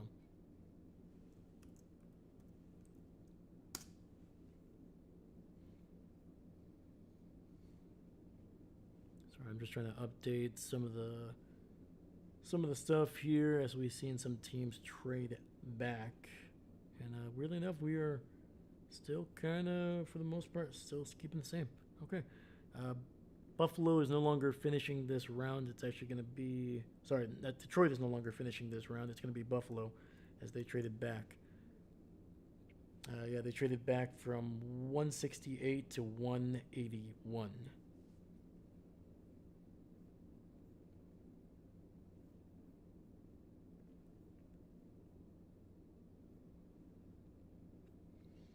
All right, let's see.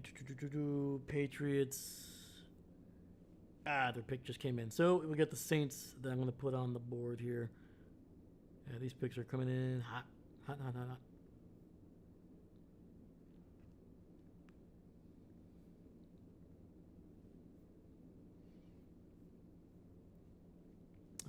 Patriots going Karan Prunty, Prunty. Karen Prunty, the corner out of Wake Forest. Have no idea. Zero idea. Yeah, he was never a guy that I saw that was even in the 7th round. Where thinking a couple mock drafts, I had like the final either had the final pick or the final 3 picks for the Packers, and never saw this kid even in the top 10, top 15 corners. So might be a little bit of a, I don't want to say a reach, because at this point you like who you like, but yeah, maybe a little bit of an underrated corner there. But apparently Mike Vrabel, even though he may not be in the war room this year because he's stepping away for a bit because of the scandal that he is being involved in the last couple of weeks, but the Patriots like what they see out of this kid, so.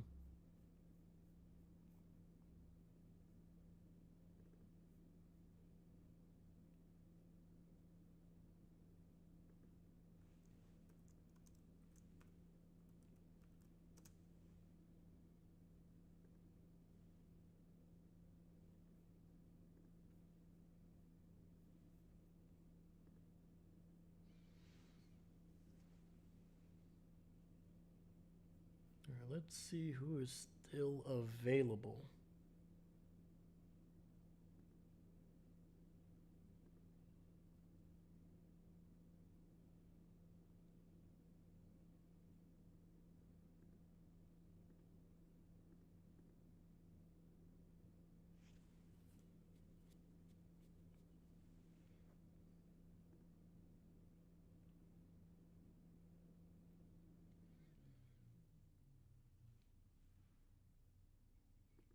So the Packers don't pick again until about, I think, another 30 picks, just under 30 picks. Um, so I'm trying to think here. Who could they go? Corner.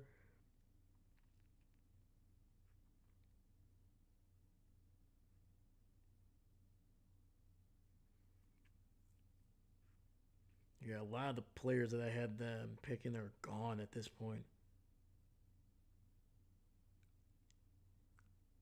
They could go Ricardo Holman, even though I don't think he really fits what they want. He's 5'11", 190, Wisconsin Badger.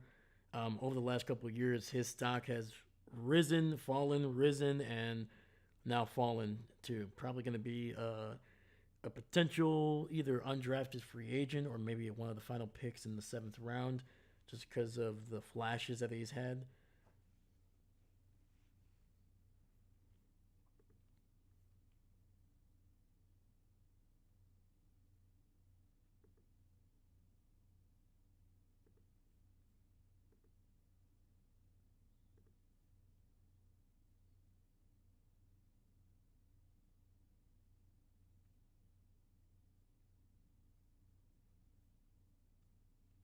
I think the Packers might be.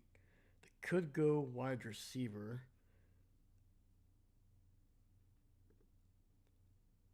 Jeff Caldwell is still there on the board. He might go at some point here, but 6'5", 216, 9.99 Ross score out of a possible 10. Like, just a physical freaking freak.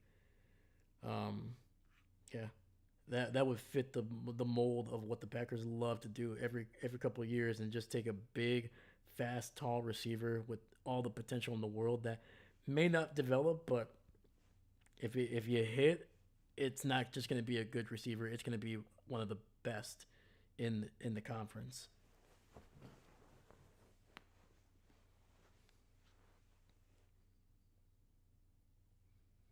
Let me see here. Who? So the Saints win with Lorenzo Styles Jr., the safety out of Ohio State Poop University, as David Stegosaurus would like to say. All right, Baltimore's got back-to-back picks here, man. They've already addressed receiver a couple times, man. So I don't think they're gonna go in there. I think they're gonna go corner or DB. Safety, corner. They've only addressed it once, and they went with a smaller cornerback. I think it was 5'9". So they gotta add some talent to that secondary.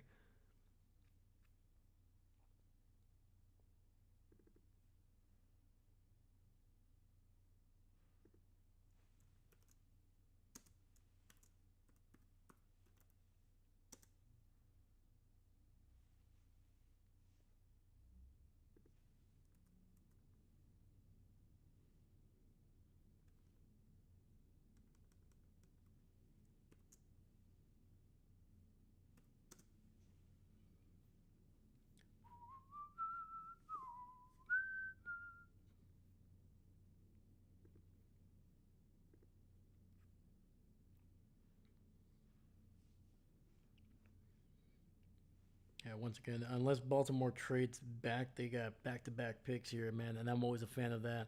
I love it.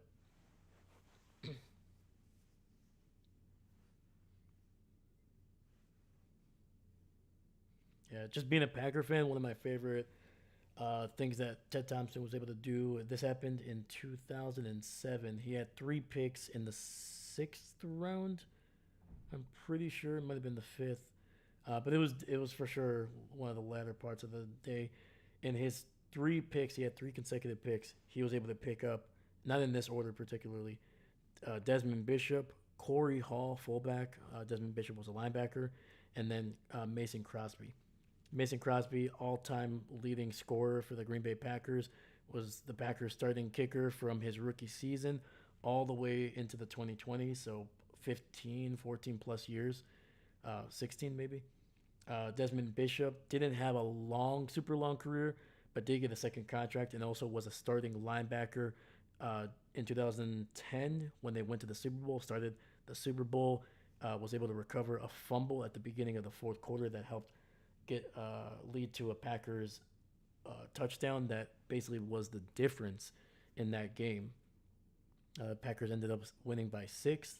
That that fumble and the the next couple plays later, they were able to score a touchdown, and that was what kind of kept them ahead of the Steelers throughout that game. And Corey Hall, early in his career, was a big kind of like before John Kuhn got there. Corey Hall was the starter for for the Packers there at fullback out of Boise State. So yeah, was a big um, kind of like a actually not only was he a, a security blanket for Aaron Rodgers in the backfield, but he actually caught Rodgers' first career touchdown as a starter against Minnesota in Week One back in 2008. It was a nice little diving catch in the end zone against Minnesota. So, so yeah, just a little Green Bay Packer lore there on some consecutive picks. Some big key contributors there. I think Corey Hall was still on the Packers when they won the Super Bowl, but by that point, John Kuhn was way ahead of him on the depth chart. All right, and the Ravens, they go Josh Cuevas, tight end out of Alabama. 6'3", 245. Like I said, the tight ends are beginning to go in this round. A lot of guys that don't have the athleticism of like scene rippers that you saw go in the first 3 rounds um, may not have the size or potential to develop into something like crazy, but are versatile guys. Very versatile. Tight ends play the H back position, have a little bit of may not have the top end speed, but can still move in the backfield. Solid blockers. Don't have to develop them. Their size and their strength. They do really well with blocking in the backfield and on the line, and are still kind of like a little bit of threats to catch the ball and make something happen after the catch. So you're gonna start to see, or you're not start to see. You're gonna continue to see those guys go in these next 2 rounds. So, all right, let me get Cuevas on the board here.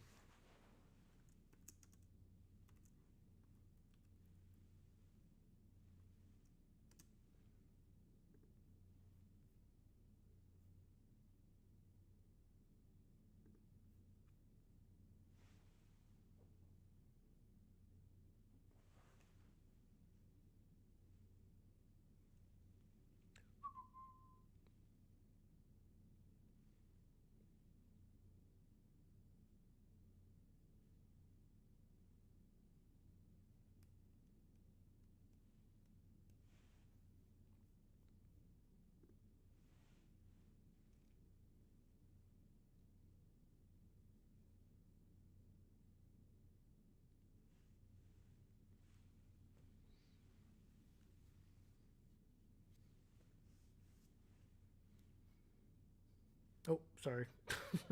The Saints are no longer. They've now been picking for a while. Sorry, guys. I'm focusing on talking about the players, and I'm a little late on the old graphics there. My apologies. So yeah, Baltimore still picking. There's going to be their second consecutive pick. They're, I was going to say they're taking a while. Maybe they're trading out, but no, the pick is in for the Ravens.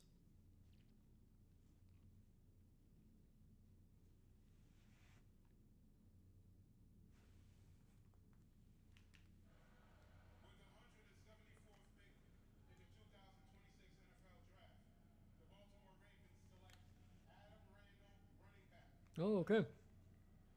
Going running back. I was gonna say they're pretty well stocked at running back, but you know when you have back to back picks, you can kind of take a risk. Holy crap, this guy's tall as hell.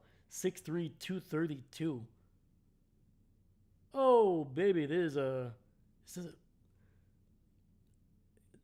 there's no such thing as a replacement for Derrick Henry because Derrick Henry is like there's not many backs that have his size, his power, his speed, and his ability to just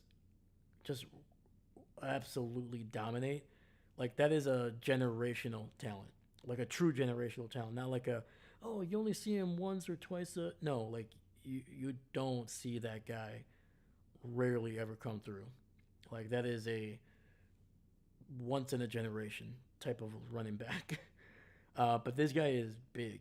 He's a power back, and yeah, this might be like if Derrick Henry is no longer on the team after this season, they still have that ability to run with power, and which is good because he's going to take this guy's probably not going to be ready to just take double digit snaps or double digit carries in his rookie year. So he's gonna. But the good thing is, especially with big backs, they don't really need to develop a whole great amount of technique. It's just as long as they have good feet, and that's like tough for big backs to have. But if you get a big back with good feet, which I think this guy does, he'll be fine. He'll be fine. The biggest stuff is how much of his strength, his ability to kind of truck defenders, how much of that is going to be able to translate to the NFL when they're a little bit bigger, faster, better techniques. And then finally, is he going to be able to kind of be just fast enough to be able to be a threat that if he breaks, those 2 or 3 tackles within 5 yards, can he make them continue to pay after contact? So.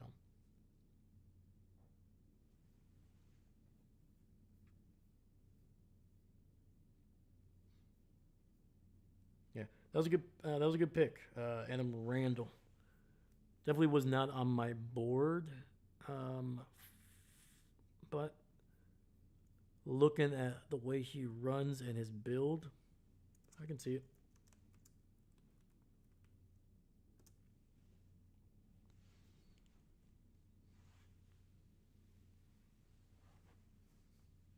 Oh man, we already got Mendoza on commercials.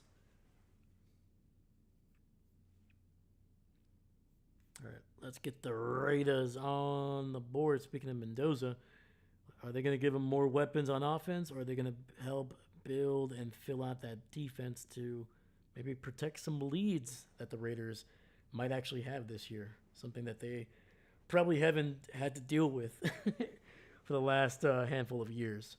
There, I can tell you that right now. And they do. They go defense. Hezekiah Massis.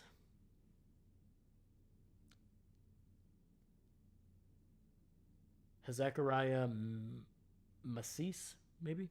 Might be Macis. Maces? Maces.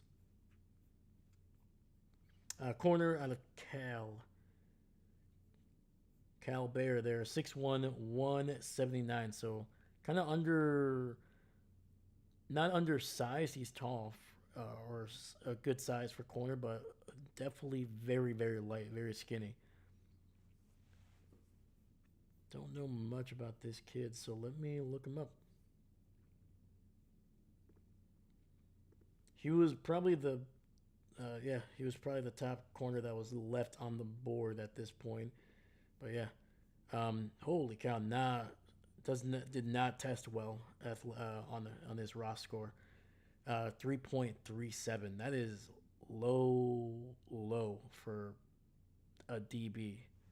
Like most of the time, DBs are like usually like 5 or 6, just because they're DBs. They're faster, strong. They're faster, quicker than most linebackers, most guys like that. At least when it comes to testing.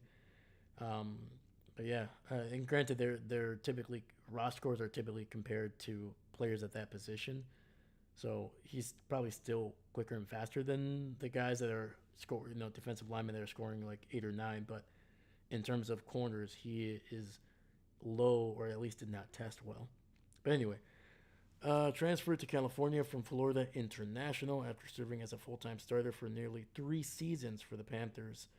It didn't take long for him to take off in his new opportunity at the ACC level in 2025. Um, he distinguished himself as one of the more prolific playmakers on the ball, accruing 5 interceptions and 13 pass deflections. Holy cow. So, yeah, the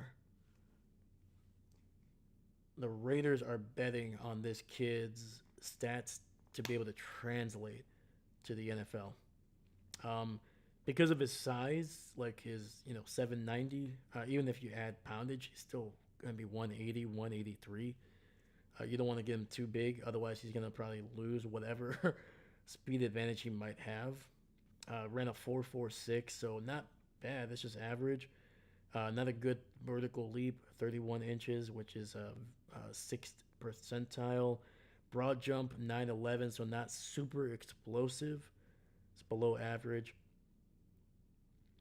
But his height is solid. It's 90 percentile, but like yeah, his weight 7th percentile.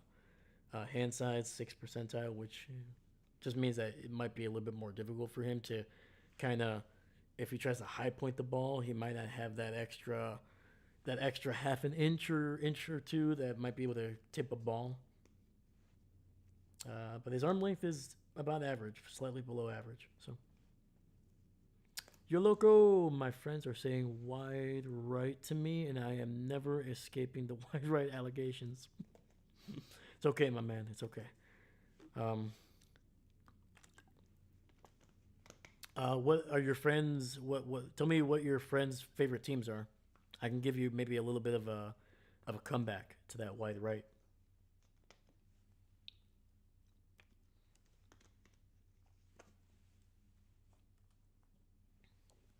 And if they're not even fans of football, then don't worry about it. They're barely. No, I'm kidding.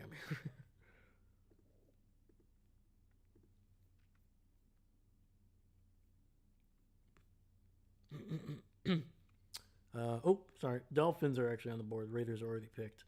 Sorry, I got lost again talking about the prospects.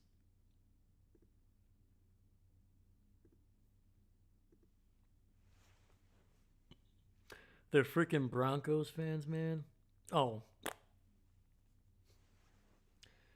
I mean, if we want to talk about choke jobs here, man, I was like, Jesus. Yeah.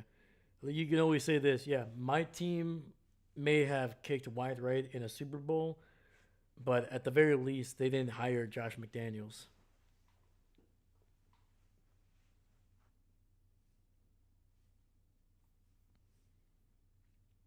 Yeah. Like Josh McDaniels, the damage that he was able to do in a single season to the Broncos, it usually takes even some of the worst coaches um, 2 seasons to be able to do that. Like Josh McDaniels in Denver was like almost was almost Urban Meyer destructive to that franchise. He set the Broncos back years, so much that they had to beg Peyton Manning to go to Denver.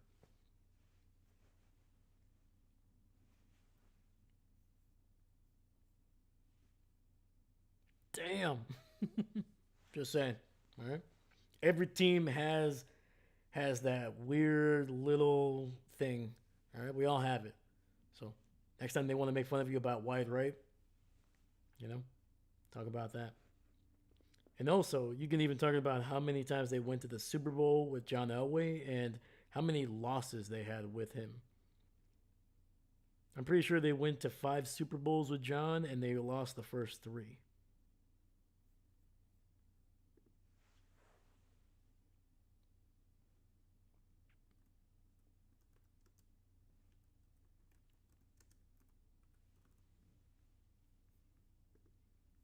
Let me see. Yeah, John Elway's Super Bowl record 2-3, and he granted he won the last two with them, but yeah, 0 for 3 before that. He lost to the Giants in Super Bowl 21. The next season, they got they got whooped in Super Bowl 22 to the Washington Commanders 42-10. Then they lost to San Francisco a couple Super Bowls later 55-10. So between those two Super Bowls between Washington and San Francisco, they got outscored 97-20. You could have combined what they did in their first three Super Bowls, and they would have then that's 40 points between those three Super Bowls, and they still would have lost to the Commanders and the 49ers. Yeah, the Broncos scored 40 points in three Super Bowls, but they gave up a minimum of 39 points. They gave up 39 to the Giants, 42 to the Commanders, and 55 to the 49ers. So there we go. Giving you some weapons, giving you some ammunition to talk trash back. Anyway, the Kansas City Chiefs picked as well, along with the Dolphins, but we are actually at Philadelphia now on the clock here, so let me get them going. All right, so the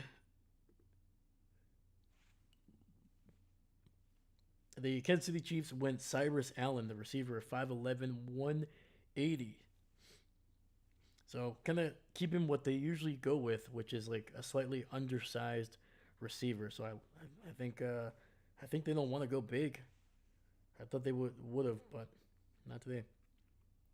Then the Dolphins went also small receiver, 5'10", 179 out of Missouri, Kevin Coleman Jr. So some speedsters, some guys that are going to be able to kind of help them in short yardage situations, probably catching passes within 10 yards, but can probably be threats in the intermediate routes. So there you go. All right, let me get that going here on the bottom ticker.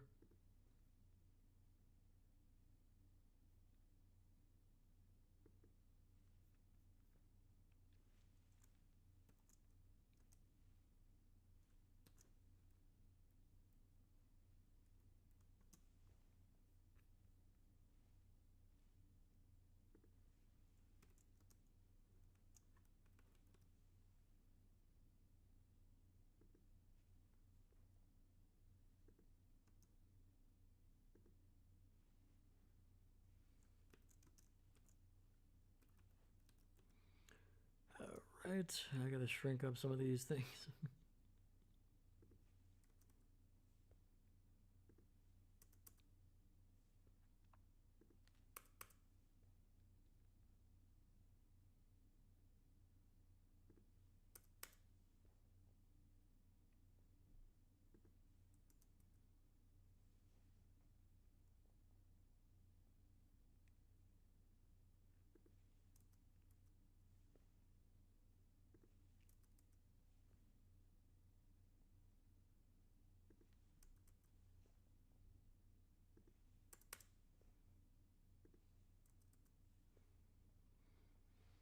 All right, let's see. What did the Eagles go with? Pick is in, but they have yet to announce it. Okay, so we got a little bit of time. Got a little bit of time.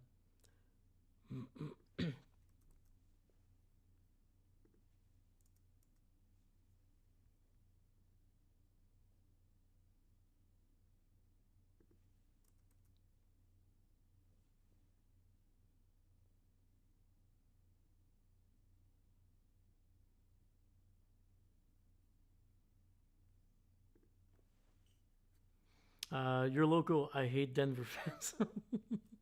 They're not that bad. Not that bad. Perna's pretty nice. Perna's a decent Broncos fan. Quarterback off the board. The Eagles go Cole Payton, the North Dakota State quarterback, man.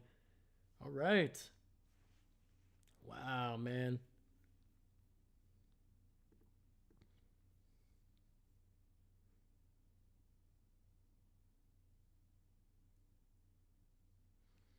That's a lefty. Cole Payton, left-handed thrower, 6'3", 232. So just a solid size for the modern quarterback. You don't need them to be super tall. Um, yeah, almost just a slightly, and I mean just slightly taller than what Aaron Rodgers was, and like even Brett Favre, Aaron Rodgers, 6'2", both of them. I think Jordan Love is probably the tallest quarterback that the Packers have started in a long time. Jordan, I think, is like 6'4". But yeah, this kid anyway, Cole Payton, just like most of the quarterbacks that have been coming out of North Dakota State. Sorry, not South Dakota. North Dakota State, the Bisons. Um, Kind of big, strong arm. They're very much a throw it down the field team. A lot of great records. They win a lot of championships in the FBS, and you can tell what kind of offense they have just based on the receivers that they've been producing over the last couple of years.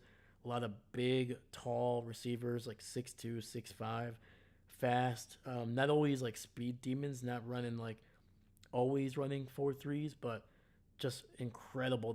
They're like gazelles over there in North Dakota State, and the quarterbacks have to be pretty strong armed and have to be able to throw on in rhythm, or at least on time, to be able to get those deep shots down the field and not have them either be overthrown or underthrown. They gotta hit it. Yeah, so this kid is gonna be able to throw the deep ball right away, and everything else is gonna probably take some time, but you know, that's what a fifth round pick is, man. It's a project. He's not gonna be. I'm not assuming that they're gonna be hoping that he's a starter. It's just more of like, we want this kid to be our backup quarterback for the next couple years, and then in a little bit, we'll flip him. We'll flip him for either a fifth round pick for what we used, or maybe even earlier. So, yeah.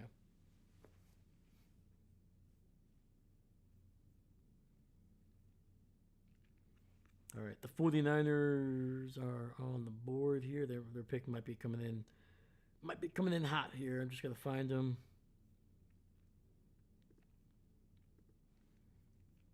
And oh, yeah, there it is. Just before I put him on there. All right. All right.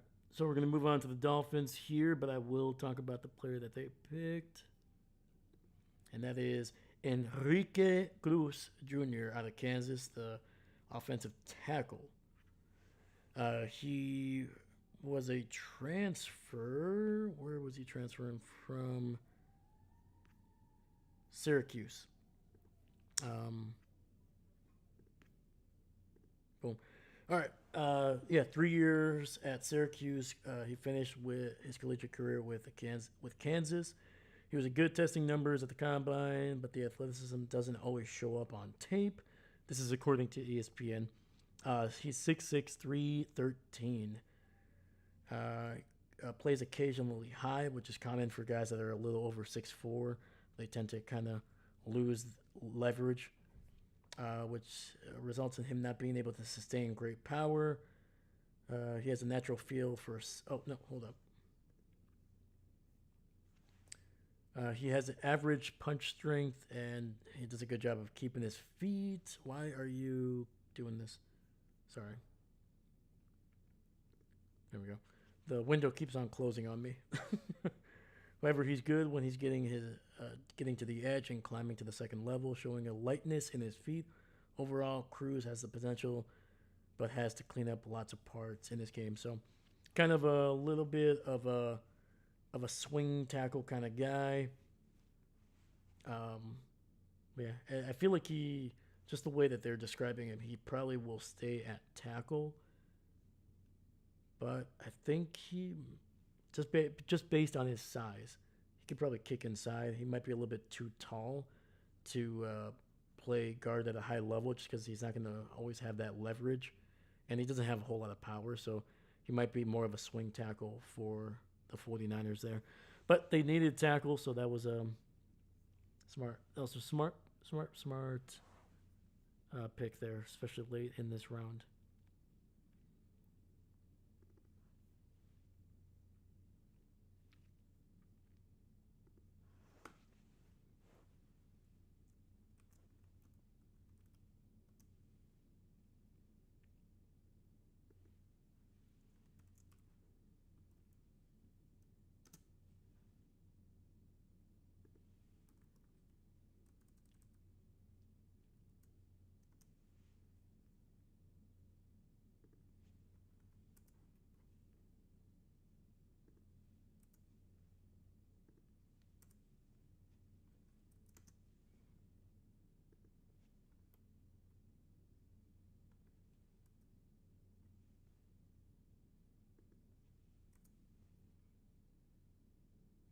So we're on a commercial break. We're not missing a thing. The Dolphins are still on the board here, so the NFL's probably delaying this just a bit so they can get their sponsors, get some money.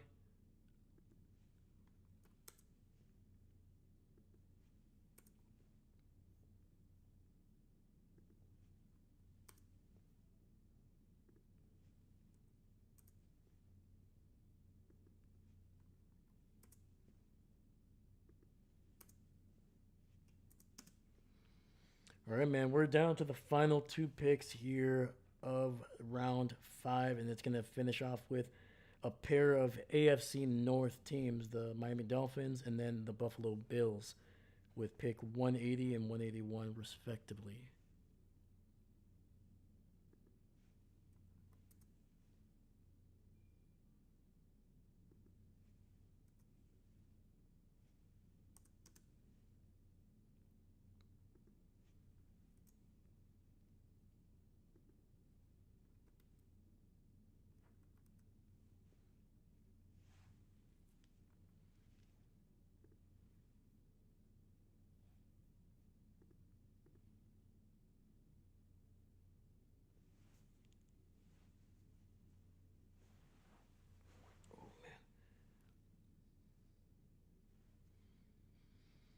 All right, man. We are basically halfway through almost on day three. I think the next couple rounds will go a little bit quicker. Otherwise, we have been here for about 4 hours. I'm expecting the next two rounds to kind of go probably until about another 2.5 hours, maybe three.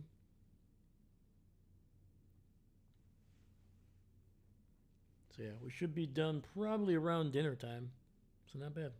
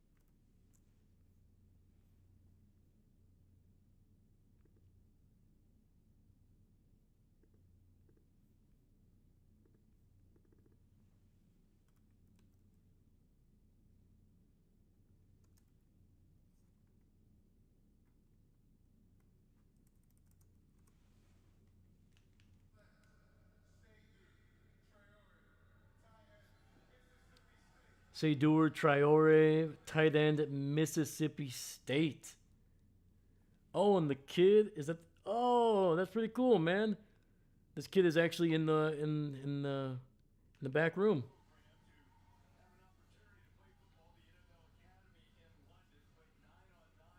Oh, he's an international kid, man. I believe that's the British flag. So, yeah, right on, dude.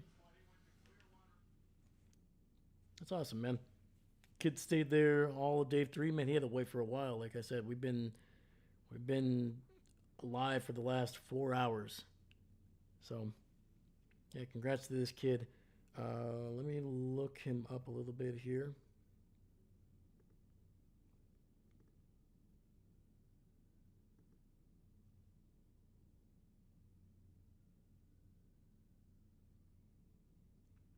There he is. Seydou Traore. Let me see here. Wow, actually pretty damn athletic. Holy cow. Ran a 4.64, had a 40-inch vert. Um, the 40 time 79th percentile. The freaking 40-inch vert 99 percentile for tight ends. 25 reps on the bench press 90 percentile. Broad jump 10.7. Man, this kid is explosive, man. This guy jump ball city, dude. Red zone target immediately. Six. They're saying 6'4", but he's 6'3" and 6'8", so not too far off. 244, undersized, but once again, is going to be able to. He's going to be one of those guys. Once you get into the inside the 10, inside the 20, you're going to put him all over the field. He's going to be moving everywhere. May not have the power to block, but he does have the frame to add pounds and get um, like he's not a speed demon. 6'4" is still pretty good for tight end, but it's not enough where you're like, oh man, if he gets a little bit bigger, he's gonna be like a he's gonna be like a turtle over there. You can add some pounds. He can even if he's still running a 4.7, that is still a threat. And like I said, jump ball, powerful man, explosive off the line.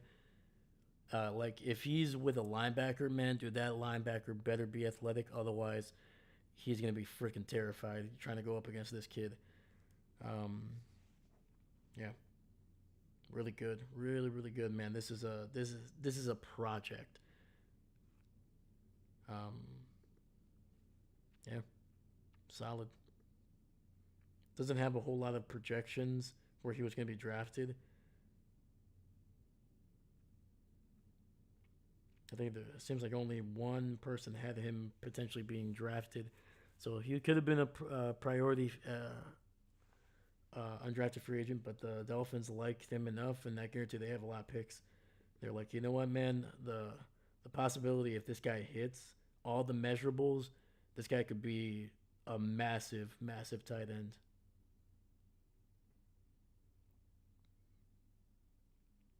So very raw, man. I'm not expecting a bunch from this kid. They might want to get some packages for them in the red zone. You don't want to put him out there early on, early on the drive.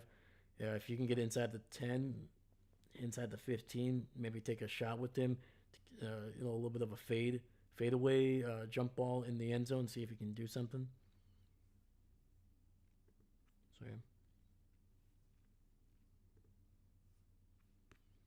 All right, let me get the Bills.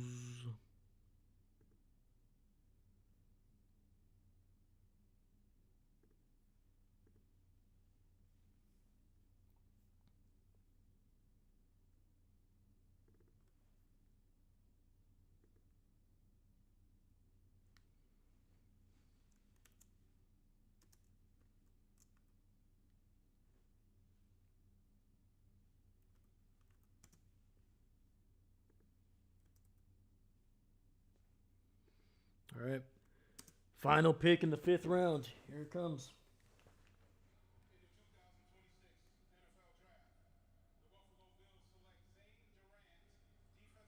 Okay, solid, good one. I think I picked him once in like the sixth or seventh round for the Packers.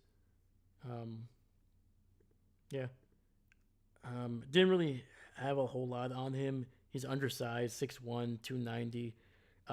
This was more about one kind of filling a need when I picked him, but at the same time he has a little bit of a little bit of a pass rushish kind of feel to him. They're showing him bringing down Mendoza for a sack. Yeah, he's not going to be a run stuffer. He has the power. He's got some good strength. If he can get low, he can kind of hold the point for a little bit. But against some of these bigger offensive linemen, or if he gets double teamed, he's not going to be able to hold it. He's definitely a guy that you don't want directly over the center. You want him kind of off to the side, so he has enough. So he has the option to potentially kind of loop around and get to the quarterback. Kind of go around the tackle if he's engaged in the guard. You can kind of do some stunts where the bigger defensive end or edge rusher might kind of be able to kind of lead the tackle and get into the guard, and then he can kind of disengage and go around. So stuff like that. But anyway, yeah, let me get him really quickly on the board here. Even though I think the freaking the Cleveland Browns are about to pick here. So, all right, let's go.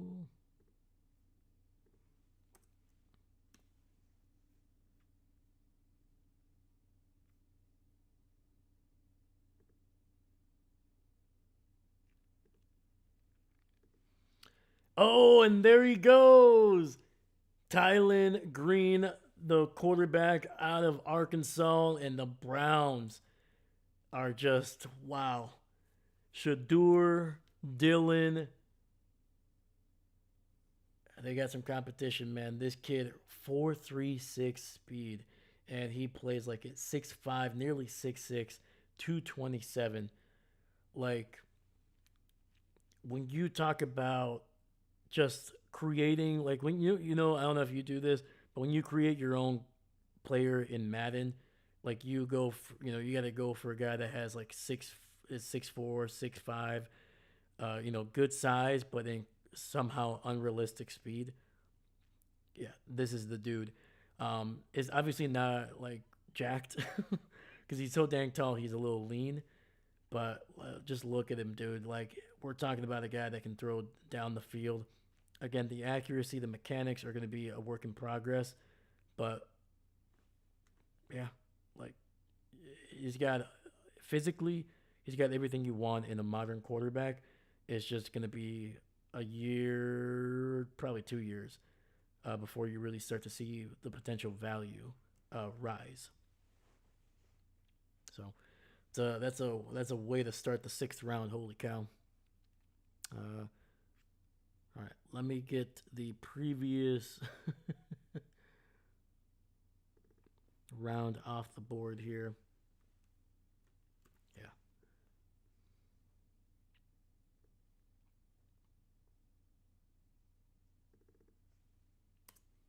Boom.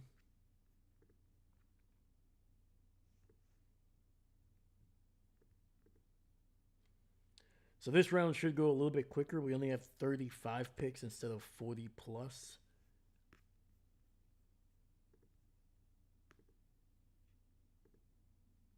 There we go.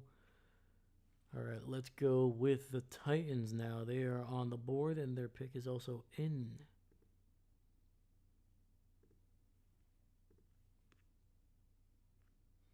Yeah, Tylen Green was somebody that I picked for the Packers in the fifth or sixth round every once in a while, just because I know the Packers like to have a little bit of a project at quarterback, and this guy was just he would have been able to do what Malik was doing, athletically, still has the arm. Um, yeah, just a big playmaker that I was hoping the Packers would take a chance on. But yeah, right now they don't really have the draft capital to just kind of throw picks on a project that was not going to be a potential contributor, especially at quarterback.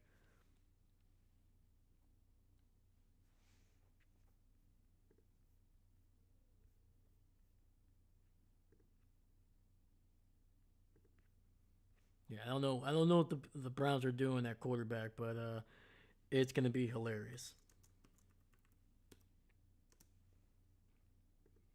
All right, Arizona already picked. Actually, I missed them.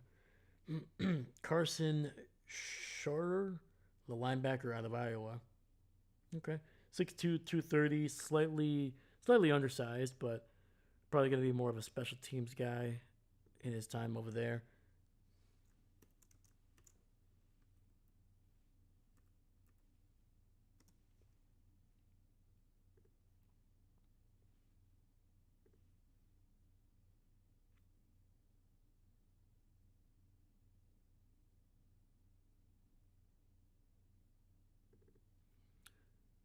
Give me one moment here.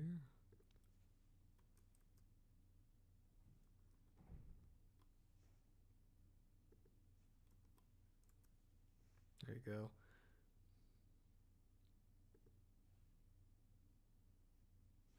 Oh, hold on. Pick is in. Is that Seamus?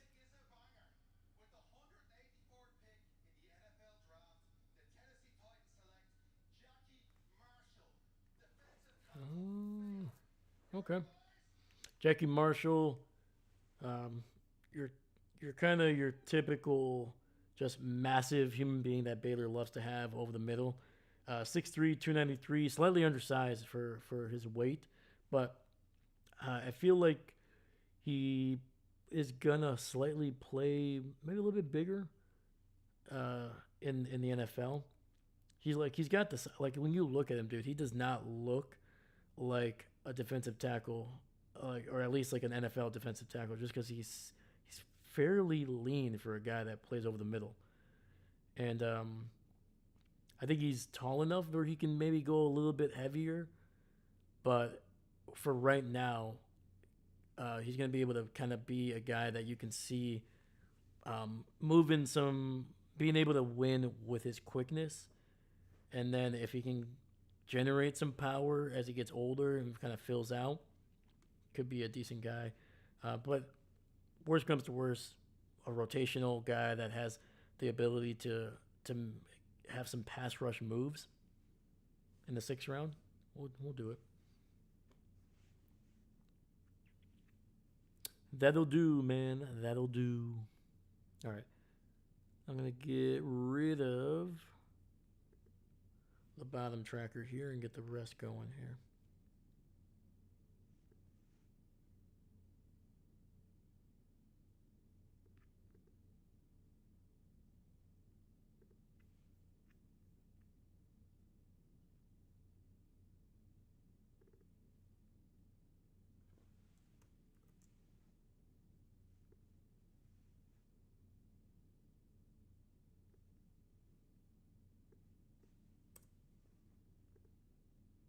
Paste.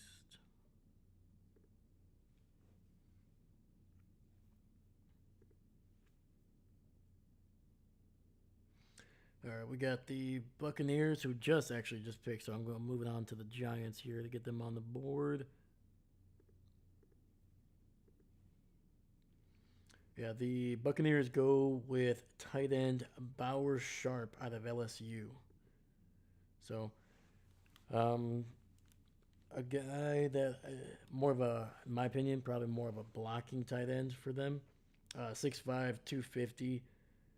He is a better blocker than when he climbs up into the second level and potential leverage. Yeah, so yeah.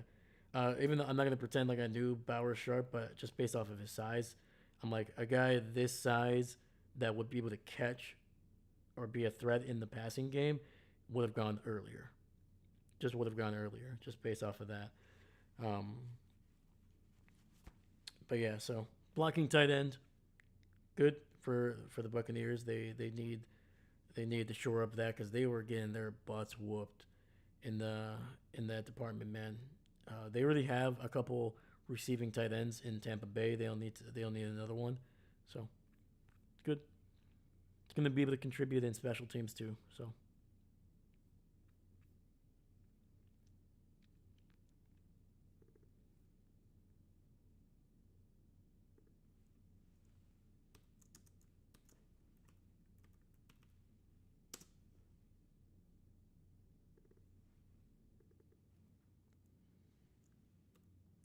Tampa Bay trading up for him. They traded with the Raiders, who moved back to 195, so moving back 10 spots. So probably the Raiders wanted their blocking tight end, and Sharp was their guy.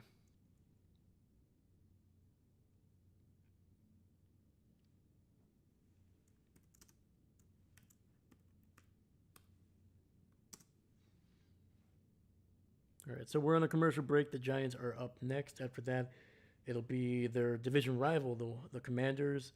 Then the next New Jersey team is after that.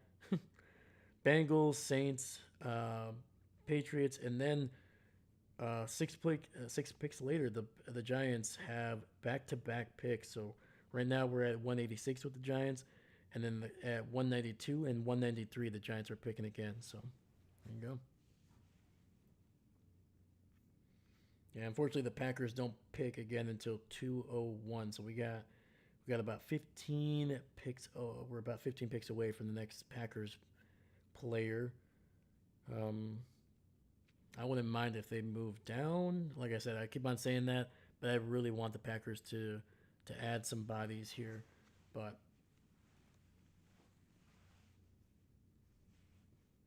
seems like Goody and the Packers have either struggled to find somebody to trade down with, or they just simply like what they have at the spot.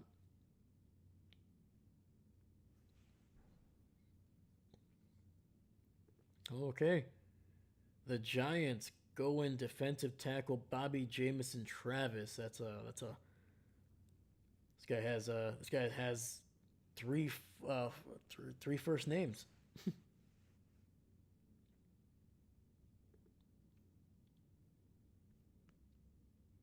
Oh, we got Michael Keaton out there again. We got Batman again. OG Batman. No offense to Adam West, an absolute legend.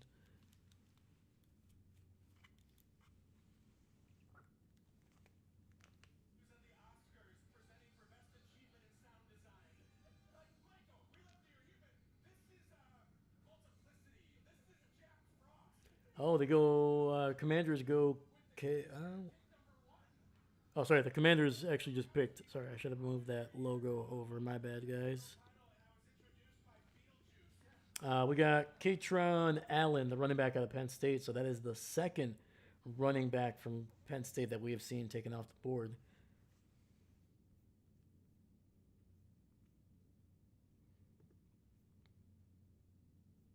Here we go.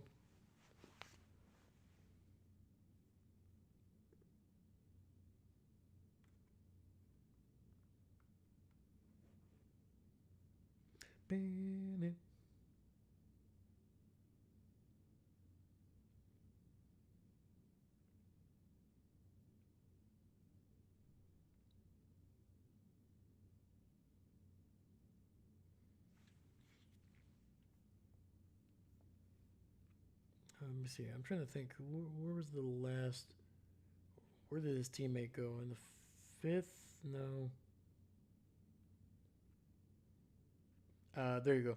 Yep, fifth round. Nicholas Singleton went to the Tennessee Titans with pick 168. And then 22 picks later, his teammate, Caton Allen, goes. Sorry, Katron. Katron Allen.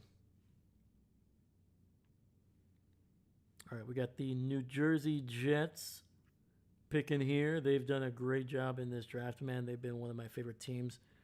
Just going with quality and volume at the same time, man. They had the draft capital to definitely do both, and they're doing it right now.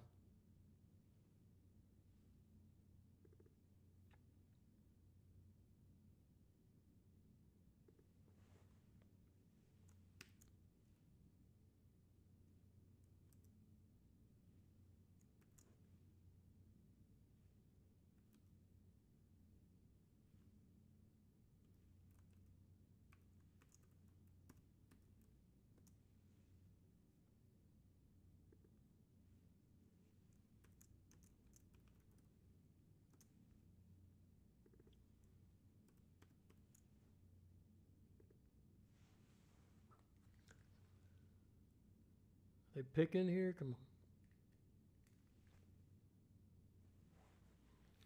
on. All right, last time we saw the Jets, they took a quarterback in Cade Klubnik out of Clemson.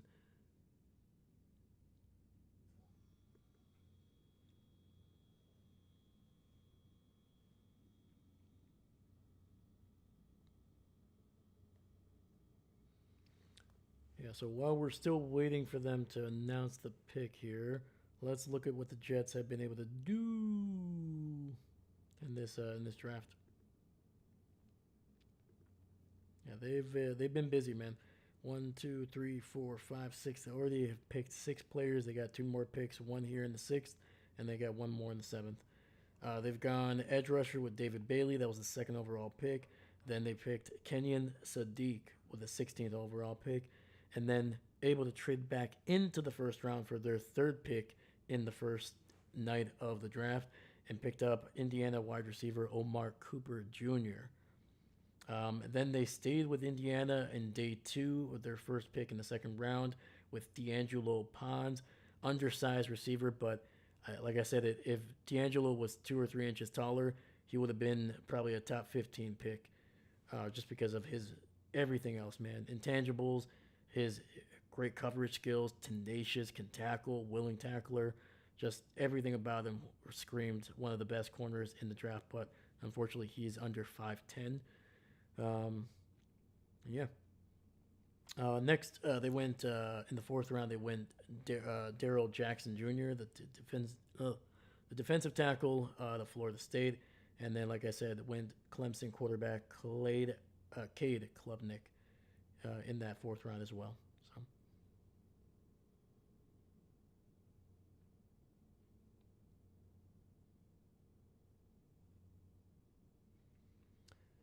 Let me see. What haven't they addressed? Interior line. They could go that route. It wouldn't be bad if they maybe double dip at receiver. Um,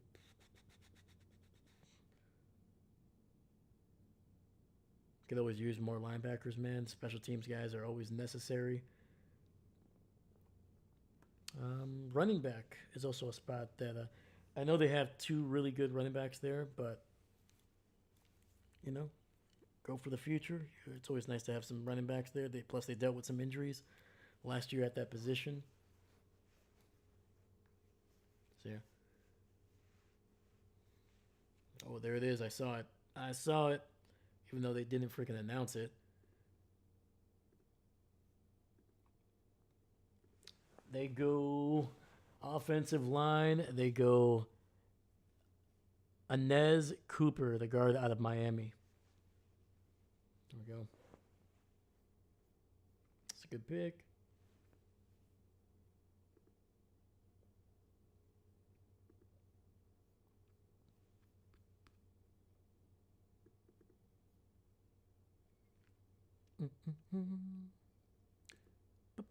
All right, they go Desi Arnaz.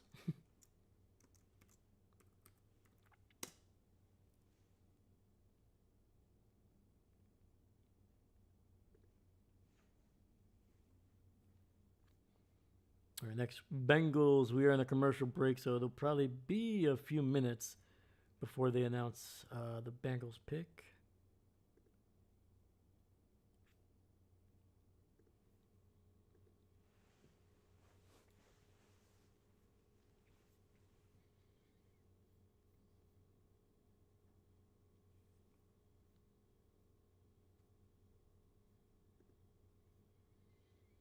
All right, let's look at the Bengals. So while we have a little bit of time. So they came into this draft needing corner, offensive line, just in general. Wide receiver, even though I don't think that's a higher priority than guard, in my opinion. And then linebacker. They went edge, which with Cassius Howell. I understand that. Best player available. Second round pick, early second round pick, easily probably could have been a first rounder. So I can understand that. Then they went to Cario Davis, the tall, athletic corner out of Washington. Then they went Connor Liu, I like it, interior line. And then went Kobe Young, Georgia, wide receiver. So, you know, they still got 3 picks. One here in the 6th that we're looking at right now, and then they got 2 in the next round. Okay, they go 6'5", 310 guard Brian Parker II out of Duke. So, yeah. And Duke always seems to produce some really solid late round offensive linemen that just kind of just stick around in the NFL. They kind of bounce around team after team, but they're always kind of good backups, man. There's quality guys. Sometimes they do produce starters, but for the most part, they produce quality interior linemen, especially interior guys. So Brian Parker kind of continuing that tradition. Yeah, I think even the Packers have drafted a Duke interior lineman. What was it, Travis Glover? I think he's still on the team, pretty sure.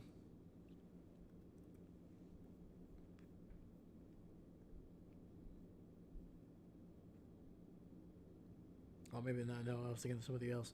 Who the heck is Give me 1 second.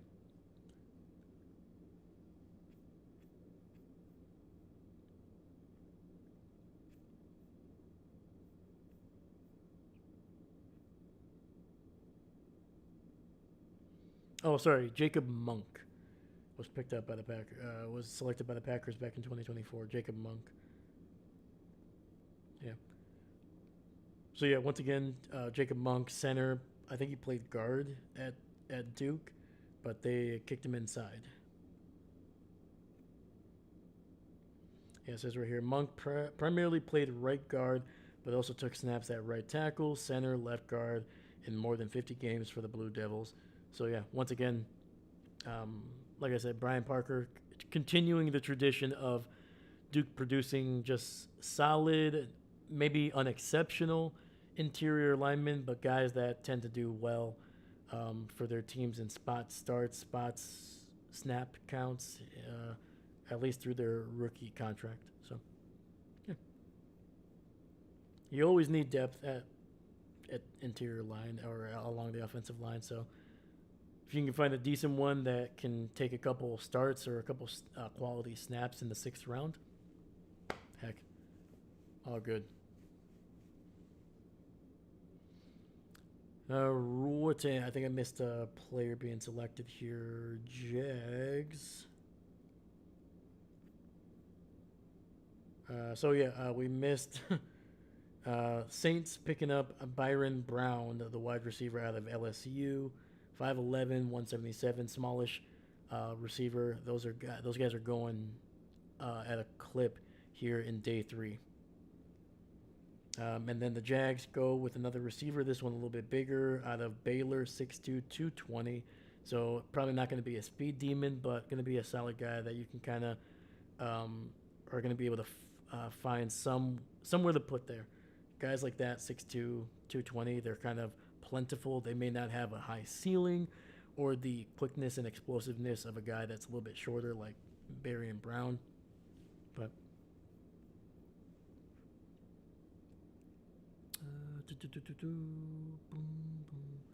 all right, we are. Holy cow! The Giants are picking fast here. Holy cow! Well, they just picked one of their first back-to-back picks here. Where? There we go. Yeah, they went offensive tackle C.J. Davis out of Illinois with their first pick. Now they're still on the clock with pick 193.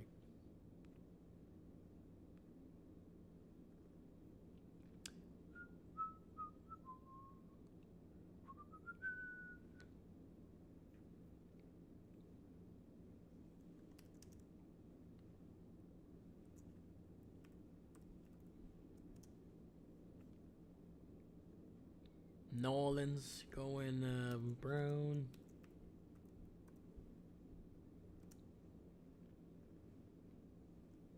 The Jags actually traded up with the Patriots to make that pick with Josh Cameron.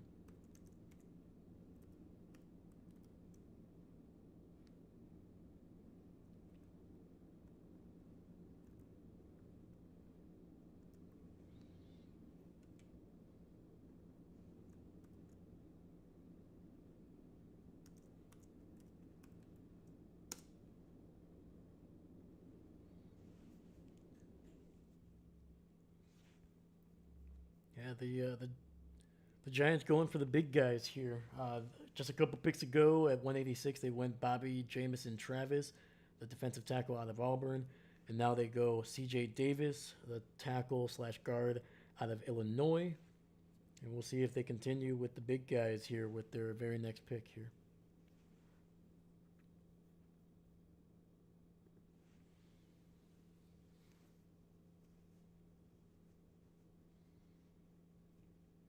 All right, we're less than 10 picks away from the Packers.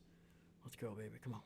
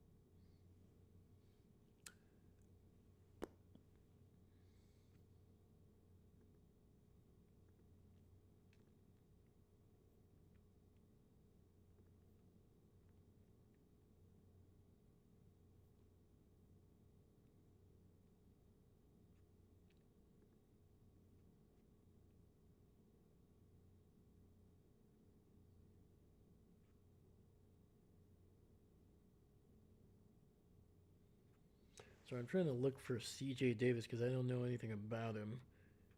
Do they have him listed at center, man? Because I've been looking at tackles and guards that are still available, and it's not coming through.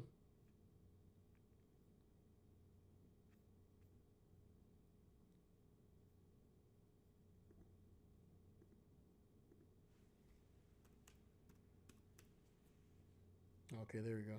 C.J. Davis.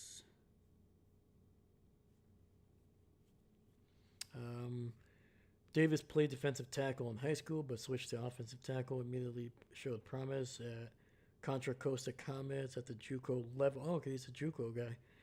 In 2021, as a freshman at Contra Costa, Davis earned first team All CCCA A honors at offensive tackle, leveraged that quick progression into an opportunity at New Mexico. He served the Lobos full-time starting left tackle in 2022 and 2023, and he reprised the same role at Illinois the last 2 years in 2024, 2025. Three times has earned first team all conference honors at different levels and looks built to contribute the offensive line in the pros. 6'4", 330 pounds. Holy shiza, that's a big freaking human being. He's a bear in close quarters and heavy hands, strong anchor, so probably going to be interior. There you go. Yep. Ends up seeing transit. Let me see. He lacks the high end flexibility and could end up seeing a transition to guard as a result.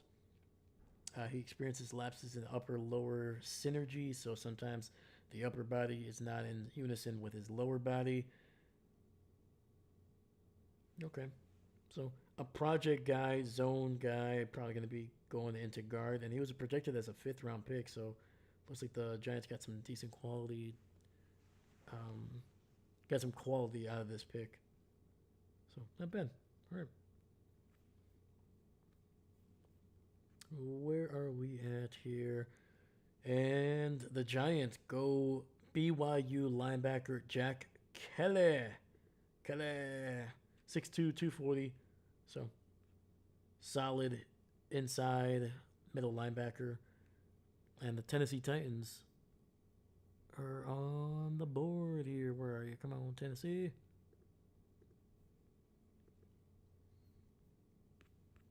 And they went quick. They go Pat Coogan, the starting center for the Hoosiers, Indiana. National title champion there, man. All right, so the Raiders are back. Ooh, man, the Raiders were one pick away from potentially picking Mendoza's center from Indiana. I don't even know if they would have liked Coogan, but would have been nice. Would have been nice to have another Indiana player going to the Raiders there to just make everything smooth for Mendoza, because I think the only player that they've chosen from Indiana was, I think there's only been one guy maybe. Oh, not at all, actually. Dang, I was wrong. I was completely wrong. Holy cow.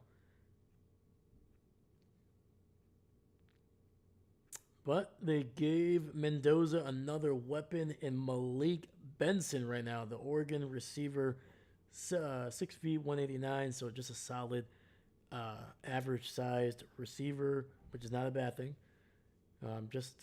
Not too tall, not too short. Just it's gonna be probably a route runner. Probably maybe a little bit of a security blanket for Mendoza in the future if they can develop him.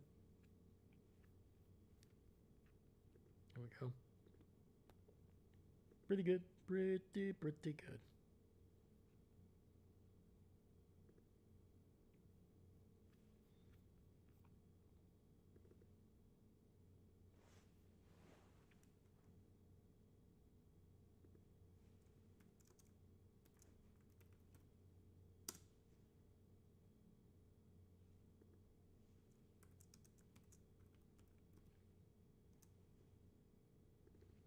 Oh, and the Raiders actually traded up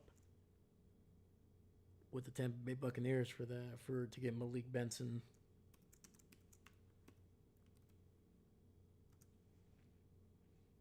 It looks like the Carolina Panthers. This was probably traded a while ago when they traded up. Let me see here. Just making sure I got all the right teams at the right spots. And Seattle is going to be the 18th pick. There we go. All right, we're up to date there. So let me get the Patriots on the board, on the clock here.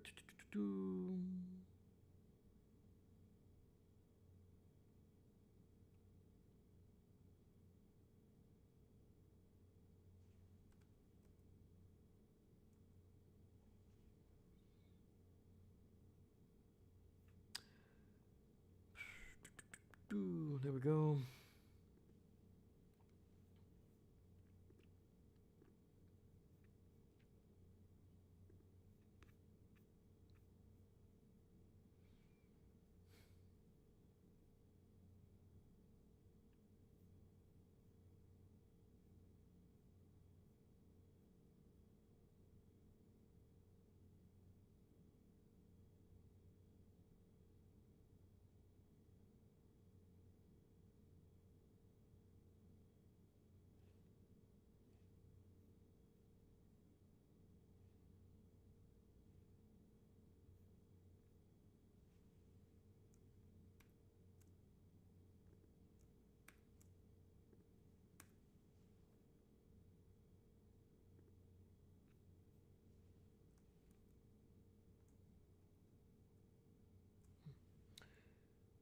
Alrighty. Oh, the Eagles have traded down again.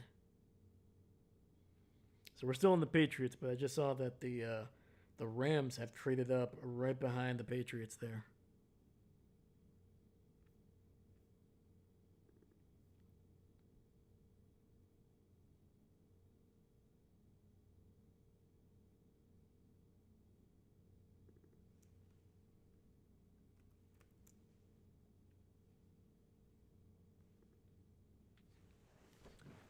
All right, let's see what the Patriots still need here to address. So, offensive line, especially tackle, tight end, edge, safety, defensive tackle. They've addressed the tackle position with Lomu in the first round. They went edge with Gabe Jackas, tight end with Eli Radon out of Notre Dame, and then they went corner with Kiran Prunty. It's gonna be a difficult name for me to say. They got 3 picks in the 6th round and 2 in the 7th. So yeah, they could go. I think safety might be their best bet here.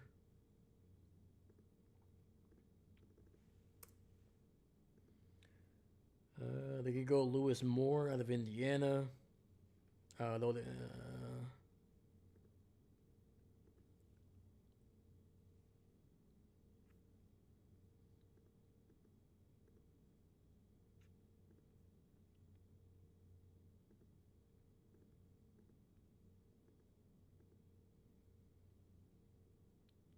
yeah, we'll see. We shall see.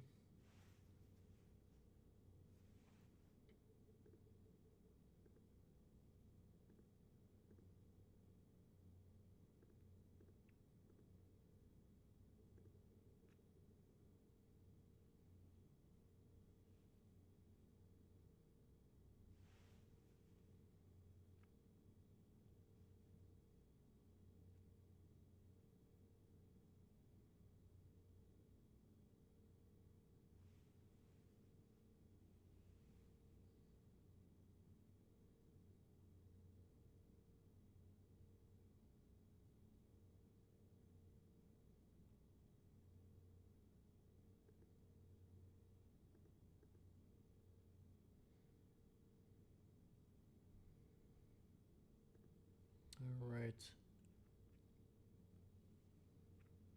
See what the pick is. They're about to announce it here.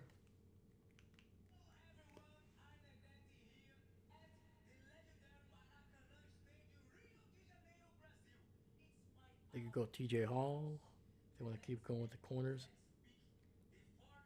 Rashawn Benny, Michigan. Xavier Harris, Ole Miss. Tim Keenan, out of Alabama. Not super athletic, but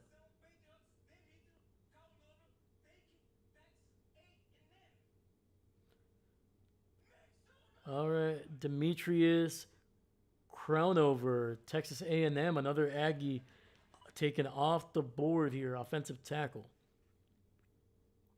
The big man. Okay, double dipping, and he was probably one of the better offensive linemen still available. 6'7", holy shiza. That is a big human being right there.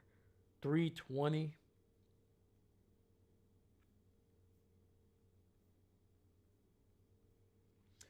So this is what PFSN has says about Demetrius Crownover.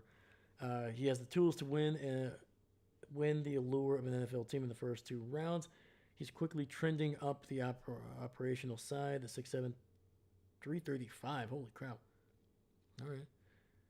Originally a tight end recruit, if you can believe it. He played 2 ways between tight end and defensive end in high school before being molded into a starting offensive tackle at College Station. He's the first. He became a first-time starter in 2024. He never relinquished the right tackle after that. Is a true overwhelming physical specimen with the power and explosion to force potential, pull defenders out of gaps. But beyond his running utility, he's visibly grown as a pass protector. He has clean pass sets, good stances, strong anchor foot, and it seems to be destined to eventually start at an NFL stage. At his size, natural deficiencies in leverage, acquisition, and knee bend limit Crownover situational malleability. Okay. So he can still probably play at tackle. He's just not going to be a super crazy athletic guy. Like he's going to be struggle against some speed rushers. He's going to have to kind of hopefully he can get a little bit of a punch or get a hold of them to be able to slow them down and then finally corral them. So, but he had a really good grade, man. He was for some people he should have gone in day 2, maybe early day 3. So to be able to get him in the 6th, all right. The Rams are picking here, so not too surprising. They seem to be kind of aggressive. They had a lot of picks in the later rounds, so they traded those away.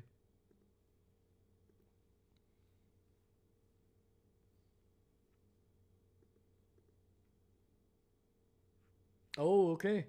They go C.J. Daniels, 6'2", 202 out of Miami. All right. Kind of a do-it-all wide receiver.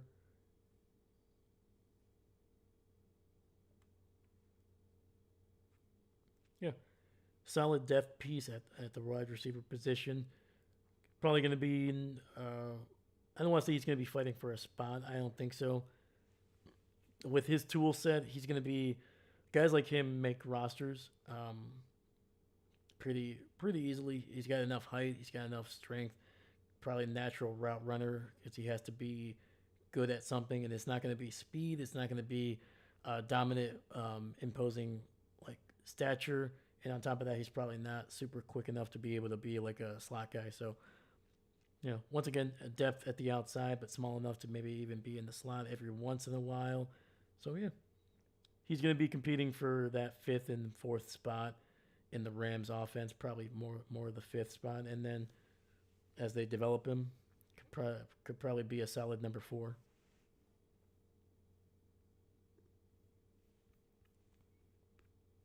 All right, the Vikings. Did they trade up? I think they did. Yep.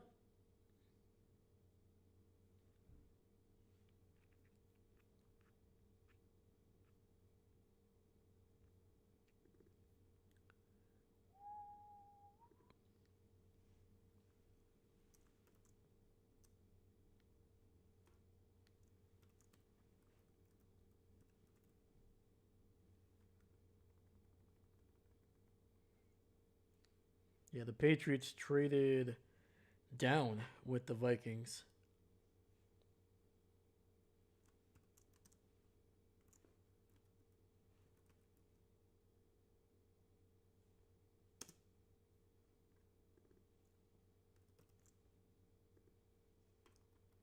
And they go Denman Claiborne, the running back of the Wake Forest.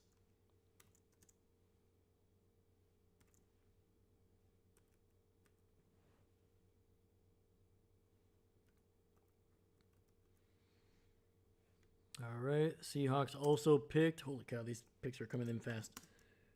Henderson, Emmanuel Henderson Jr., the wide receiver out of Kansas.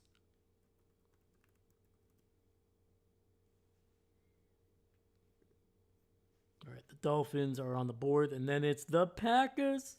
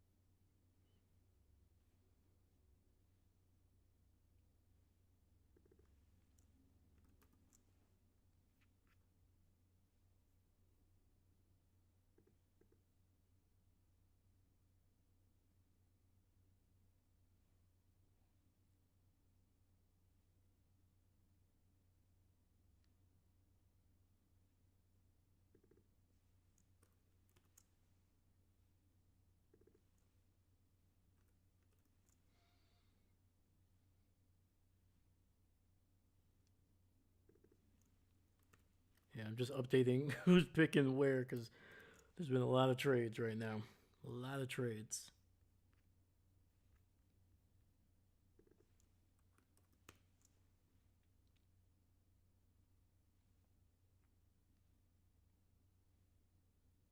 Okay.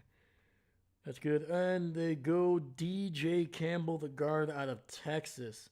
6'3", 313. Really solid pick. Alrighty, baby. The Packers are on the board. Let's go.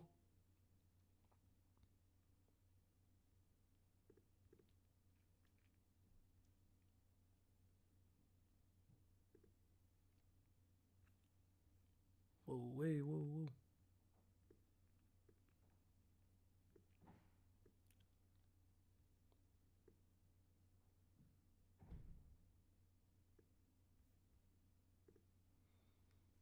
There we go. Let's see.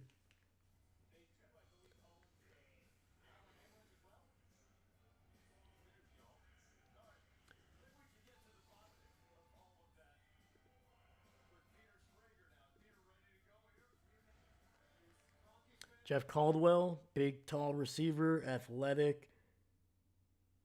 Let me see here. They could go Isaiah World, the offensive tackle, probably going to be a guard out of Oregon. Was huge last year, but unfortunately did not have a great year. They could go Tristan Lay, the offensive tackle out of Clemson, has some swing tackle possibility along with being able to play at guard.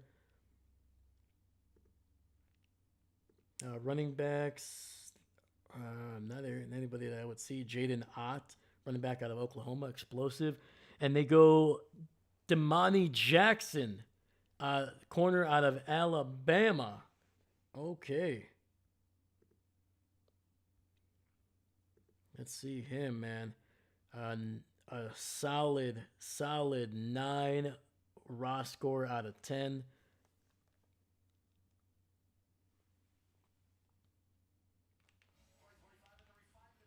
All right. So this is what PFSN has said about him. I did not have Damani Jackson on my radar.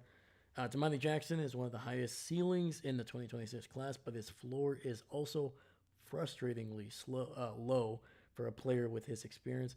He was a 5-star recruit out of California who tied the state record in the 100-meter dash with a blistering time of 10.25.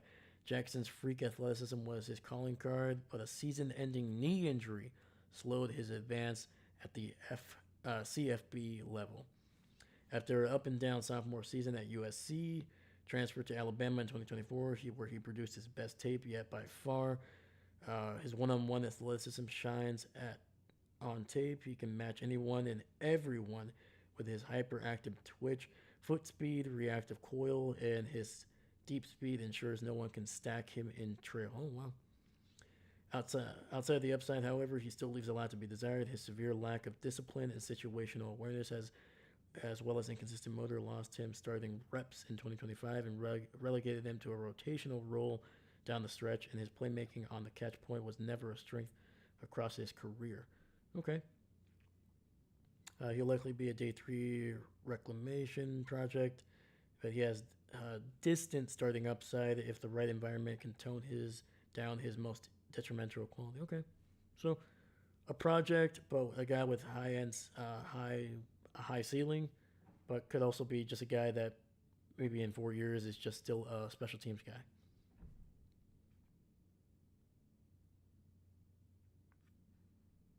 Yeah, 6'1", 194, literally smack dab in the middle of what the Packers like in their corner in terms of size and weight. All right. All right. Let's go.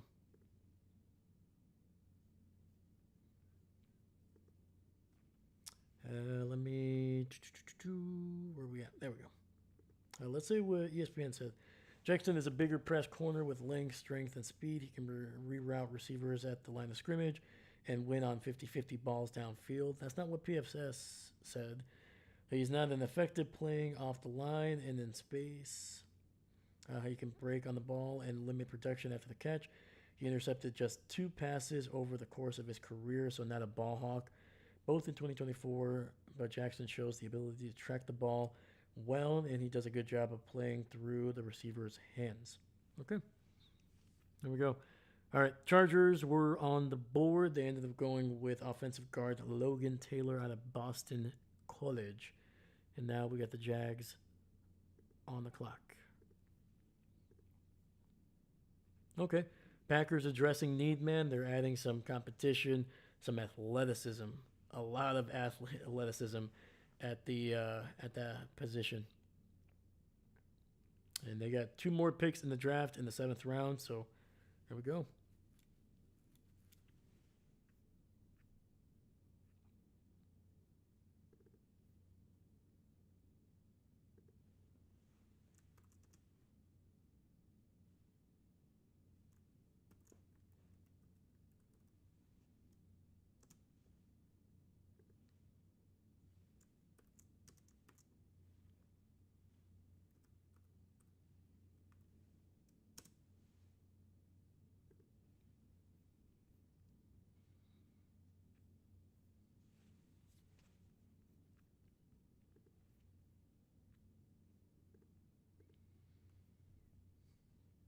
All right, let's see kind of what the Packers, with 2 more picks left in the 7th. Let's see where they're at overall with their draft.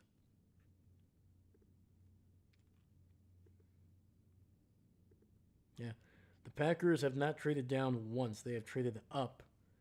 Actually, no, sorry, I lied. They traded up twice. Actually, I think no. Oh no, sorry.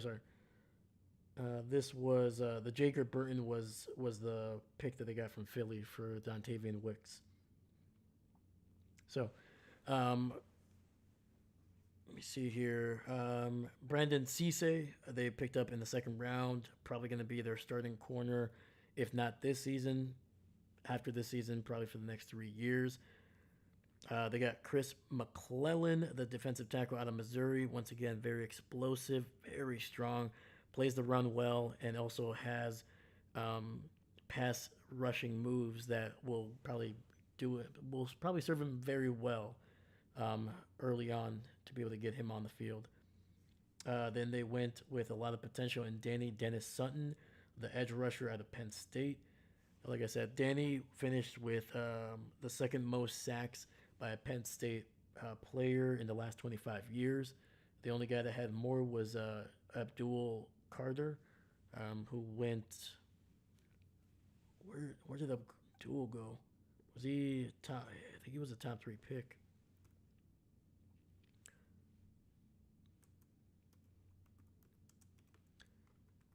Granted, Abdul is a different kind of animal than Denny Sutton is. Not the same kind of player. 3rd overall, yeah. 3rd overall last year to the Giants.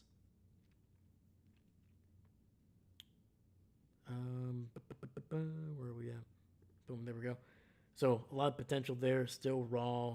May or may not develop. But backers like projects, especially at premium positions like corner, edge, quarterback. They tend not to go with guys that are just already finished. They like to see, all right, you did a good production, but is there room to grow? And that's what they like to do. Then in the fifth round, they went Jager Burton, the center out of Kentucky. Probably has enough flexibility to kind of play guard as well. They like that flexibility there.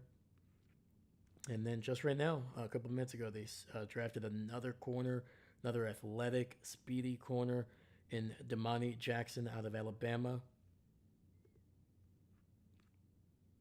So, yeah, man. The Packers are picking Packer players. There's no question. Like, if you would have given me just the measurables of all of these guys, like, I would have been like, yes, yes, maybe, yes, yes. Those are Packer players all the way.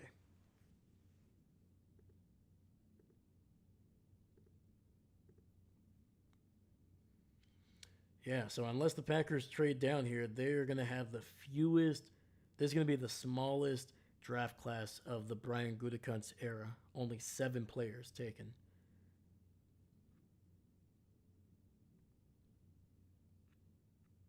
All right, let's keep it going here. We actually just saw the Texans pick here. They actually go with an. So we saw Logan Taylor go to the Chargers, Boston College. Then we saw C.J. Williams, Stanford receiver, and now we see another Boston College player go to the Texans here in Lewis Bond, the receiver. 5'11", 190. The Texans are just adding weapons for C.J. Stroud. They've dealt with a lot of injuries over the last couple of years. They don't know what they're gonna get when they get back. Tank Dell, right? I'm trying to remember.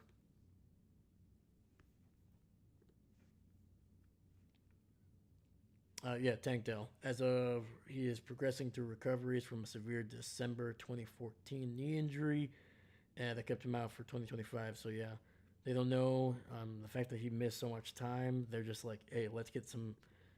Let's just make sure that we have weapons for our franchise quarterback, who might be getting an extension. They already extended the previous player that they took basically almost back to back with C.J. Stroud.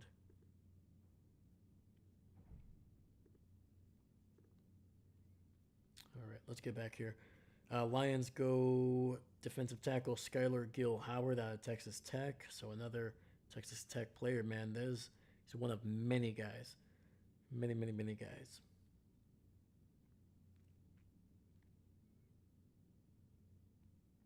6'1", 280. So kind of undersized for a defensive tackle. Might be better if they kind of move him out from the middle.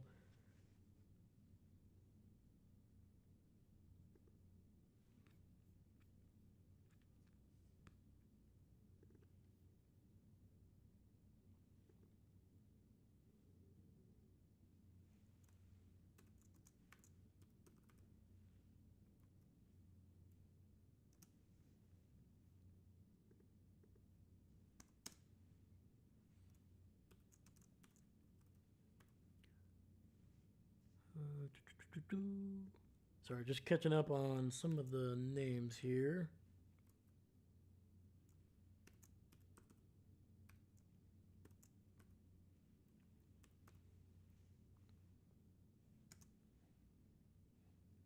Chargers, Philly, Atlanta, Washington, Pitt, Baltimore, New England. Just making sure that we got all the right teams picking.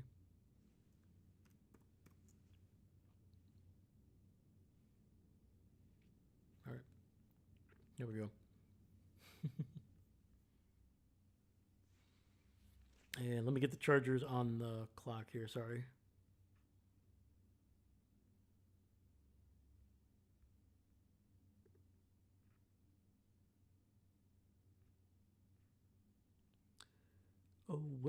Oh, where are the freaking Chargers? There we go.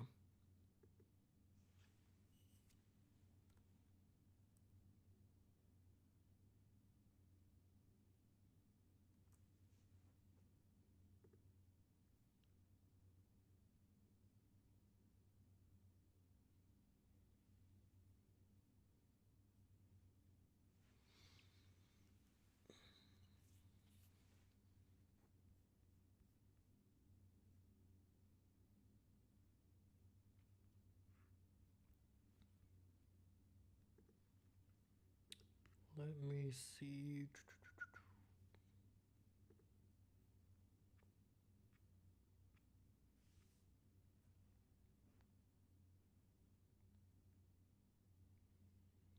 I want to see what the Packers have said about some of their draft picks here.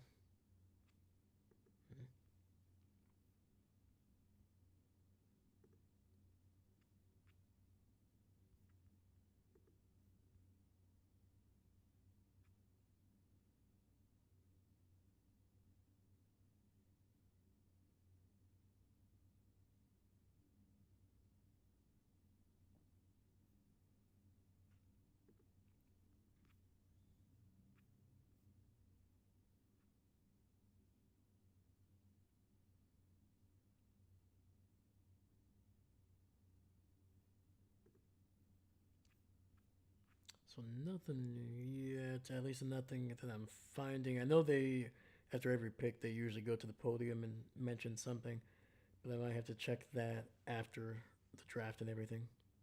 So,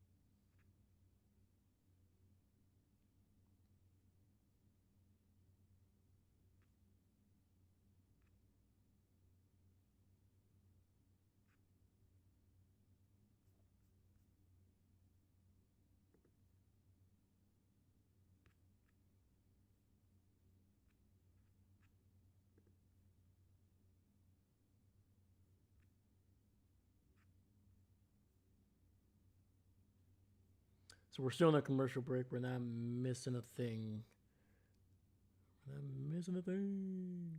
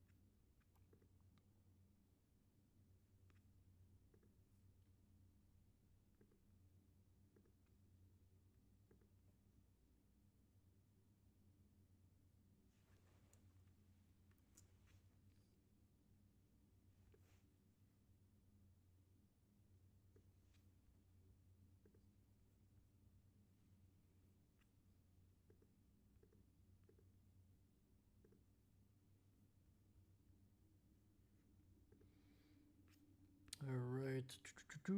The Chargers go Oregon guard Alex Harkley. Nice little pickup there. I always like taking a chance on Oregon offensive linemen late in the draft, man, just because they always seem to be, their offense always seems to be in rhythm, always seem to be able to run the ball, pass the ball. And I think that's indicative of, a good offensive line. But having said that, not all of them, not all of them have been able to be developed into quality starters. So they're rotational guys, which once again I've said it before. It's okay, especially in the back half of day three. You're just looking for guys that can compete, that can come in when they need to, and still keep the offense running. And for the most part, yeah. Offensive lineman.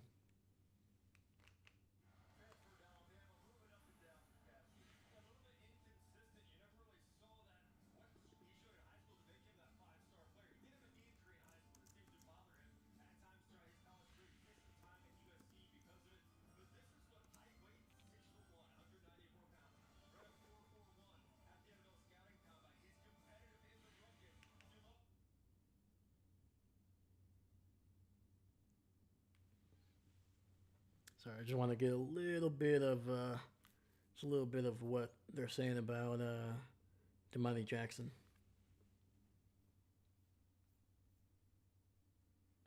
Yeah, he looks fast, man. He looks fast.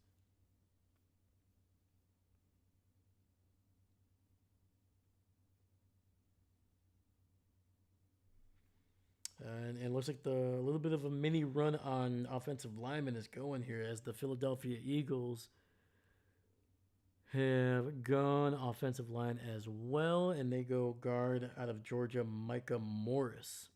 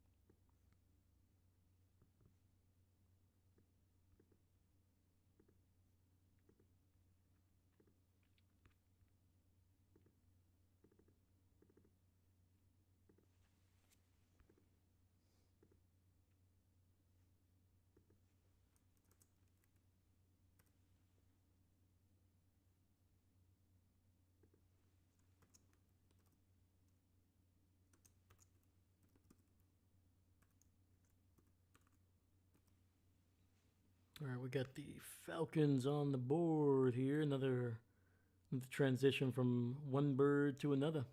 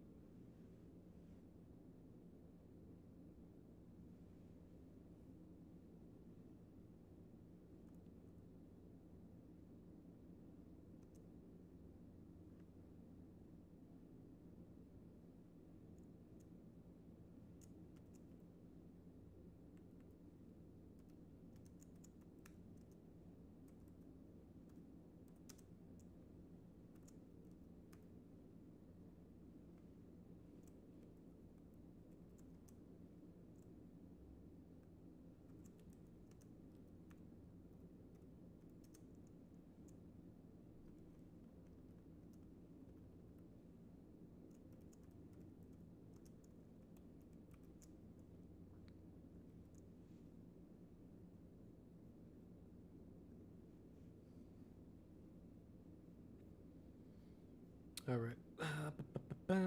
Washington is now on the board. Don't worry, I'm not gonna stop talking about prospects. Sorry, I was just finishing up a little bit of work here. And where are your commanders? They're usually towards the bottom. There we go. All right, let's see some of the players that I've missed here. So the Falcons went with Ontario Thomas, the defensive tackle out of Washington. Don't have much on him. Let me look around who does. Because sometimes, unfortunately, ESPN only covers a certain amount of players. All right, so Ontario Thompson, 6'4", 306. All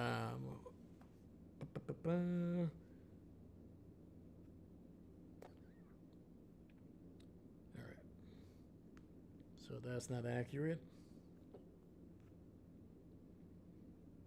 Okay, so he is 6'4". Sorry, PFSN had him listed at 6'4", but then they said 6'1".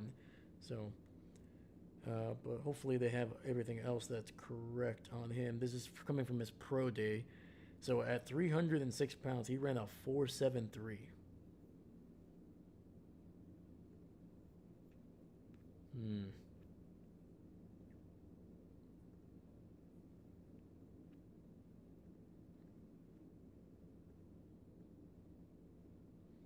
So he started out at Iowa, then he transferred to Western Michigan, the Broncos there, and then finally transferred to Washington in his final, just in 2025, so his last year.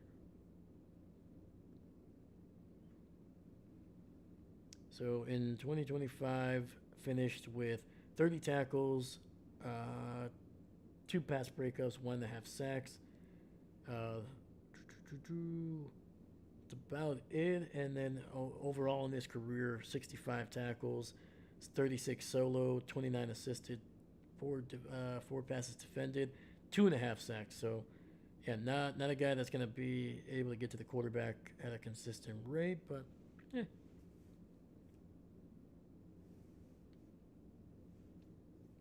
Oh wow, this guy must have gotten. This guy was a returner. Granted, he only returned one for Iowa and Western Michigan. Uh, for Iowa, had a 15-yard punt return, and then for Western Michigan, had a 122-yard punt return. So apparently, he was definitely smaller um, earlier in his career. If he was returning punts, even if it was only just a pair. Right?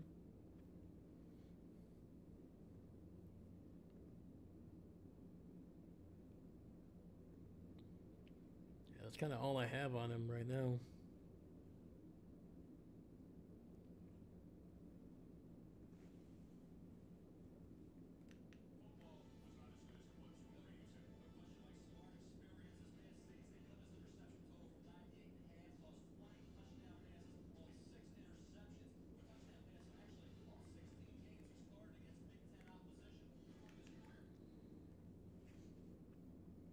All right, let's keep it going. Let's keep it going. Washington going center, Michigan State, Matt Golbin. All right. Trying to make sure that they protect one of the more electrifying wide receivers in the league. Yeah, kind of kind of had a little bit of an injury riddled season on offense, and hopefully they can kind of get back to playing some of the better football that we saw from a couple years ago. Notable sixth-round draft picks: Terrell Davis, Matt Burke, Matt Hasselbeck, Tom Brady, Antonio Brown, and Jason Kelsey.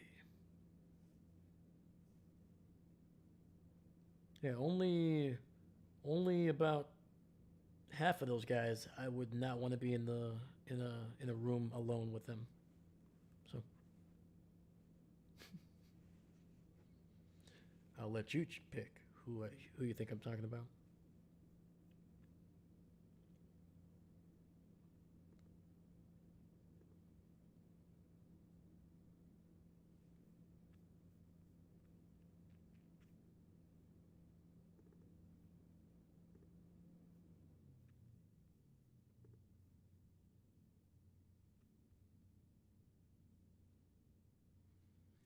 And the Steelers go defensive tackle Gabriel Rubio out of Notre Dame.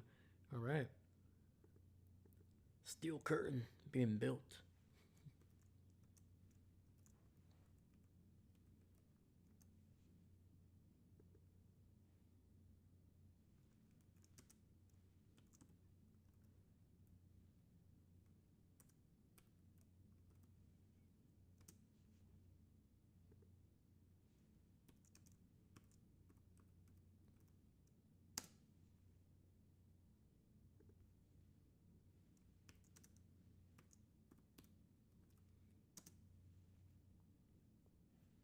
All right, let's see what we got on Rubio there.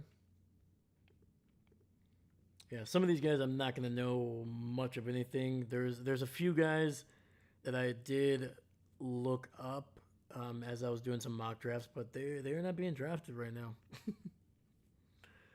So, which is kind of typical, especially as we get closer and closer to the end, because teams, you know, the consensus might be like, yeah, this guy is good, he can be a contributor right away, but some teams don't go for that. Sometimes they go for just raw potential, a guy that that you're like, hey, he may not be able to contribute even that much on special teams right away, but in a year or two, he not only might do special teams, but he could also be a incredible starter for us just because of how physically gifted he is.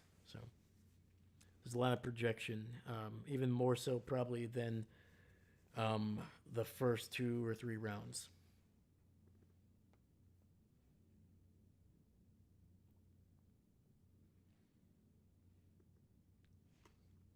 All right, so the oh wow, oh we got, speaking of special teams, we got our first punter taken off the board here, and that is Ryan Eckley out of Michigan State. Wow, Baltimore Ravens.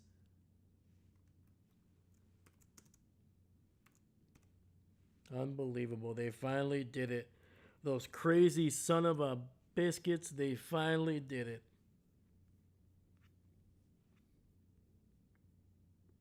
They drafted a punter.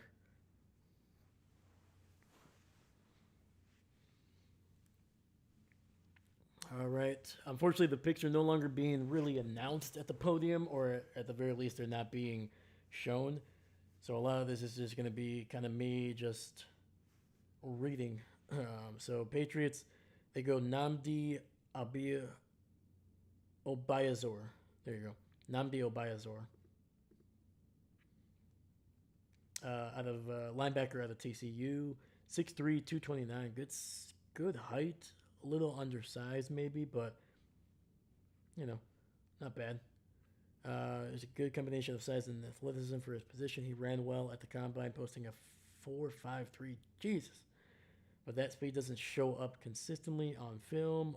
Obayazor can struggle to diagnose plays, causing him to be a step late in pursuit. However, he does a good job fighting through contact and is a good from a tackler when he reaches the ball carrier. He has to refine his overall skills to be effective in the NFL. So immediately, right away, as soon as they said is good at fighting through contact and is good at has good form and tackle, special teams guy. Special teams guy. It's probably, and especially with that speed, he's going to be going on the trying to bring down the punt returner and the kick returner. There has enough speed, size, and athleticism to be able to be a threat on special teams to bring down or minimize the damage from those returners. And if you can develop him into somebody that you can kind of get into rotational packages on defense, even better.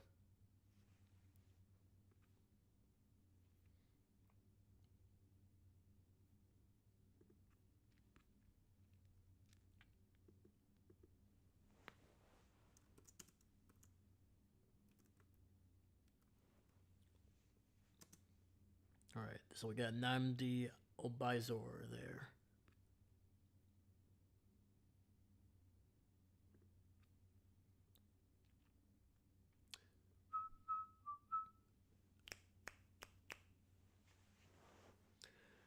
All right, we got Chicago on the board here.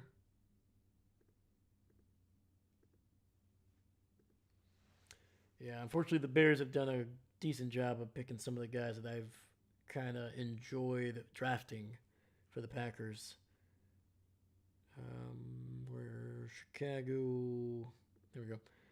So yeah, so Sam Roush was a guy that I had the Packers taking in the fourth or the fifth round every once in a while. Malik Muhammad was a guy that I had them taking quite often during the third round, and Chicago was able to get Roush. I think they overdrafted him in the third round, one of the first picks in that round, and then they were able to get some good value potentially out of Malik Muhammad, getting him in the later-ish part of the fourth round. And Malik Muhammad, cornerback, Sam Roush, tight end, Stanford.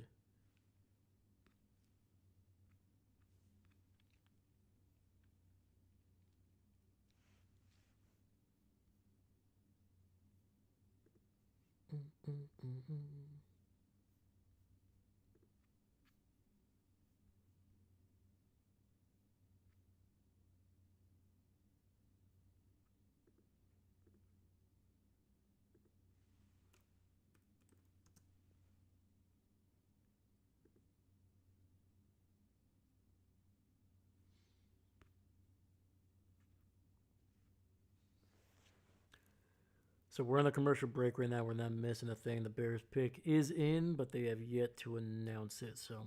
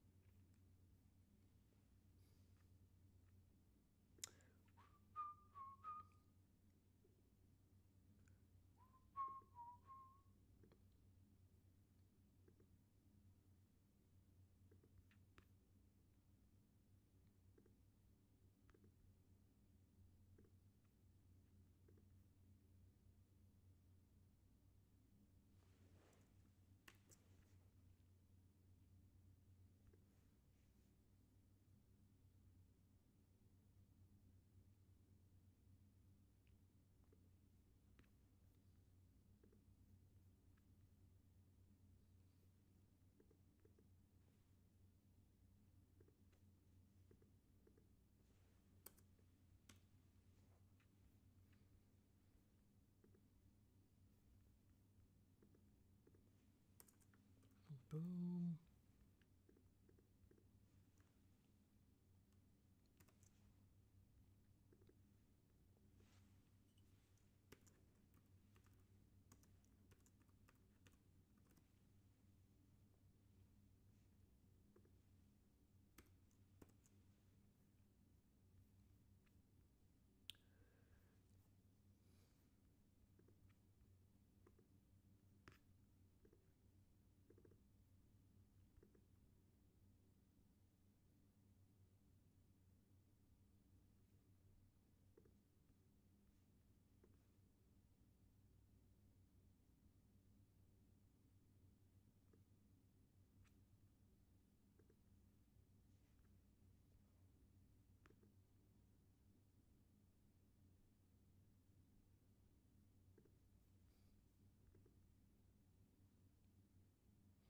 Oh, Jordan Van Den Berg. going off the board here. All right. We got the Colts, Caden Curry, edge rusher, Ohio State, being picked as well. So I'm sorry, I'm playing a little bit of catch up here. Okay, Chicago. Gosh, biscuits. Come on.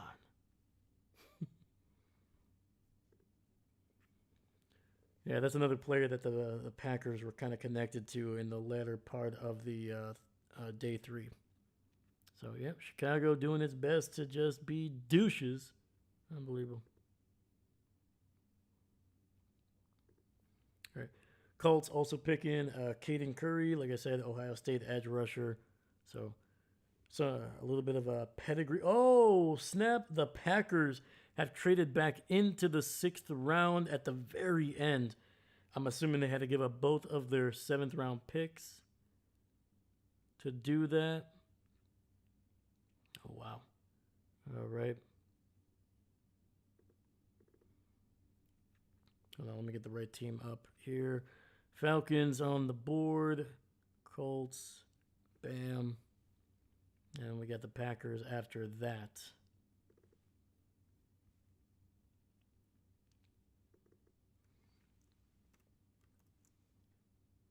Yeah, it looks like Buffalo traded down with Chicago.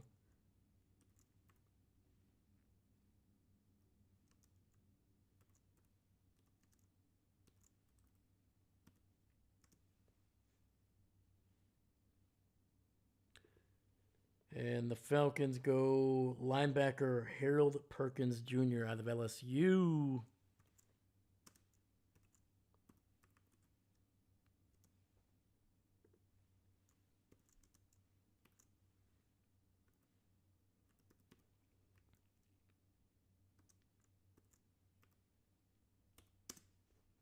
All right, Packers trading with the Seahawks to trade back in here with at the end of the 6th round. Let's see what Green Bay goes with. Unfortunately, I don't think they're going to be announcing the pick. So, all right, Green Bay, where are you? Where are you? There you go. All right.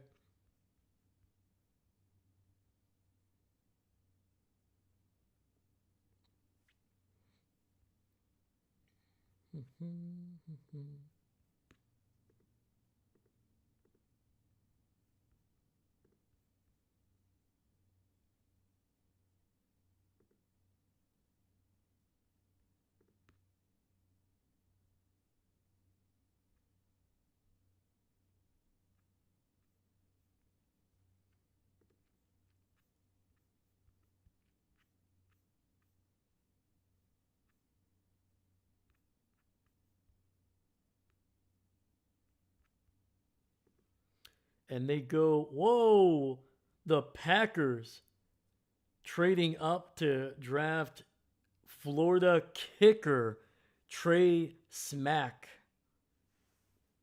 Okay. Career 10 field goals over 50, school record. Is that, I'm assuming that's 10 made field goals over 50. Okay. Well, they're going with a big leg.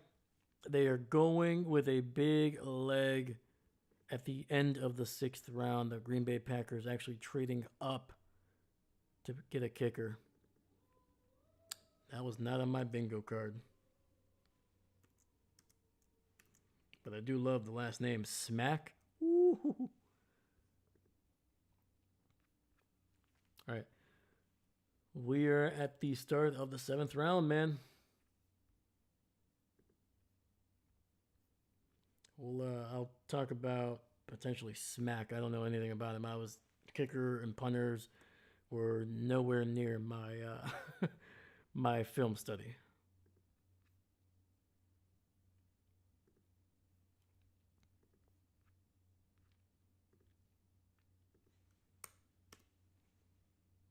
Okay.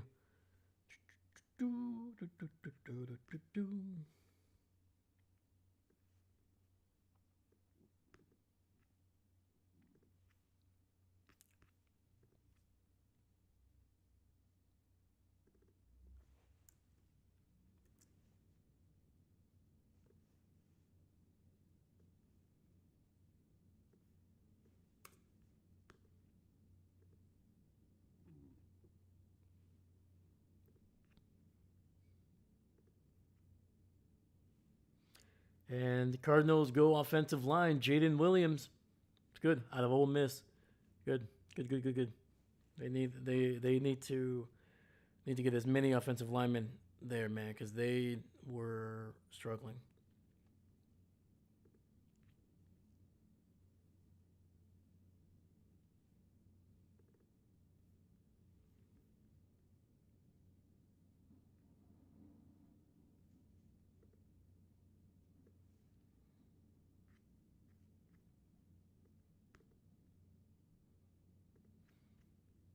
All right.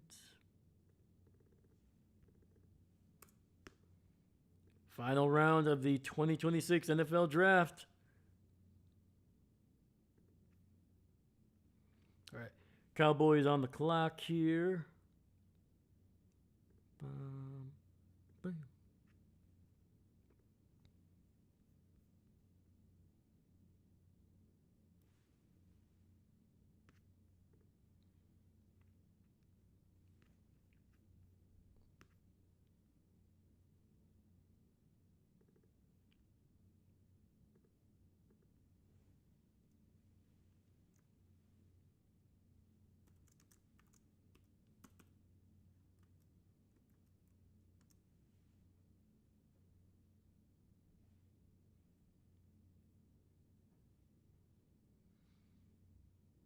And we're still waiting for the Cowboys here, so it's all good. It's all good.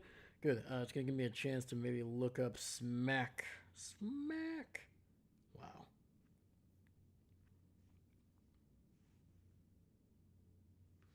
So Smack served as the primary kicker for Florida for 3 seasons, finished with an 82.8 career field goal percentage.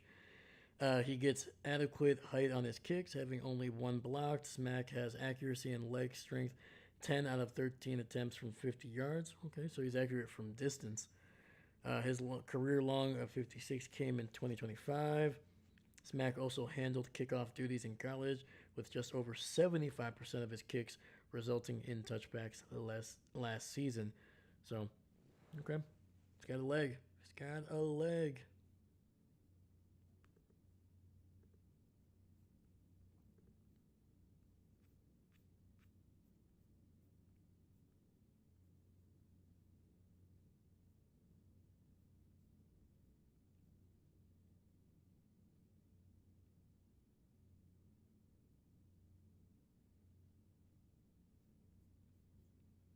I do want to see what they gave up for him. Pick is already here for the Cowboys. They go wide receiver Anthony Smith out of East Carolina, 6'3", 189. So big, tall receiver, man.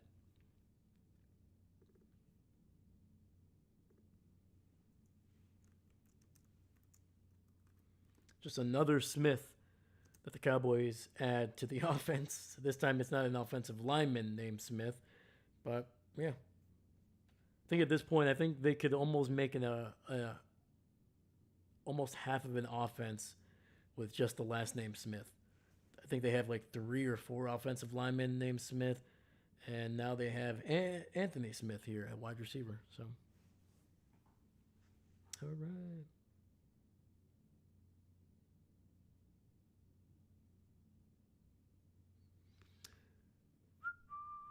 Saints on the board here.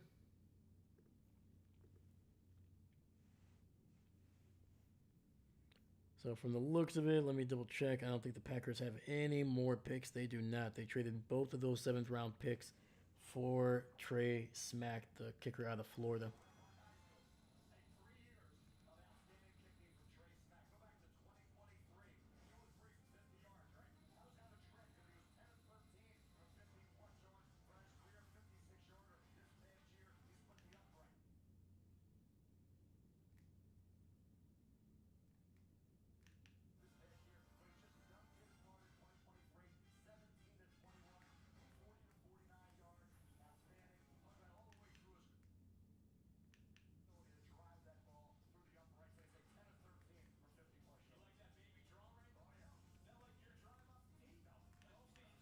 All right.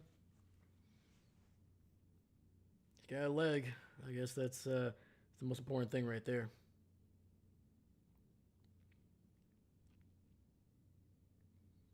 And the Saints go TJ Hall, the corner out of Iowa.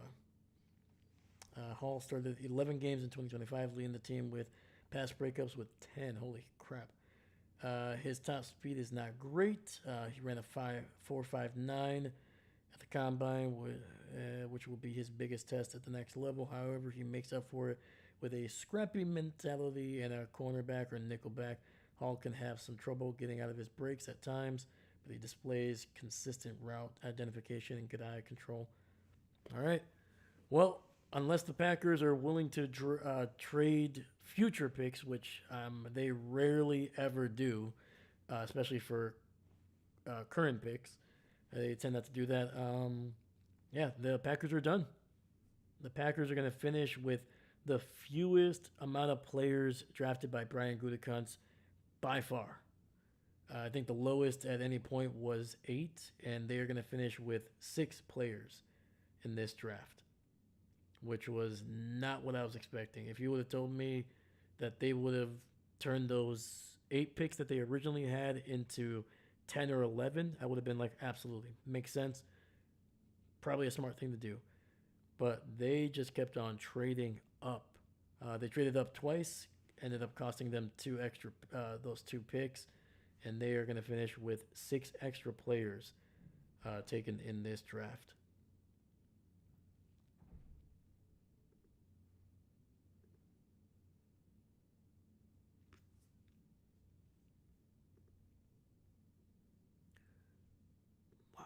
Wow, wow, wow.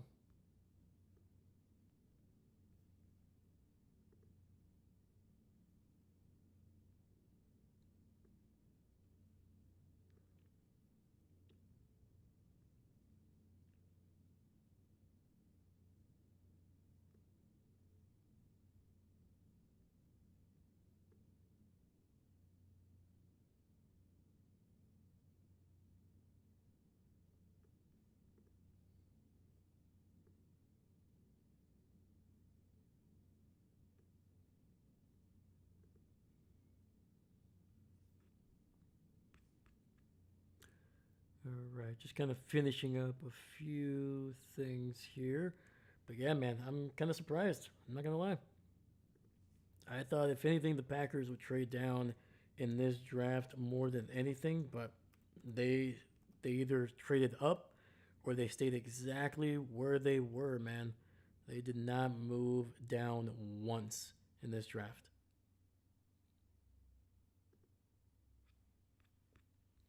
Which I would have to look up if that's ever happened uh, under Brian Gutekunst. It might have happened once. I don't know.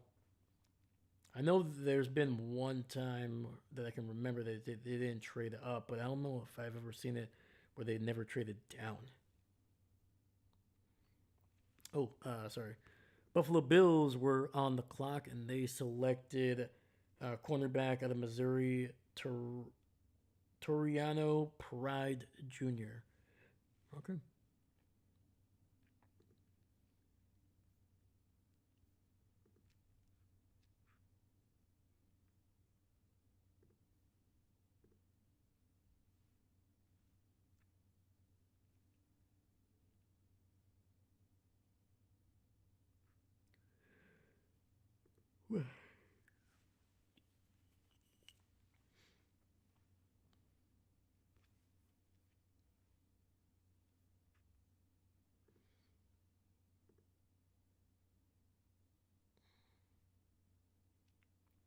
Holy cow, man.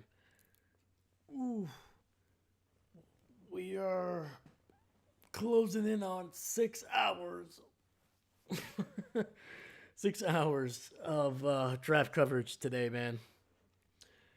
Please, man, if you haven't yet, please leave a like and subscribe, man. Cause, oh man, it's been a long day. It's been a long 3 days, but I would do it again. You know, honestly, if the NFL said, you know what, we're gonna extend the draft and we're gonna do another 7 rounds. The only thing I would ask is give me Sunday off, and I will be back Monday, Tuesday, Wednesday. So, yeah, man. Whew.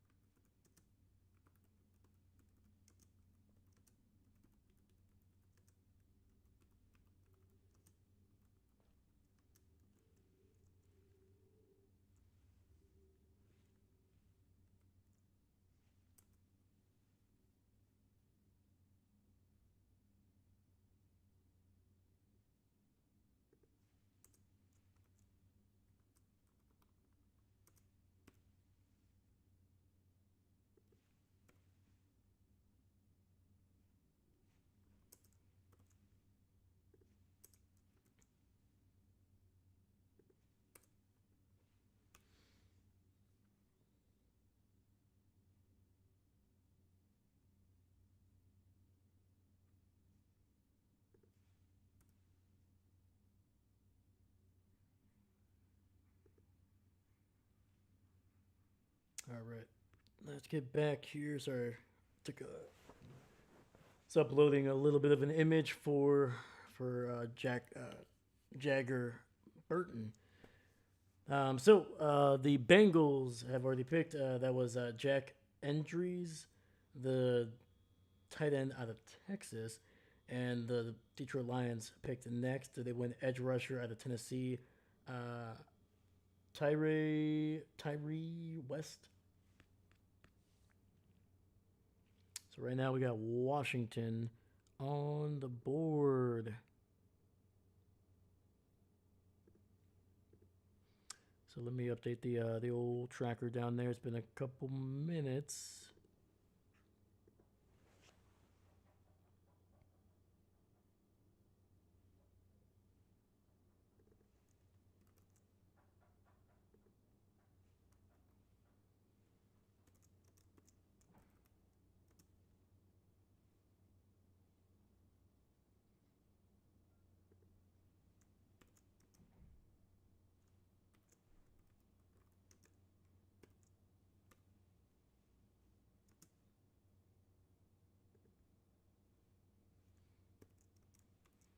Yeah, these picks are coming in hot right now, man. Woo!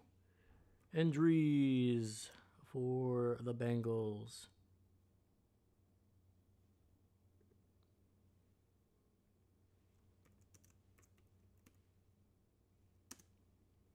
And Washington goes with quarterback out of Rutgers, Athan Kalia Kaminis. I tried my best. Tried my best on that one.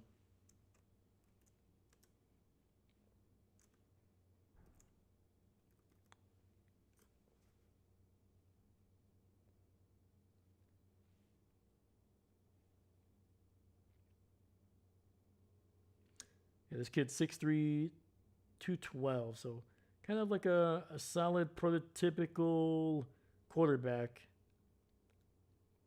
All right, can move in the pocket, a nice little step up and throw as he was kind of stepping to the right there. A lot of shotgun. A lot of shotgun. Ooh, jeez. So that was a risky throw there, man. All right.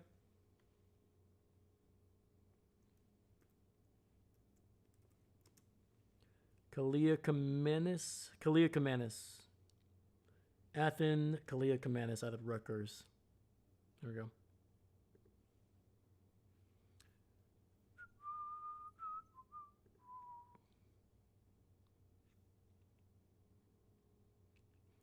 All right, we got the host, the Pittsburgh Steelers, on the clock here. Let's see who they end up going with.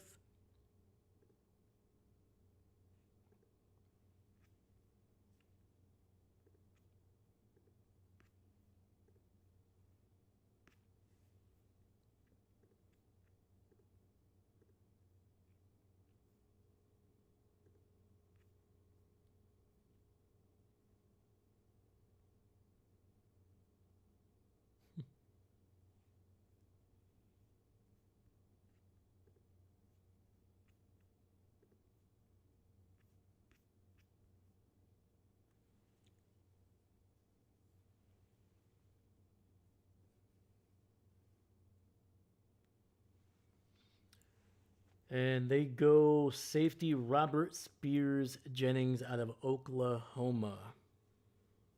All right, man, continuing to build that secondary.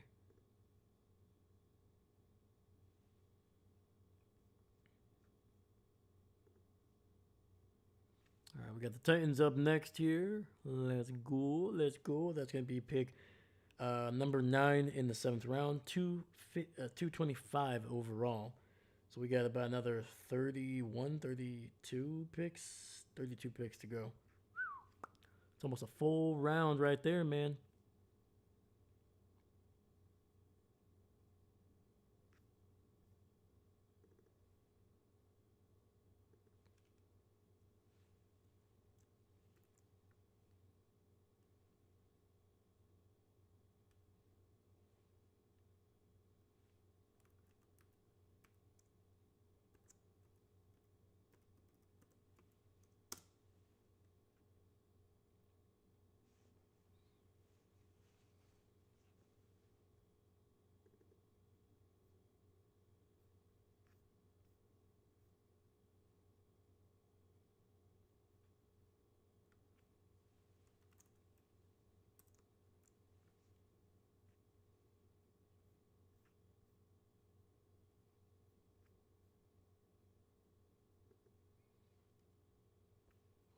Where are you? Tennessee.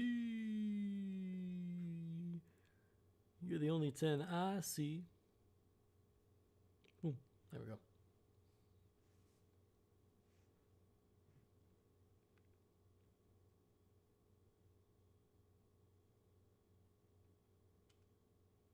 Yeah, here they could go.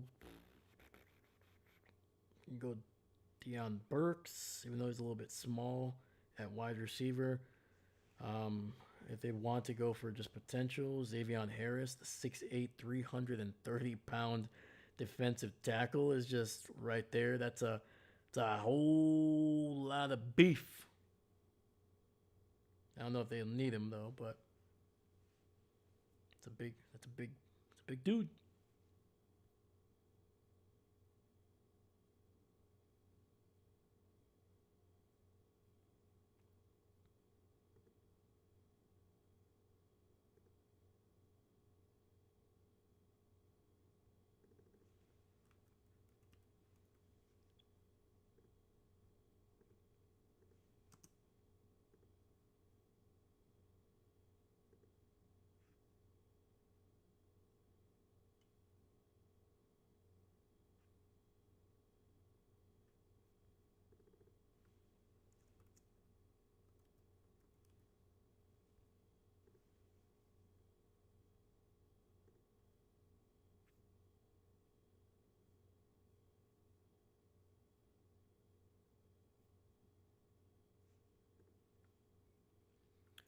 we're still waiting on the Titans pick. We are on a commercial break. We are not missing a thing.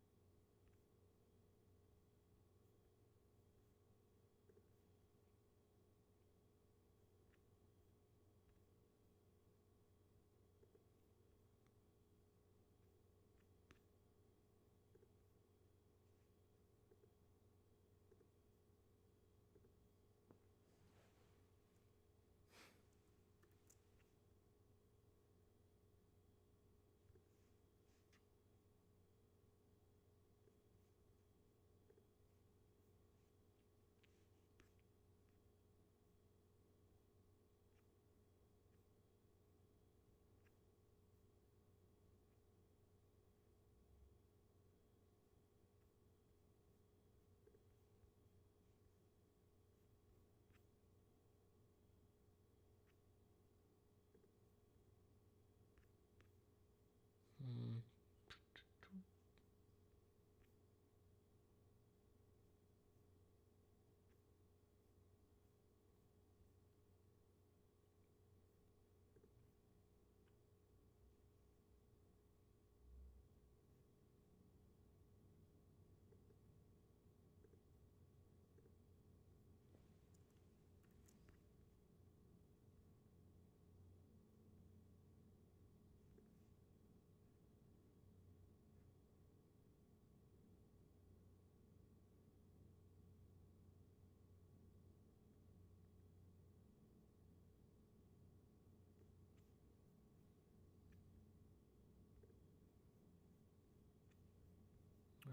Where are we? Ba-ba-bum.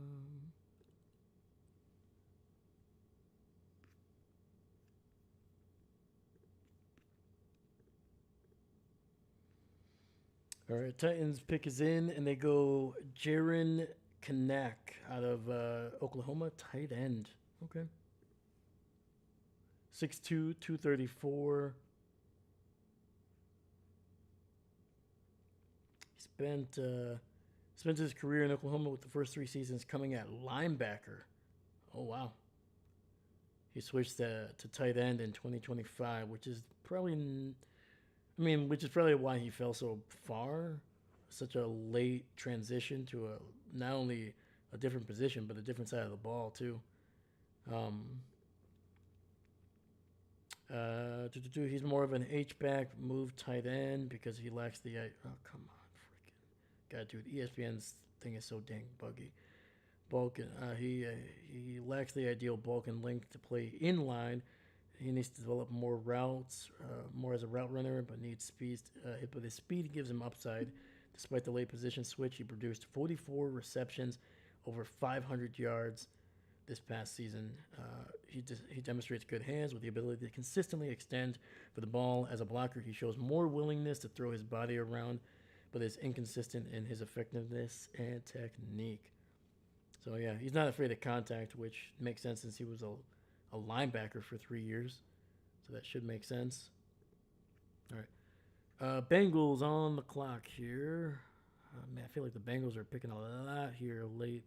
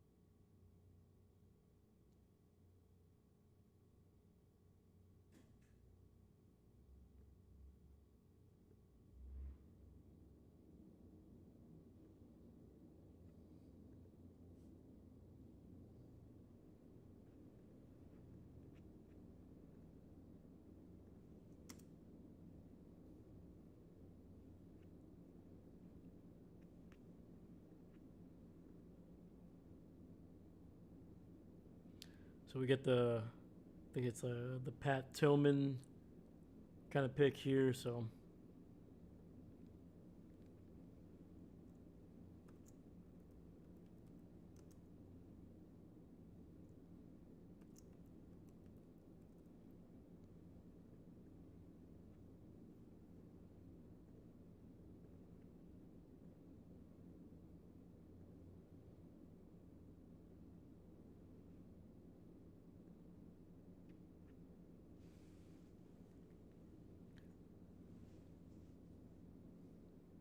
all right, we're still winning on the pick here for the Bengals at 226.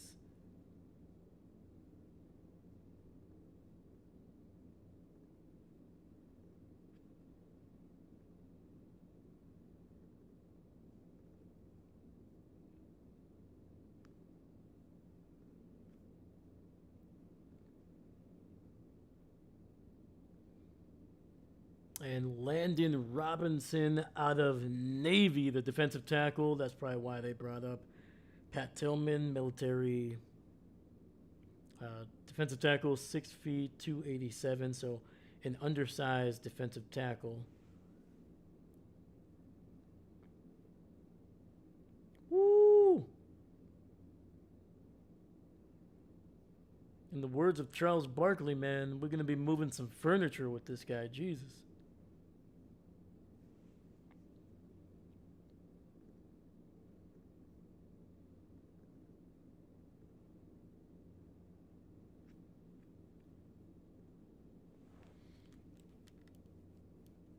Seems like a solid pick there.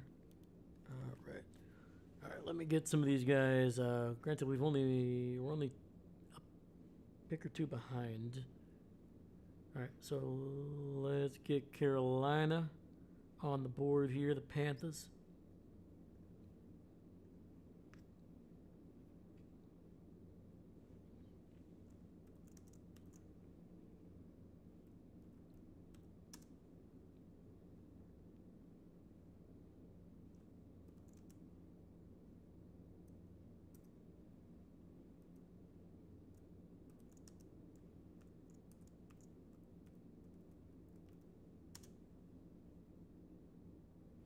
And oh wow, the Panthers actually traded up with Miami for this pick.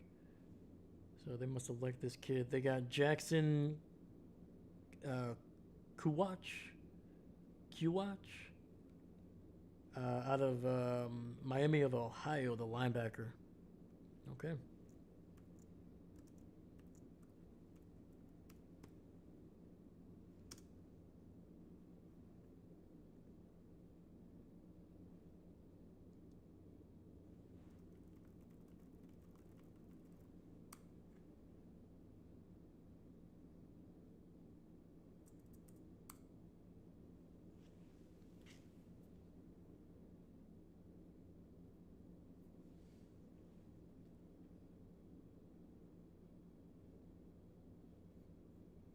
All right, so we got the Jets, the Raiders. Let me update that because I forgot they traded down.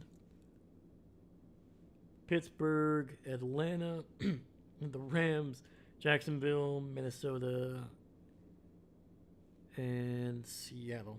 All right, there we go.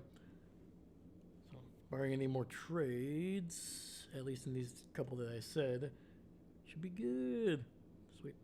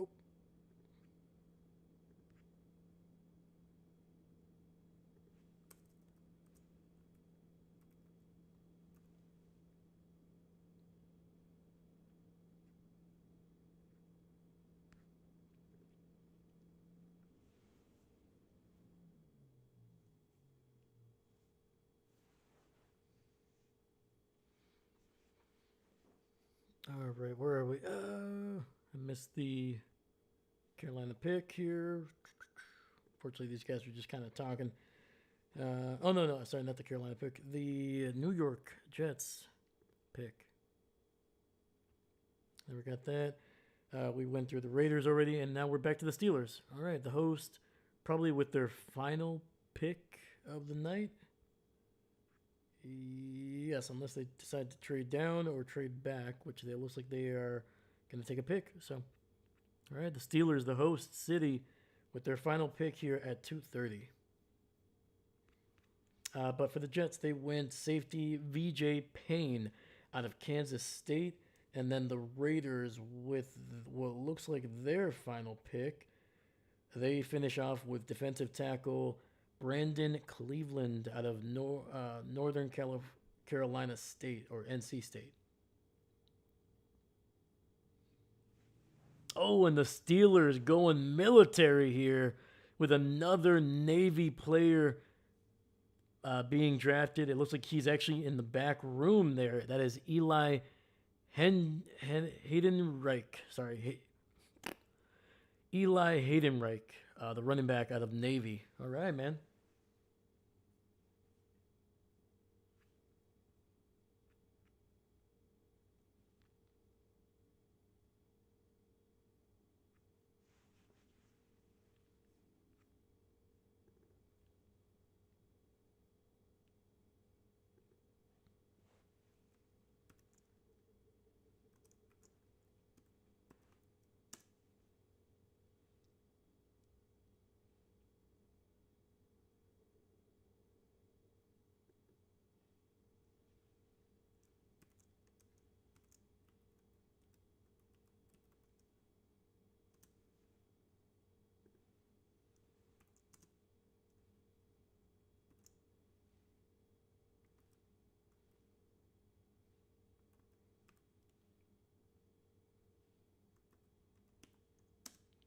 And they even got Roger Goodell out here.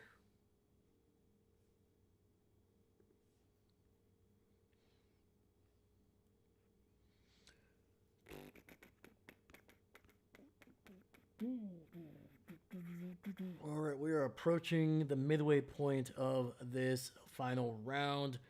We still got what looks like about 26 picks left to go. But we're getting there. There's 40 picks, 41 picks total in this draft. So, sorry, 41 picks total in this final round, in the 7th round here. So,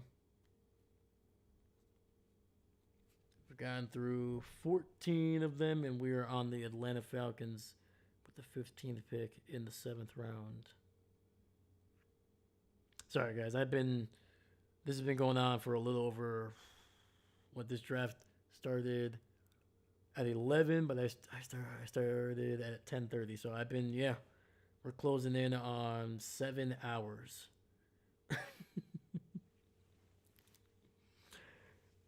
I don't even know how long I can go live on a YouTube thing. I'm pretty sure you can go almost all the way through, but we're going to figure it out. We're going to figure it out, baby. All right, let's get the Dirty Birds on the board, on the clock. Pick is probably already in.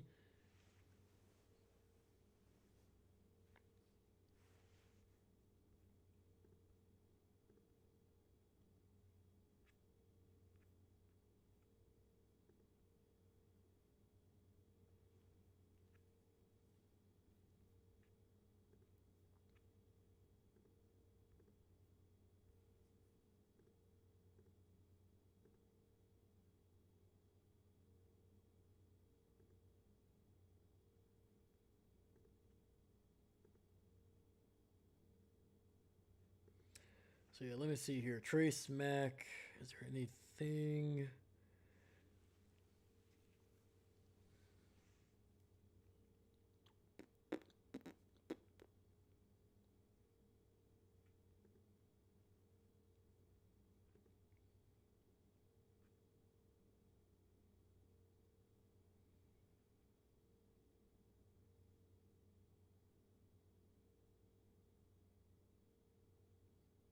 All right, Weirdly enough, Jacob Infante for PFSN actually had the Packers taking Trey Smack, but not at 216. They had him projected to go to Green Bay at 160, which is the pick I think they gave up for moving up with to get Chris McClellan in the third round pick.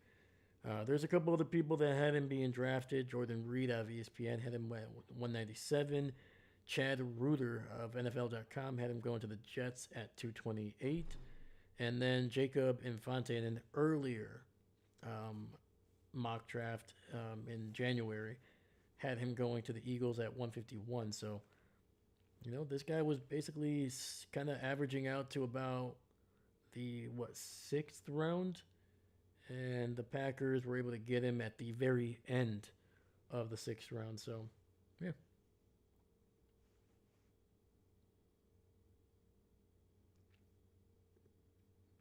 Yeah, but looking at his numbers here,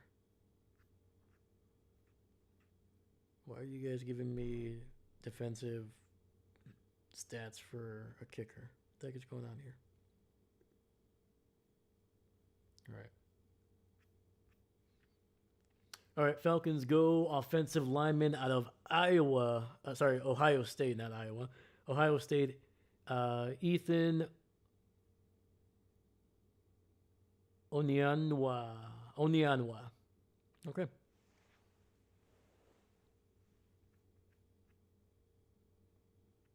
Oniawa. Onianwa. Onianwa. There we go. Onianwa. There we go. All right, let's get the Rams on the board. Their pick is already in.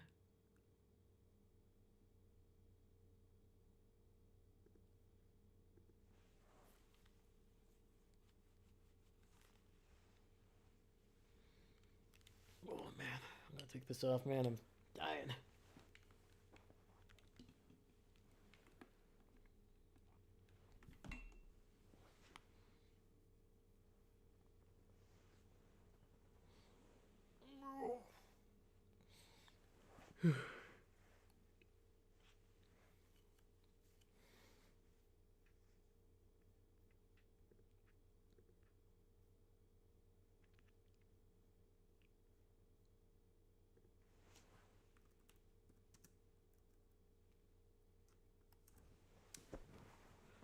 All right, Trey Smack. Smack that. Get on the floor. Smack that.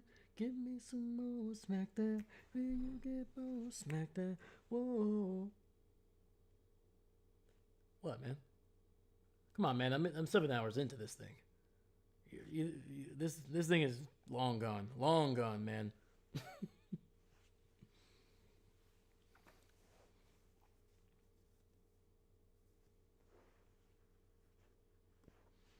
All right, let's see. Well, we're still waiting on the Rams pick here. NFL's really stretching this seventh round a little bit out. Oh, there he is. Tim Keenan the third, the Alabama defensive tackle. This was a guy that, anytime you play for Alabama, your name is going to be definitely kind of out there, even if you're going to be a late addition in the draft. But yeah, there you go. The big man, Tim Keenan, not super athletic, didn't have a great Roth score, but he's a big dude, man. Big dude. 6'1". I know what you're thinking. 6'1", big. Give me a second. 6'1", 330 pounds at 6'1". And I guarantee you he is probably slightly actually heavier than that. So, yeah, the Rams got a big human being. I mean, if you're trying to get value by weight in the seventh round, the Rams might take the cake here, man. This is probably the biggest guy you're gonna see drafted after probably in this round. I'm pretty sure. Can't think of anybody else that would beat that. Landon Robinson, no, 287. Nearly 40 pounds lighter. Brandon Cleveland, no, 20 pounds lighter. Yeah, like just a massive human being.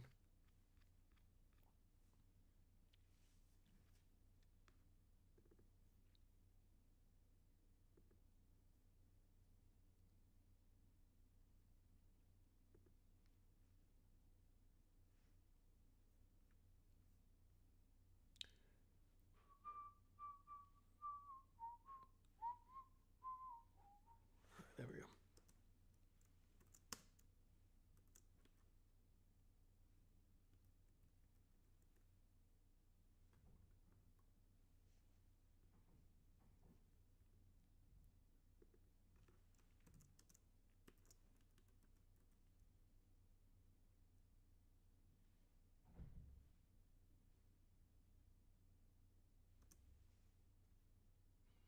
Jacksonville goes edge rusher here with Zach Dufree out of Washington.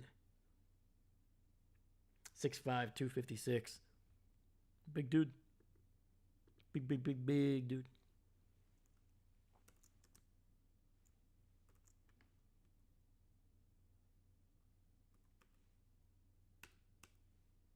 Sorry, I said Dufree. It is Dufee. No R at the end of that. Durfee.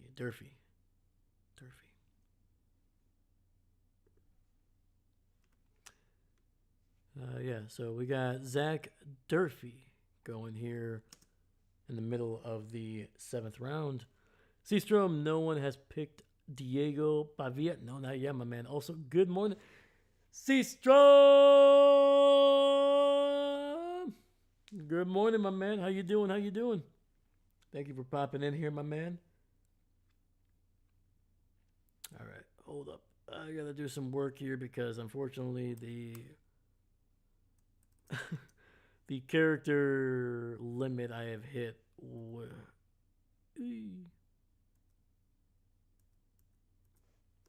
So I gotta make sure I get these players back. Otherwise, it's gonna just look like I didn't do any work. How dare I? So some of these guys are gonna lose the first initial of their first name. So I'm trying to pick guys that have obvious last names. That way you don't have to ask.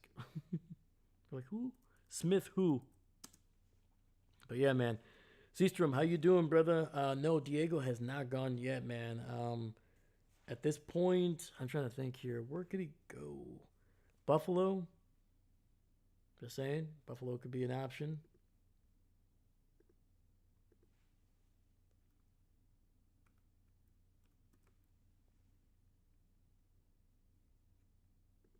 They do need a backup. Just saying. Can never go wrong with a backup quarterback, especially this late. The Colts could use a backup. Miami, same thing. Denver, their backup was not good enough to win them the AFC Championship game. Kansas City obviously is going to be without Patrick Mahomes for the first couple games probably. And you know what? Let him go to Cleveland. He can compete with Shadur, Tylen Green, Dylan, the masseuse man. You know? Heck yeah.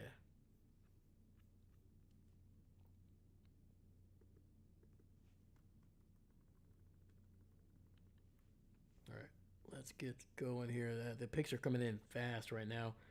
So the Minnesota Vikings actually traded down or potentially out of the seventh round here with the Patriots, and the Patriots actually go with Baron Morton, which is one of the oldest sounding names probably in this entire draft. And I know I made that joke previously, but for just one last time. Baron Morton here, young man out of Texas Tech. He is a big boy. Brad Morton going, looking down, and the young man throws a 1-yard touchdown Woo! Man, Morton here. Sorry. I've been doing this for 7 hours. My brain is gone. They got a kicker. Yes. Packers did it. They got a kicker. Yup. The first team to draft a kicker in this draft. They were not the first team to draft a special teams guy. There was a punter drafted earlier, but the Packers, yeah, they traded up. They gave up both of their seventh round draft picks to get back at the end of the sixth, and they drafted Trey Smack, or as I'm going to remember him, and he's going to bring up a song. Smack that, get on the floor, smack that, give me some more, smack that, will you get low, smack that, whoa, smack that. You're welcome. You're welcome. Everybody. Jesus. There we go. So yeah, the Minnesota Vikings actually had two back-to-back picks in the seventh round, and they traded that one of them away to the Patriots. Then the Vikings went center Gavin Gerhard.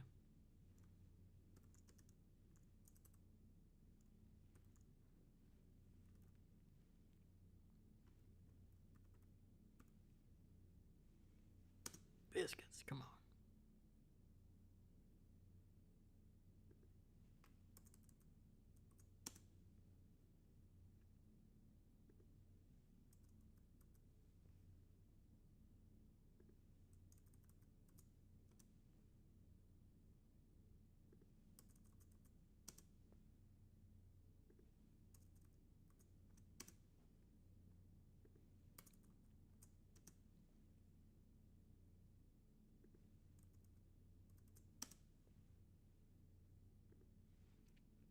And Seattle with the 20th pick here goes Andre Fuller, the cornerback out of Toledo. So Andre Fuller, actually the second player from that Toledo secondary that was drafted.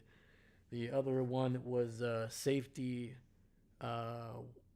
Warren, who was drafted, I think, towards the end of the second, maybe early third.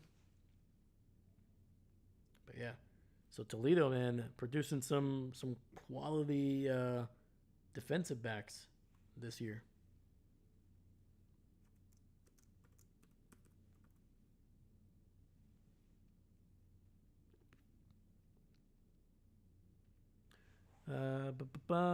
Seastrom, sorry. Just getting caught up right now. Was busy all day. 100%. Yeah. You are all good, my man. Especially on a Saturday. It's always gonna be you're trying to get stuff done that you didn't get a chance to do on during the week. I get it. Oh man, one of my favorite picks, late round picks for the Packers, Max Llewellyn, the edge rusher out of Iowa. Fairly athletic, good pass rush, but just kind of limited in what he can do. I know Packer fans are kind of Ohio'd out when it comes to edge rushers because we're still dealing with Lucas Van Ness, but Max Llewellyn, really, really athletic. I think he had a really good Ross score. So, yeah.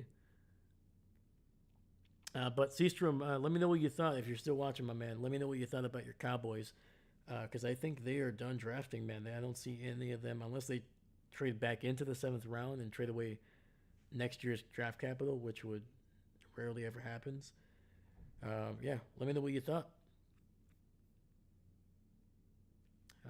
To be quite honest with you, I would have to double check, but I liked their early round picks, man. They were looking good.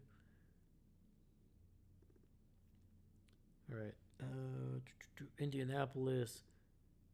Go in running back Seth McGowan out of Kentucky.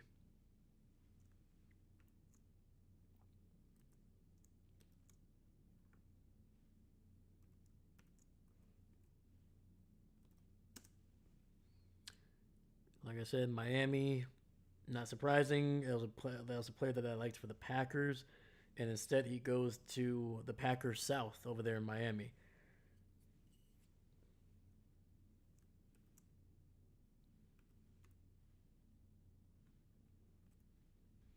Llewellyn has so many freaking L's in his last name. This man's got 4 L's, 2 E's.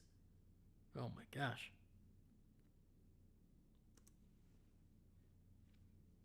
All right. So with pick 23, the Bills actually have that pick, not Chicago. That was probably off of a trade that they made earlier. Buffalo going with Tommy Damon, the punter out of Florida. Oh, baby. The Florida Gators, their special teams unit has been killing it in the last couple picks, the last uh, 30 plus picks here. First, the Packers drafted their kicker. Now the Bills draft their punter. All right, man.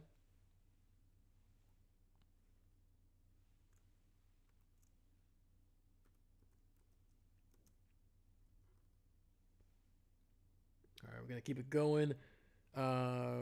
Jaguars go in linebacker, Middle Tennessee, Parker Hughes.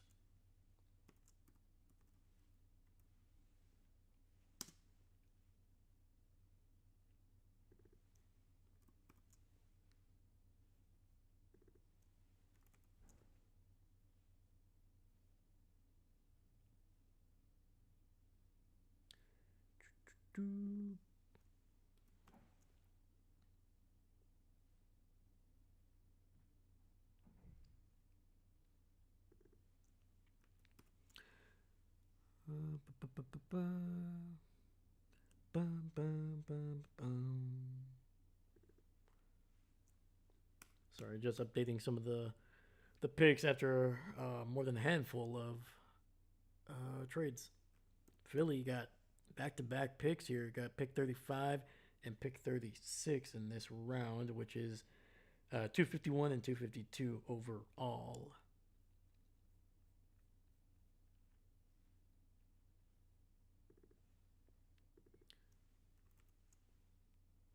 And Denver finishing it off with 2 back-to-back picks here at the end of the 2026 NFL Draft.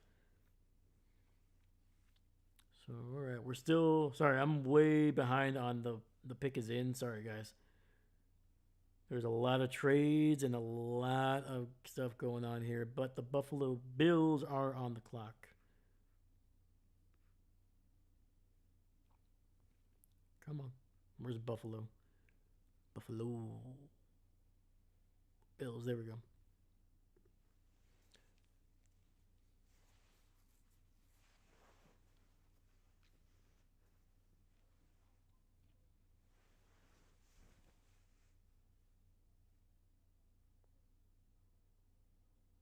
Oh, they go guard Texas A&M. Another Aggie going off the board. Armaj Reed Adams there. Armaj Reed Adams. Hopefully I said that correctly.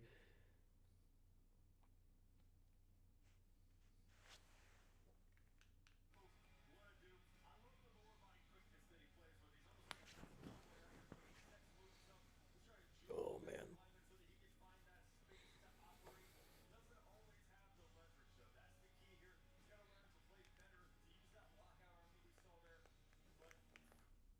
All right. Gonna keep it going here. The Seahawks are now on the board.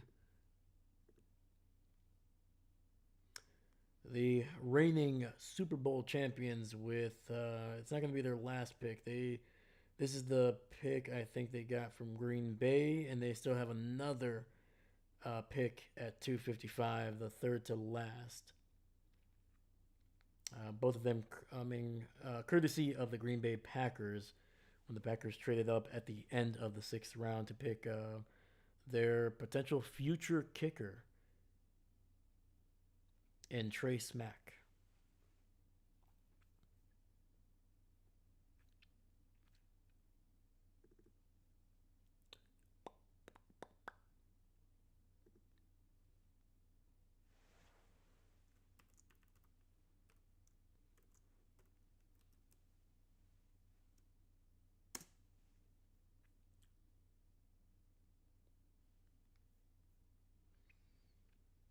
And the Seahawks go defensive tackle Devin Eastern out of Minnesota. Yeah, 6'5", 315, big man. Big, big, big, big, big.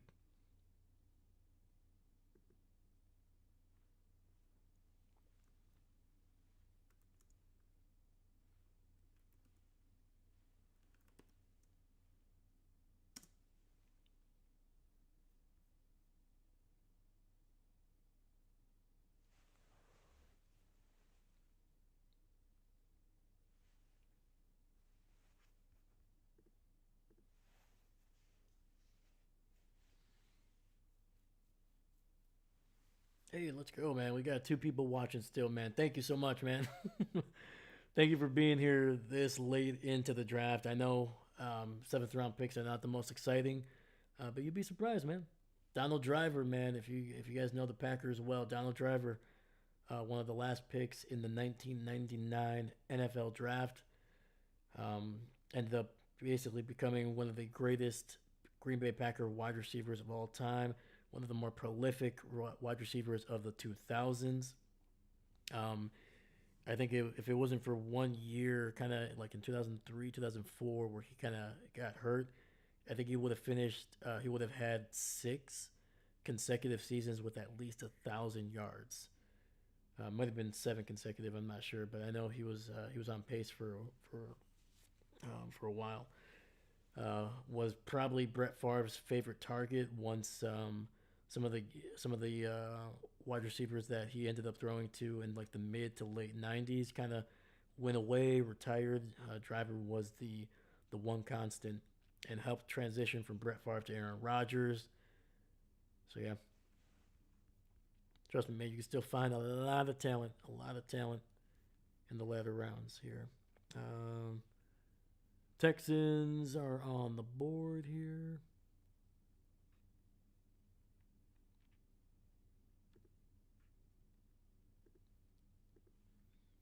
And oh, there we go. They already got the pick in. It is going to be linebacker Aiden Fisher out of Indiana. So the Texans going with a champion here late in the draft. 6'1", 232. Started out his career at James Madison, a smaller school that always seems to produce a player or two in the draft. And then was able to, and then followed Kurt Signetti, the head coach, to Indiana. Um, yeah, Kurt Signetti, incredible uh, head coaching job at James Madison. Made them very competitive for a couple years there, and then brought a lot of his guys, including Aiden Fisher, to Indiana, and of course, an incredible historic season this past year. All right, Philadelphia on the board. They're going to have a handful of picks over the next I would say 10 picks here. They got 244 where we're at right now, and then they have 251 and 252.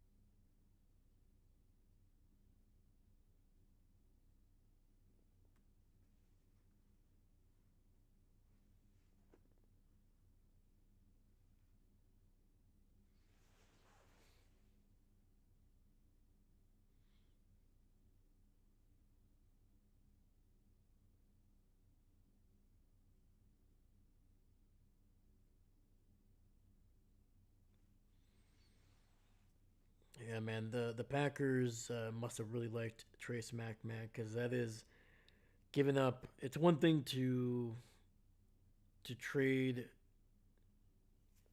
How do I say this without being redundant?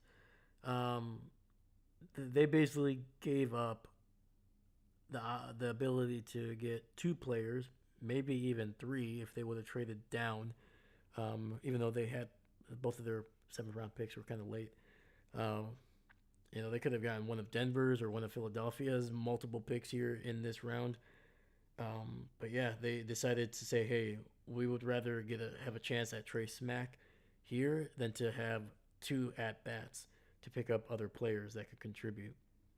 So, and I think part of that is they don't really trust McManus. Unfortunately, even though he dealt with some injuries this past year, that might have kind of derailed some of his confidence and his like going. But yeah, man, Trace Mack, they like his leg, they like his accuracy. Once again, started 3 seasons at Florida, so it wasn't just like a 1 year kind of wonder. Like they have a lot of years, a lot of film on this kid. So, and he's younger, a lot younger than McManus. All right. The Eagles going safety Cole Wishnowski out of Texas Tech, which is a guy that I saw a lot through the mock drafts. He was always kind of around round 6, round 7. So kind of a seems like a draft darling for some teams. All right. New England on the board here. Let's go with the Pats.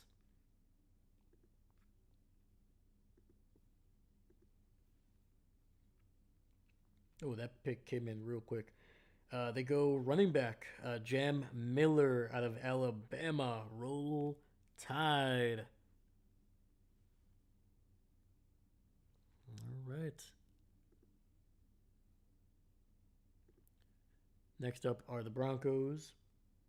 Yeah, Jam Miller, kind of a small running back here, 5'10", 209. So he's got some heft. He's got some heft, man. So yeah, Cole Wishnowski. Let's go back to him. 6'4", 220.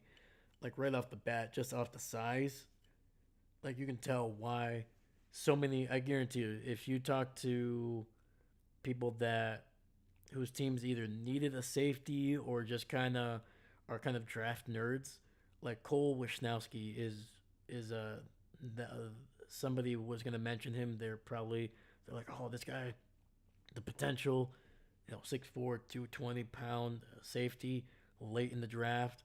Like worst comes to worst, he's slow and you kind of only use him at special teams.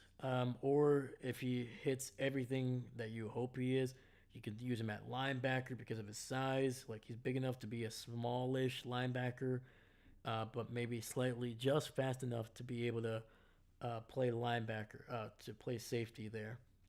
You probably don't want him in coverage too often, um, but you know, once again, versatility can be like you have to have a vision for this guy. You have to have a role that you can put him in, even if it's not this year, but in 2 or 3 years when he kind of develops a little bit more. So,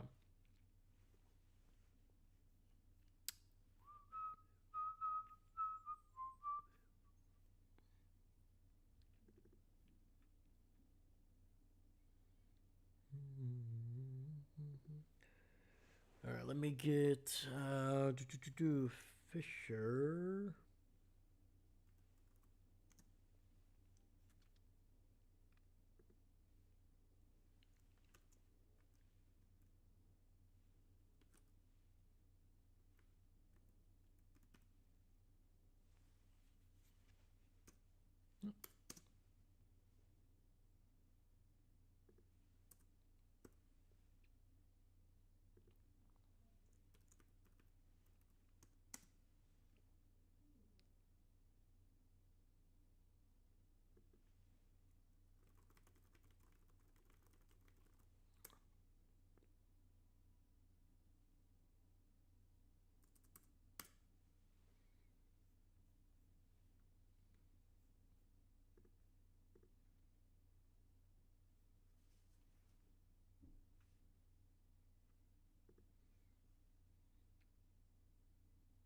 Yeah, so Diego Pavia here.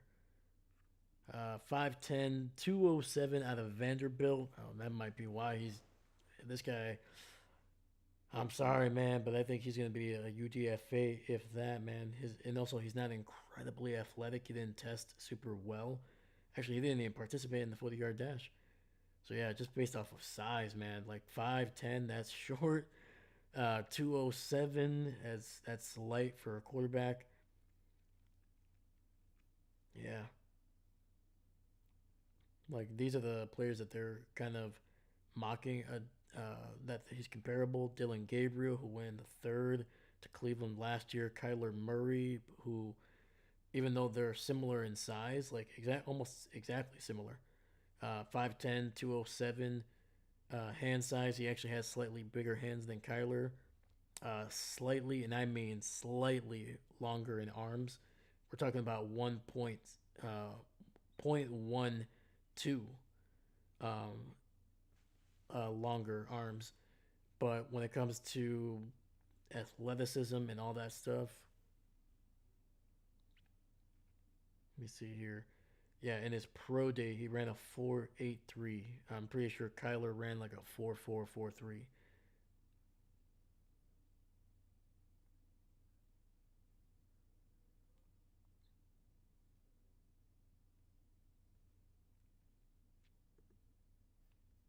Diego Pavia.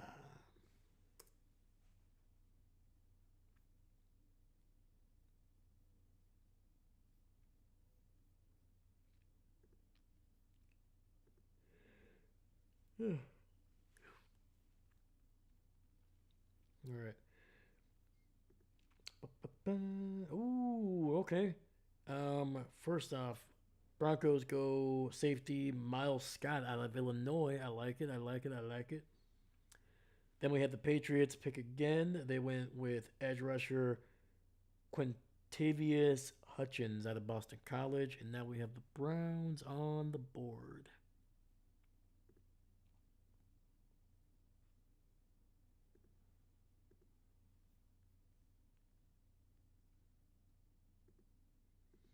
All right, first looking at Miles. Not a whole lot of information on him right now. Smaller-ish school, even though it's still Big Ten.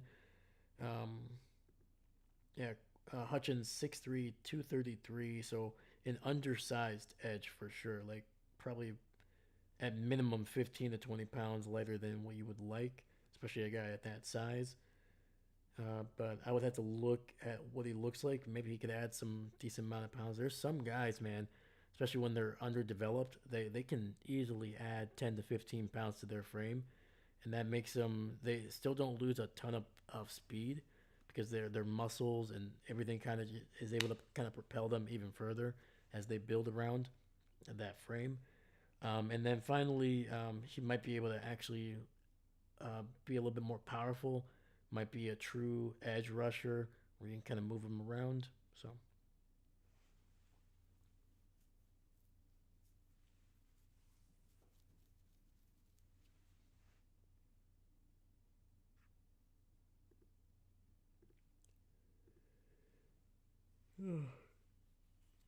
all right, man, we're within the final 10 picks of the 2026 NFL draft.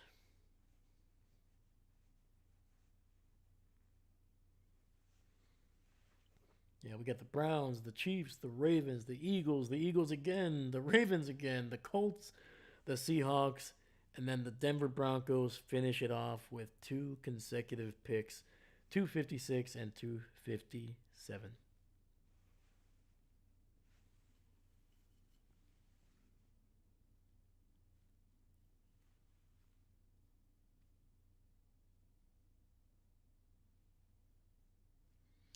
Yeah, so right now I have been live for nearly 7 hours and 22 minutes, man. I think this is going to be by far the longest video, longest live I have done on the channel. I think the closest was the Super Bowl that we just got done doing. I think that was might have been 6 hours. I think I was live an hour before the game, and I was live probably close to an hour after, if not maybe even more. But actually, I can look it up. I don't know why I'm guessing. Yeah, 6.5, a little over 6.5 hours for Super Bowl 60. By far the longest. This is the first time we're doing the draft on the channel, man, and yeah, we're closing in on over an hour for breaking the record for the longest video on this freaking channel, man. So if you watched any of the videos, any of the videos within the last 3 days, man, please leave a like on this one. Subscribe to the channel if you haven't. It's a great free way to support me and the channel. Thank you so much, man. Also, if you get a chance, look at the Patreon that we have. Right now, we only have the one tier. It's $1. It's just an easy way to financially support me. It's not a whole lot, but I understand if you don't worry about it. It's not a requirement. All of this stuff, all the games, all the lives, all the hangouts are always going to be free. I'm never gonna, hold those hostage anyway. The most important thing is that you like hanging out, talking football with me or the people in the chat, and I appreciate you guys. Thank you, thank you, thank you, thank you.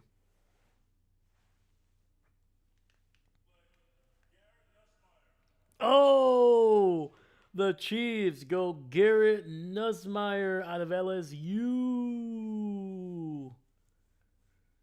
All right, man. The Louisiana Tiger is headed to Arrowhead. Sorry, I still have the Browns on the board here. My bad, guys. Maybe talking a little bit too much. My apologies. But there it is, man.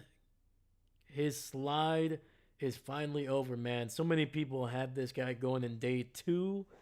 I think even the majority had him going early today, but instead he goes with one of the final picks of the 7th round. And yeah, man, just a prototypical kind of quarterback. Doesn't do anything spectacular. Still athletic enough to move around the pocket, get out of the pocket, and be kind of a threat. And not Lamar Jackson, not Tylen Green kind of threat, but athletic enough to, if you don't pay attention to him, he could probably pick up a couple first downs. So there you go. I like it. A good developmental guy, somebody that I don't expect to be starting for the Chiefs, even if unless Mahomes misses some time, but it's not going to happen this year. And finally, a guy that they can probably flip in a couple years for probably, I mean, even if you get a 6th-round draft pick for him, that's going to be more than what you spent for him. So, yeah.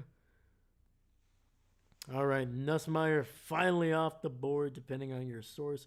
Pavia is the best quarterback left, so decent odds he gets picked as an undrafted free agent. Very true. I think so, man. Like when Pavia, there's a lot to like there. May not just be a top athlete, which I think is at this point that's what teams are looking for.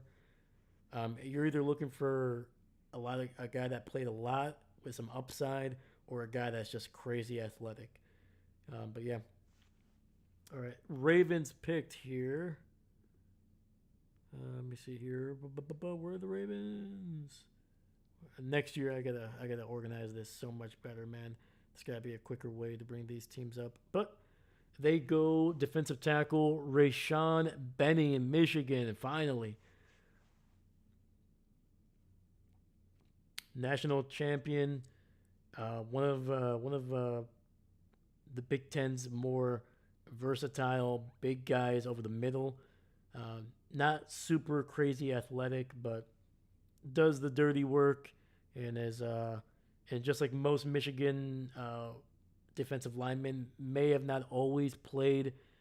The stats may have not always shown what his potential could be, but at 250, played a lot of good football at one of the top programs in the country. Could do a lot worse. But yeah, but Seastrom, what did you think of your Cowboys, my man? Let me know. Give me your opinion on the Cowboys draft. Anybody that stands out to you? Anybody that you're looking forward to the most to see their progression, their growth? Let me know. Also, thank you for being here, my man. Appreciate you.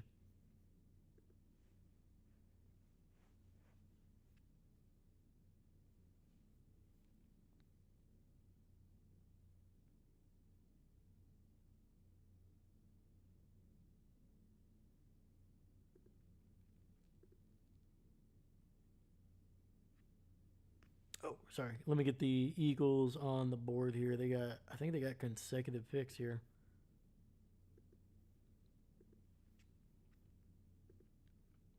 Yeah, they got the next two picks. Well, 151, 152.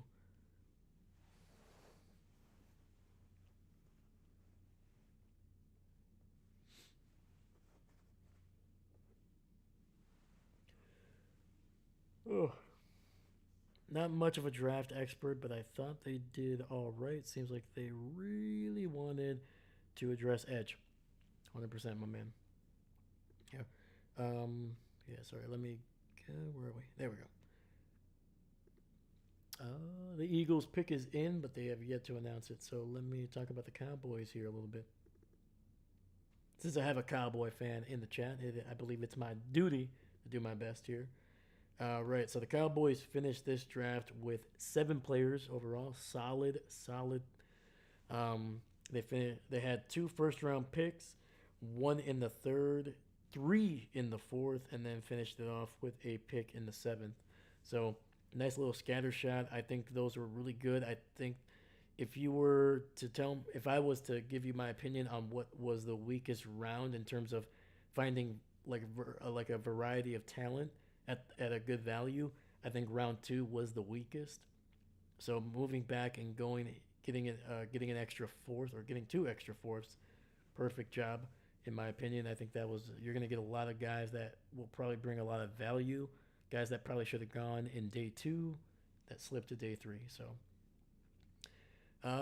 okay. The Eagles going with an international player, and that is Uwar Bernard out of Nigeria. Not even a freaking college, man. Holy cow. Defensive tackle. Looks a little lean for a defensive tackle, so might be projected to go maybe a little bit to the outside, defensive end. Okay. Yeah, U-A-R Bernard out of Nigeria. Let's go, baby. Don't know why I did the accent. Sorry. Tired.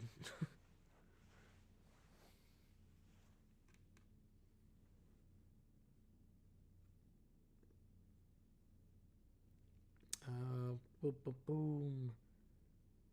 See where we're at here.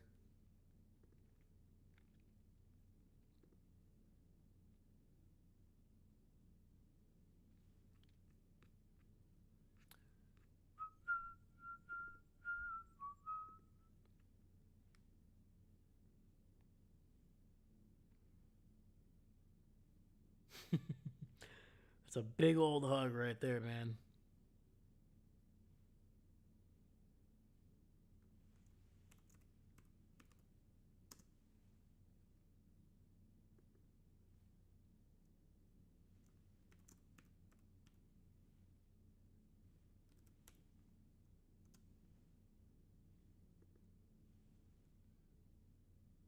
Oh, I completely forgot to mention. Cleveland drafted Carson Ryan out of BYU, the tight end. I think I skipped that when Garrett Nussmeier got drafted. So yeah. BYU tight end Carson Ryan went 248 to the Cleveland Browns. So there we go. Jesus, man, this kid Bernard out of Nigeria, man, it is Jesus Christ, mini. It is a big freaking jacked human being, man. This dude's freaking ripped. All right. I hope the best for him, man. Especially guys coming from outside the U.S., man. There's been obviously guys that have been able to be successful, but not enough. And I'm hoping this guy can hopefully start a trend.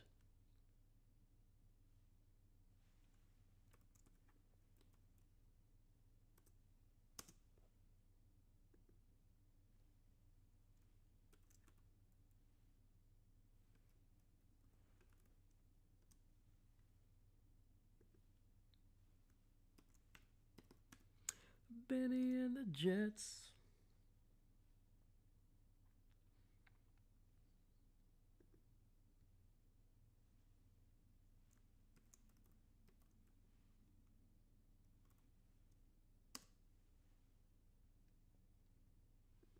All right, the Eagles with another selection.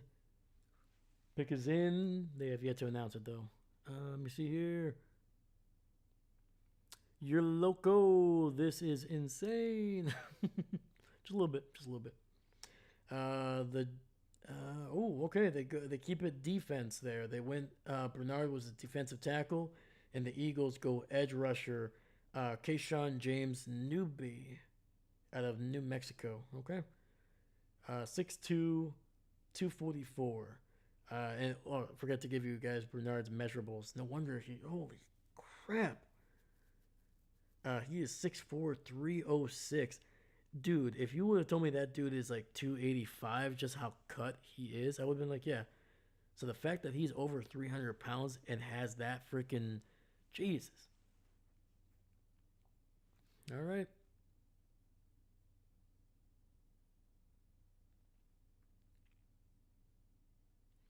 I'm so exhausted that the draft feels like the whole NFL season in 3 days. Yeah, yeah, man. God, let me look at the amount of hours. So before today, I had done 9 hours and nearly 40 minutes of live coverage. Right now we are at a little over 7.5 hours. So you do the math. That is 17 hours of live coverage, and we still got a handful of picks left to go. To give you an example, I'm pretty sure to cover the 5 games that I did over the last year, Thursday games, 3 Sunday night games, and then Monday night, they typically averaged around 16 to almost 17 hours. So this is basically what we just did over the last 3 days is basically 5 NFL games in a span of less than what full 40 3 days. I can't even do the freaking math in my head of the amount of hours. What we're doing, probably close to 50 hours. Yeah, 17 over 17 hours of live coverage over the last 50 plus hours.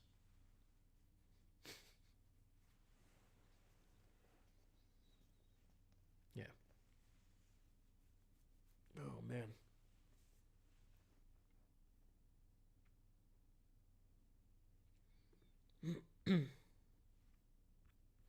All right. The Baltimore Ravens are actually on the clock here. Let me get the Eagles out because they are done for the draft. Now it's going to be the Ravens at 253. Then it goes the Colts, 254, Seahawks, 255, and then the Broncos finish us off with 2 consecutive picks at 256 and 257. That's it, man. Final 5 picks here, baby. Final handful of picks in the 2026 NFL draft. And then I might stay live for probably another 20 to 30 minutes to see what some of the top priority undrafted free agents go because they go quick. I guarantee you, within probably 3 minutes, there's going to be probably a handful of guys that already have kind of contracts lined up. So that news is going to be coming out. So we're going to keep going. Even after this draft is over, we're not going to. I might end this here, but then I'm going to go live within a couple minutes and still continue to talk. Maybe break down some of the teams, and then if I see a name from some undrafted guys that I expected to be drafted, I'll mention them, and we're gonna go from there. So yeah, probably still have at least another half hour to an hour of draft coverage after the NFL draft ends. So we're gonna keep it going, baby. All right, Ravens go Evan Beerston, offensive guard at Northwestern. All right. Bernstein. All right. Bernstein Bears. All right. The Colts, holy cow, that pick went super quick. Jesus. Okay. We're going to go to another bird, and that'll be the Seattle Seahawks. And then after that, it'll just be the Broncos.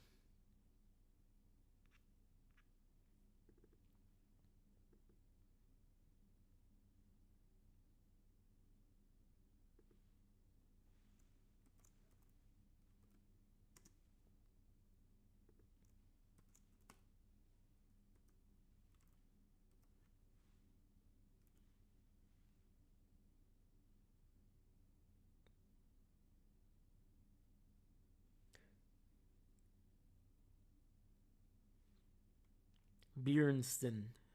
Not Bjornsson. Bjornsson. Bjornsson. Whatever. I'm too tired. I'm too tired for this. All right.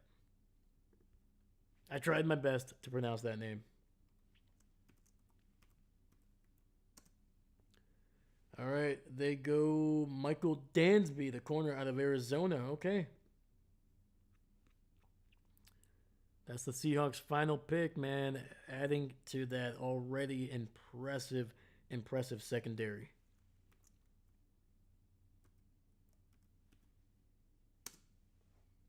They did lose a couple corners in free agency, but I feel like they've already addressed it a couple times. But you know, the one thing I would say Seattle does well is they know how to make the most out of their secondary man.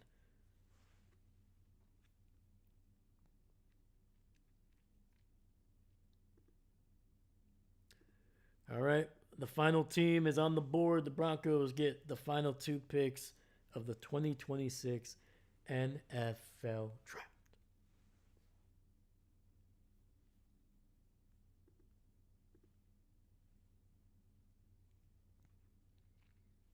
Sorry, Seastrom, I was going to talk about the Cowboys here. So, yes, in round one, they addressed probably their biggest two needs, and that was safety and edge.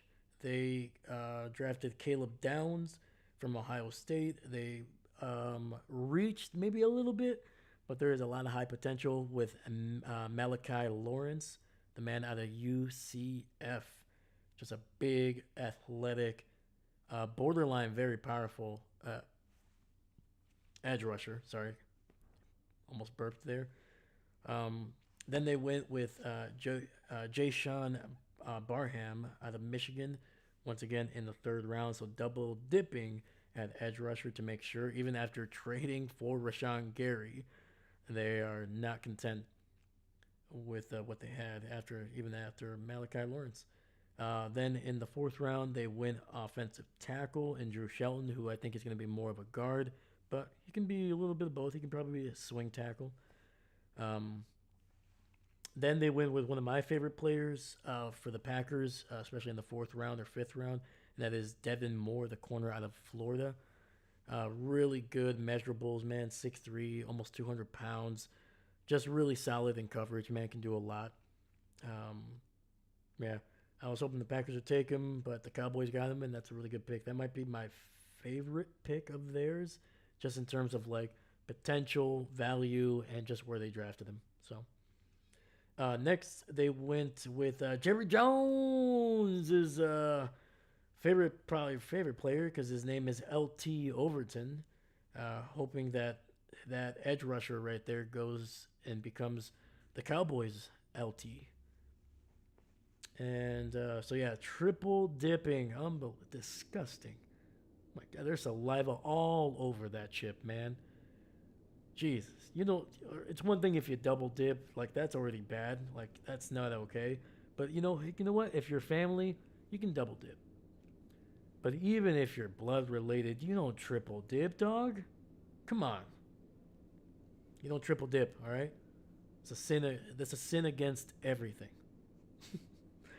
But anyway, they went edge rusher again, Alabama in the fourth round, and then they finished off with a seventh round draft pick in Anthony Smith at wide receiver. So adding a little bit of competition there to the receiving core. All right, we're still waiting on the Broncos' last two picks here. So yeah, I like what the Cowboys did. I think they probably should have held off on that third edge rusher. I do like Malachi Lawrence. Honestly, Barham might have been the guy I would have gone somewhere else because in the third round, I feel like you could have gone offensive line. You could have gone corner. Um, you could have double dipped there, added somebody else with Devin Moore. Really completely changed the secondary of that, which I think they needed more guys in there than just Downs and Moore. But yeah, solid. They addressed need for sure. Oh, there we go. The Broncos go Dallin Bentley, the tight end out of Utah. Very, very solid pick. A guy that was a semifinalist for the Mackey Award for the best tight end in the country. Solid player, good athleticism. Um, Hopefully, is going to be able to kind of fill out just a little bit because he is 6'2", 253. But he's not as strong of a blocker as some of the other guys that went with him, even though I think that's kind of be his primary role with the Broncos.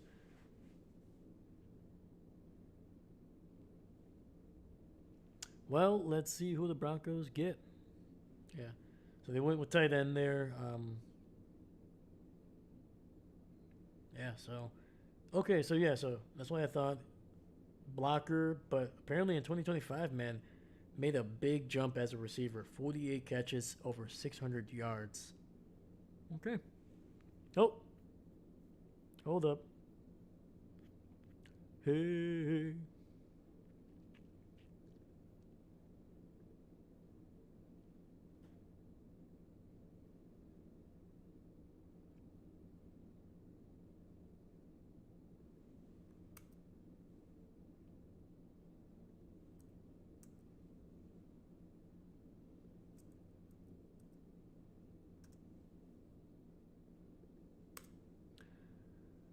Sorry, I forgot about the darn character limit on this thing, so I forgot that the bottom is not showing right now. Sorry, guys.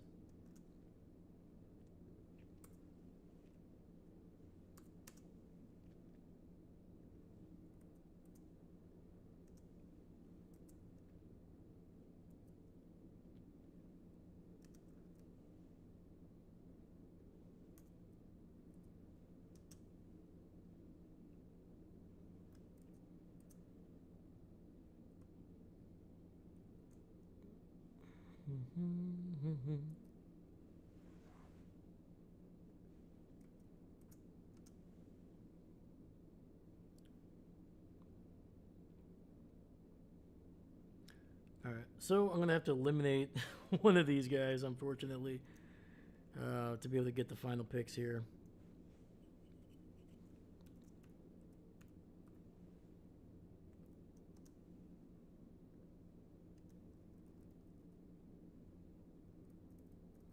All right, Mr. Irrelevant.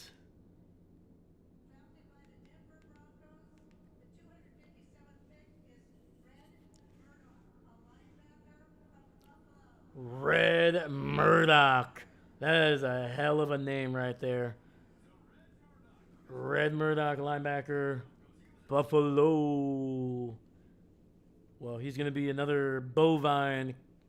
He's trading in the Buffalo to be a Bronco.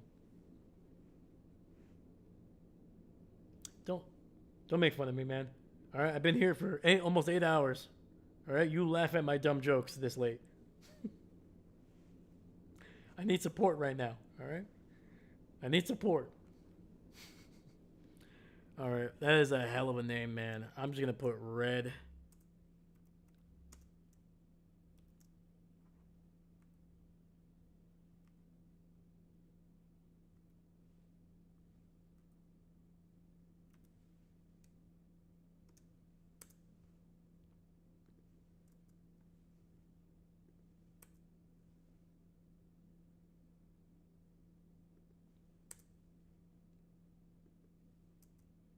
There he is. All right, man. Woo! We did it.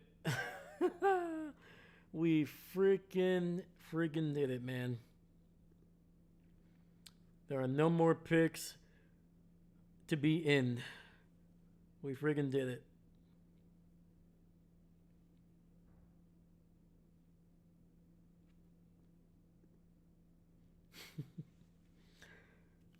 It's all good. Jokes are fine. Thank you. Thank you. Thank you. Thank you. All right, man. Red Murdoch, the linebacker out of Buffalo, which is like one of the freaking coolest. Like Buffalo being the last. Red Murdoch. Beautiful. Love it. Yeah.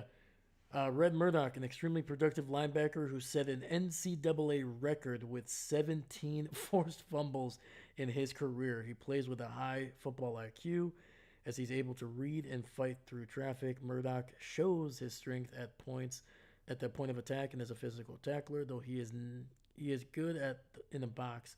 He will struggle to make plays downfield because of his minimal fluidity. He is a two-down backer who needs to develop as a coverage backer, lacking great change of direction and movement. You know what? Special teams, that's what that reads. Well, I guess we'll see if Pavia gets a contract. I think so, man. Quarterbacks are always at a premium, and I think teams are going to be more than willing to take a chance, especially in undrafted. Probably a couple 100,000 or maybe a couple tens of thousands of dollars of guaranteed money, and yeah, honestly, it's probably a good thing. Usually, once you get into the last 15 picks, like most NFL agents want their player to go undrafted because it gives you two things. One, there's a chance to negotiate more guaranteed money than if you got drafted, because after that you're stuck with the kind of the pay scale of the NFL draft. And then two, you get to choose where you go, so you'll be able to pick a better spot for your client, for the prospect. Instead of having to be stuck with a team, he can go to he can pick his own franchise where he might have a better chance to make the team, either through the 53-man roster, which is obviously the goal, or at the very least has a really high chance to be part of the practice squad. So, all right, that's it. No more sports until the World Cup, unless A&M baseball keeps going strong. Then maybe. That's fair. That's fair. Yeah. I'm gonna probably do a few more videos over the next week, but after that, I'm gonna be kind of. I'll still do the hangouts. I might drop it down to just one a week for right now. Um, After the draft, but yeah, there's gonna be more videos. And For the next couple days, and I'm gonna keep it going, man. But after that, I'm gonna be taking a little bit of a breather, a little bit of a break.